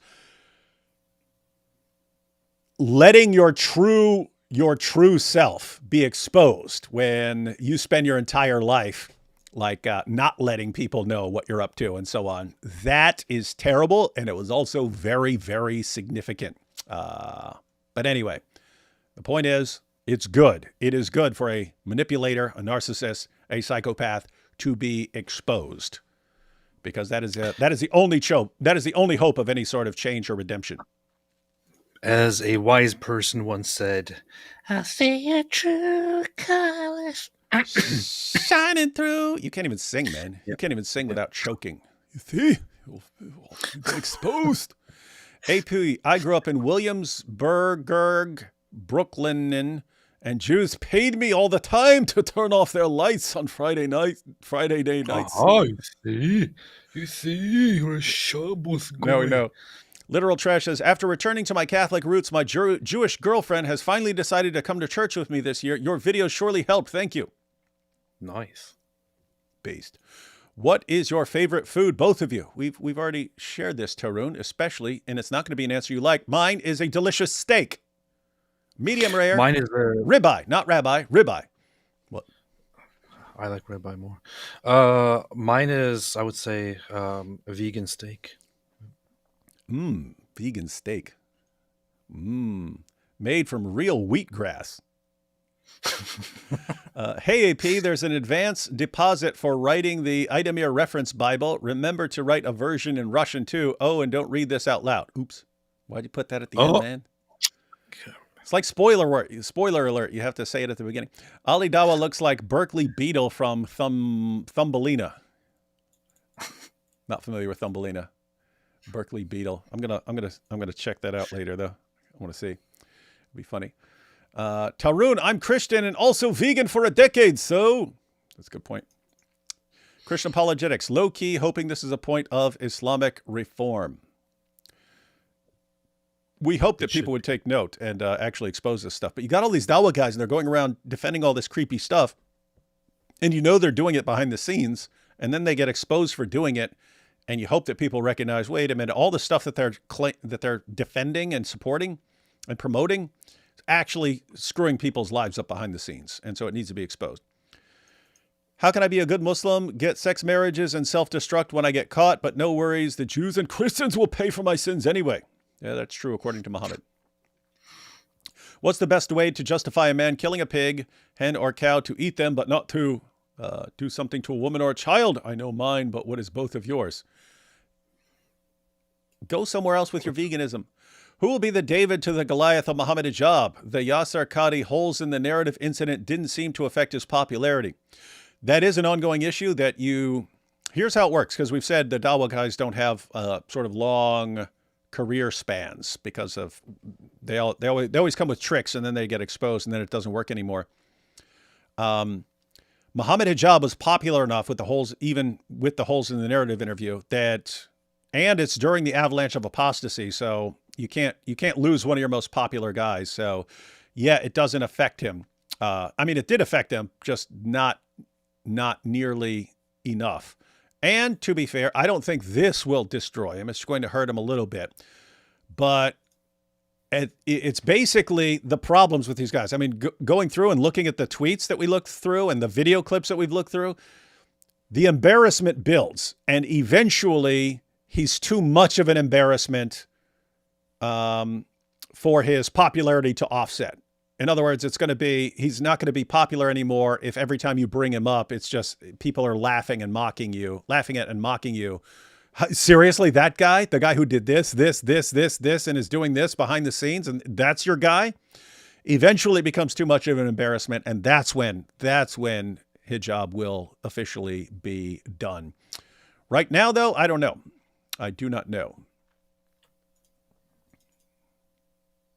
In other words, I think he will survive this, but I think it will cause some problems for him. AP, you got it all wrong. You want real cash, you got to convert to Catholicism and beg for money on X like the 20th best apologist, Cameron Bertuzzi. Cameron knows what he's doing. Cameron's based. Sorry, I thought Behind the Tactics was a book or something on Islamic narcissism. I jumped into the live kind of late. God bless you both. No. This is not unique to Islam. The manipulation tactics and so on, narcissists, psychopaths and so on. They all pull from a common pool of manipulation tactics. Got to learn them. Got to learn them so you don't fall for them. Praying for you, Aisha. Thank you, Bo Rudder. Someone with some compassion in this live stream. In India, we say Jai Yeshu, meaning praise Jesus. Nice. That's cool. And D Wood, which denomination are you? Here's your jizya. I have no denomination. Just a Christian. Protestant. Just a Christian. All right, everyone. All right. So that brings us to. We're definitely not going to read all these because we've been going for a long time. We will just skim them just so people can see the sort of thing that's in here. And then anyone who wants to check out more. I don't think I have the link in the description box. I'll have to get the link but I'll put it in the description box afterwards so you guys can check it out if you want to go through these. So these are the text messages. Let's see, of Mohammed Hijab and Aisha here. Let's see, and we'll see what sort of stuff is in here. This document contains a collection of text message exchanges between Mohammed Hijab and Sister Aisha, presented as evidence supporting the existence of a marriage between the two parties, because Hijab is denying that and saying she's just crazy and she's a stalker and she's pursuing him. But because of his tremendous moral fiber, he would never fall for any of this stuff. And so she's just making all this stuff up to bring down the Dawa. The Dawa, possibly hired, paid for by Elon Musk to discredit him for his powerful Dawa. Oh, you see. And so I have to say I've gone through some of these and really looks like he's granting that there was a marriage here. So there was a misunderstanding on the terms and it ended. You must trust in God to be able to recover. You will. Don't lose hope in the mercy of Allah. You have notes on the side there. I think those are by Behind the Veils or whoever posted this. Attempt to ensure there is no traceability of any communication. Do you see the little note at the top? So-and-so uses a default timer for disappearing messages in new chats. New messages will disappear from this chat 24 hours after they're sent, except when kept.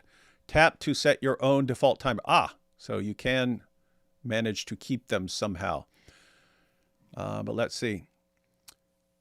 She said, I don't want you to text me again, please. You have completely destroyed my life, every aspect of it, and so on. So, Mohammed Hijab is talking to her, and she's saying she doesn't want to hear from him anymore. If that were reversed, that would be taken as, you see, this proves that she's a psycho stalker. Let's see. I'm looking at the notes on the side to kind of see what these messages are. Aisha defending her right to seek counsel and help from Shayuk after being manipulated, sheikhs, after being manipulated and deceived in the marriage, and he's going after her for contacting a sheikh and asking about the situation. And she says, what happened was atrocious, and the impact that it had on my health, both physically and mentally, is big. I think I should have the right to ask for fatwa or help. I still suffered in silence for many months without talking to anyone. I did not talk about you by name and details to anyone other than Muhammad. So that's the sheikh that they were talking about. I used a fake Facebook profile and asked Hamza Tortis to address the topic of the red pill many months ago. I didn't mention anything about you. So he's complaining, how dare you talk to Hamza Tortis? She's saying, I didn't mention you. I didn't mention you. And she said, I didn't share much details with Ali. I used a fake profile and didn't mention your name. So he's saying, how dare you talk about me behind my back? And she's pointing out, talk to Hamza Tortis. Let's see. He later apologizes, saying that this was a lie in order to shake you off. So this is when he started insulting her. Some of these. Now, I don't think these are in order. We had different expectations of the marriage, and the divorce was mutual. Wait a minute. So that's from Mohammed Hijab. We had different expectations of the marriage, and the divorce was mutual. What marriage, Hijab? Wait a minute. What marriage? Yeah. What marriage? What marriage? I thought there was none. So how would you divorce if there was no marriage and she's just a stalker? And then look what he does here. He tries to look at what he does. We had different expectations of the marriage and the divorce was mutual. I didn't find you attractive. Later on he says that wasn't true. Wow. He's trying to degrade her so that she feels terrible about herself. And that she won't feel like she's worth anything. So she won't want to stand up to him because she'll think, oh, I'm just worthless. I'm just not worth it. Awful behavior. I didn't find you attractive after we were intimate. You are Mughith and I am Barira. That's the hadith about a woman. They were both slaves, and then she got freed, and then her husband was still a slave, and she didn't want to be with him anymore. Because she wasn't really attracted to him. And so he says, only I don't remember Mughith being this hostile. Let's see. Manipulating the conversation and gaslighting Aisha to make her believe that she agreed and wanted a hotel marriage. So we agreed you will leave the iddah to play out because you felt like a prostitute. So he knows she felt like a prostitute. She told him, I feel like a prostitute if we just got this hotel marriage. You felt like a prostitute after agreeing to the hotel discretion agreement. The lesson is be careful what you agree to. Divorce is halal, and I have given you a mahar, so I don't have anything to answer for anymore. I have nothing to answer for in treating you like a prostitute, making you feel this way.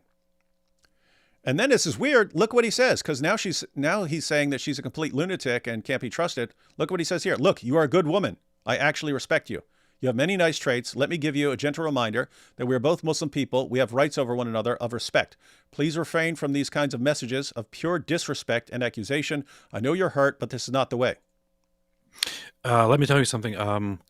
That message, this is very common by Mohammed Hijab. He does this very commonly.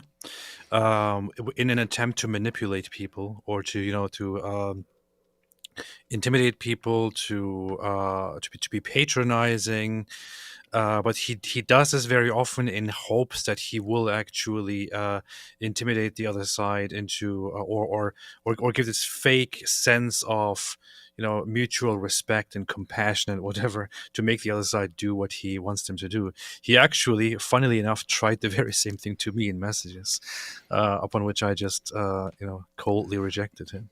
So he does this whole thing. Look, I actually feel like you are good and so on, and here's my advice for you. This is the kind of messaging that I've seen him message to people, including to me and others, in the past. By the way, that is a higher level manipulation tactic. I don't know if he knows what he's doing, but the sort of bare, 101 stuff is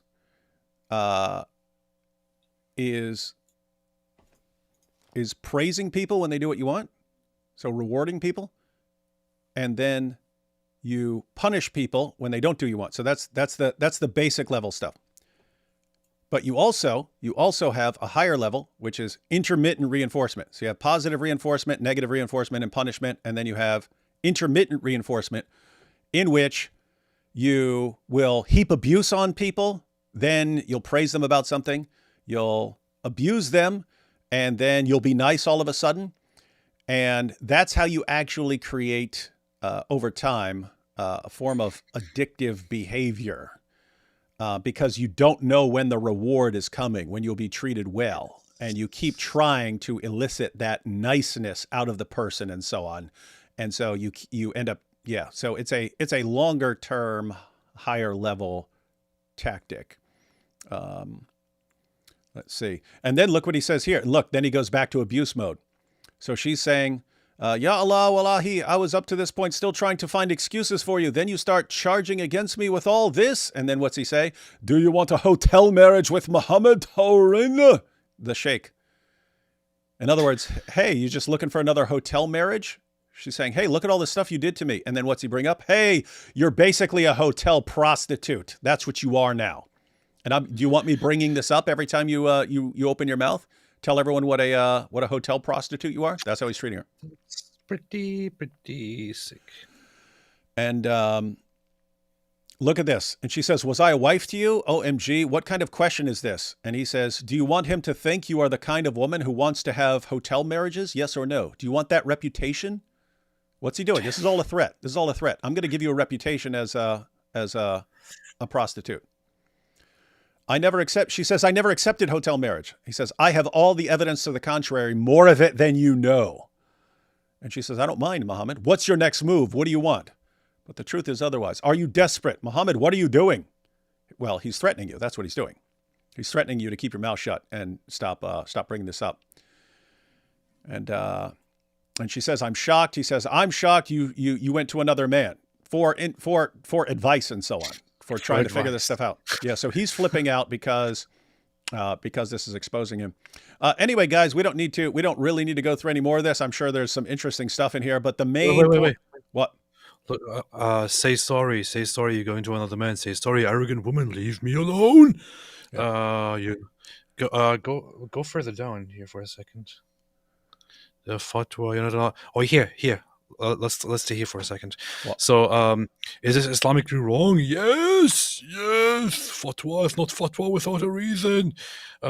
She had no way back Islamically at the moment. You're not allowed to reveal my secrets. Look, this is very, very, very, very. That's very, why he's flipping out. Is she actually was talking to other people, and though she was trying to keep it secret, he didn't like the idea that she's actually trying to do something about this. And then, are you dumb? Look at that. See that? Are you dumb? When you told me you would keep it secret. To reveal my secrets? How dare you reveal my secrets? Are you dumb? Look, now he's blaming her. Look, you made an agreement with me. You made an agreement and you broke it. So she agreed to be a secret second wife. And then she's actually revealing something about a relationship and talking to people about it. And then you broke an agreement. She says, Muhammad, I gave you my life. And then look what comes here. Look at this. So what does he say? You have the traits of the hypocrites. Oh shit. Okay, I shall call him and send him all the evidence. So look, she brings up her dad. She brings up her dad and he says, I shall call him. I'm going to call your dad and send him all the evidence and get them translated and let him decide whether you agreed to the sex marriage or not. When you explicitly told me. And then she freaks out. Sex marriage? So he's saying you agree. What is it? Like everything Mohammed Hijab said he didn't do and that she's lying about is all right here. Talking about the sex marriage and saying you agreed to the sex marriage. What sex marriage, Mohammed Hijab? One, you said it never happened. You told all your fans it never happened. And two, she's saying that's not what she agreed to. I hired you for, I married you for sex. Hey, look at this. It's not like I have spoken in public, which she has now, but at this time she says, it's not like I have spoken in public. And he says, if you do, I would simply say you couldn't sexually satisfy me. In other words, yep, I'll say it's your fault. You couldn't satisfy me. And I'll send a message out. Stay away from this woman. She's not going to satisfy me. What an absolute piece of garbage. And then blaming her at the bottom there, revealing secrets, baking contracts, because she agreed to be a secret second wife, but now she's talking to people. What a scumbag. Yeah. So anyway, look what he's calling her. Yes or no? Frankly, neither do you. You are a selfish narcissist. Only care about yourself. Guys, this is what narcissists will do. You're the bad one. You're the narcissist, even though they're the narcissist, obviously. Nothing of oppression happened to you. What? I pointed to him out that he's a narcissist, and he said, "I know that I'm a narcissist." Yeah. So I have it on screenshot. It was public too. You are oppressive, narcissist. All this is just because I've done something allowed in Islam. She's saying I'm allowed to get advice on what to do. Yes or no? You haven't answered a question. You are a coward and a hypocrite. And so what's he doing? Just heaping endless abuse on her and stuff. You broke my agreement with you. You're the problem. Say sorry. Say sorry. Say sorry. Say it. Say sorry. This sounds exactly like Andrew Tate talking to one of his people. It's their fault. It's their fault. Mm-hmm.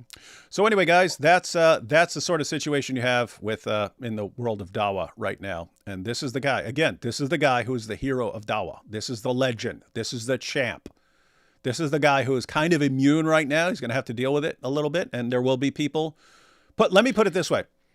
The people who are against Mohammed Hijab and who use this against him are the people who are already against Mohammed Hijab. There are plenty of Muslims out there who do not like this guy representing Islam.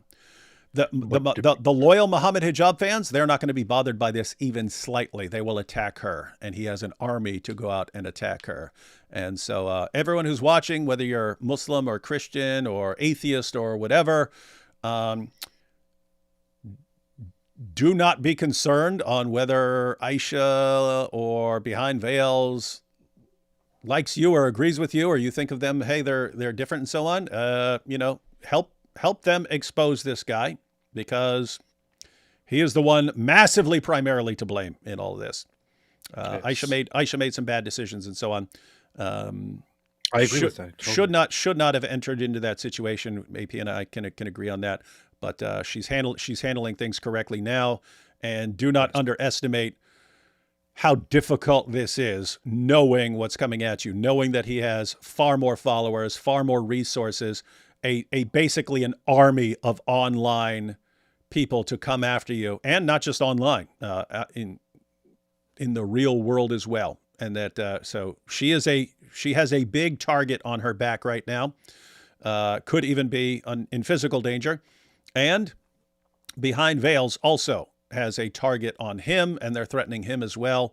So any way you can help them, even if it's just sharing their videos and sharing their information that comes out, be sure to do that. And apart from that, guys, this is what we're dealing with in Dawa. We have these last 2 or 3 super chats. This makes me think maybe I should start revealing messages that he sent me in the past. Why would you want to do that? I've got my brain tumor. Muhammad and Aisha Destroy Islam, Volume 2. On an unrelated note, I became an Orthodox Kate Schumann today. You did? Everyone's becoming an Orthodox Kate Schumann because of AP's example. Congratulations. That's pretty funny. Very nice. The Mojab dilemma. If texts are true, Muhammad is a lying rat. Mojab is a lying rat. If false, Mojab is soft and a liar. Either way, Mojab is a lying rat. Yeah, he's even if none of this ever happened, he was always a lying rat. So that's just the reality. But yeah, this helps. This helps expose what he is, either way, no matter what happens. Why bother to have secret marriages? Is his dawa too weak to convince his first wife he can do it? Is he financially dependent on her? I don't get it. Yeah, it does say something if you got to keep your secret second, third wife, and fourth wife, and so on, secret from your first wife. It's almost like you haven't successfully brainwashed her. And so how good of a manipulator are you, Mohammed Hijab, if you don't get your first wife to accept what you're doing with all your mutawives? Weakling. Yeah, weakling. All right, everyone. Glad we got through all of that. Went longer than I thought, but we got a lot of information out. The link to the Behind the Veil's most recent video, I think, is in the description box. And after we are done here, I'm going to add the link to the text messages so people can check those out, so that as people are accusing Aisha of being a liar and a stalker and so on, as people are accusing behind veils of deception or something else, people actually have the screenshots to show that Mohammed Hijab is obviously lying in all of this. So thanks everyone for watching. Let's help some people out when we can. And also happy Palm Sunday and Holy Week to everybody. Yes, going to be a good week, everyone. Going to be a good week. See what we got coming up. Based week. It's going to be very based. Catch you all next time.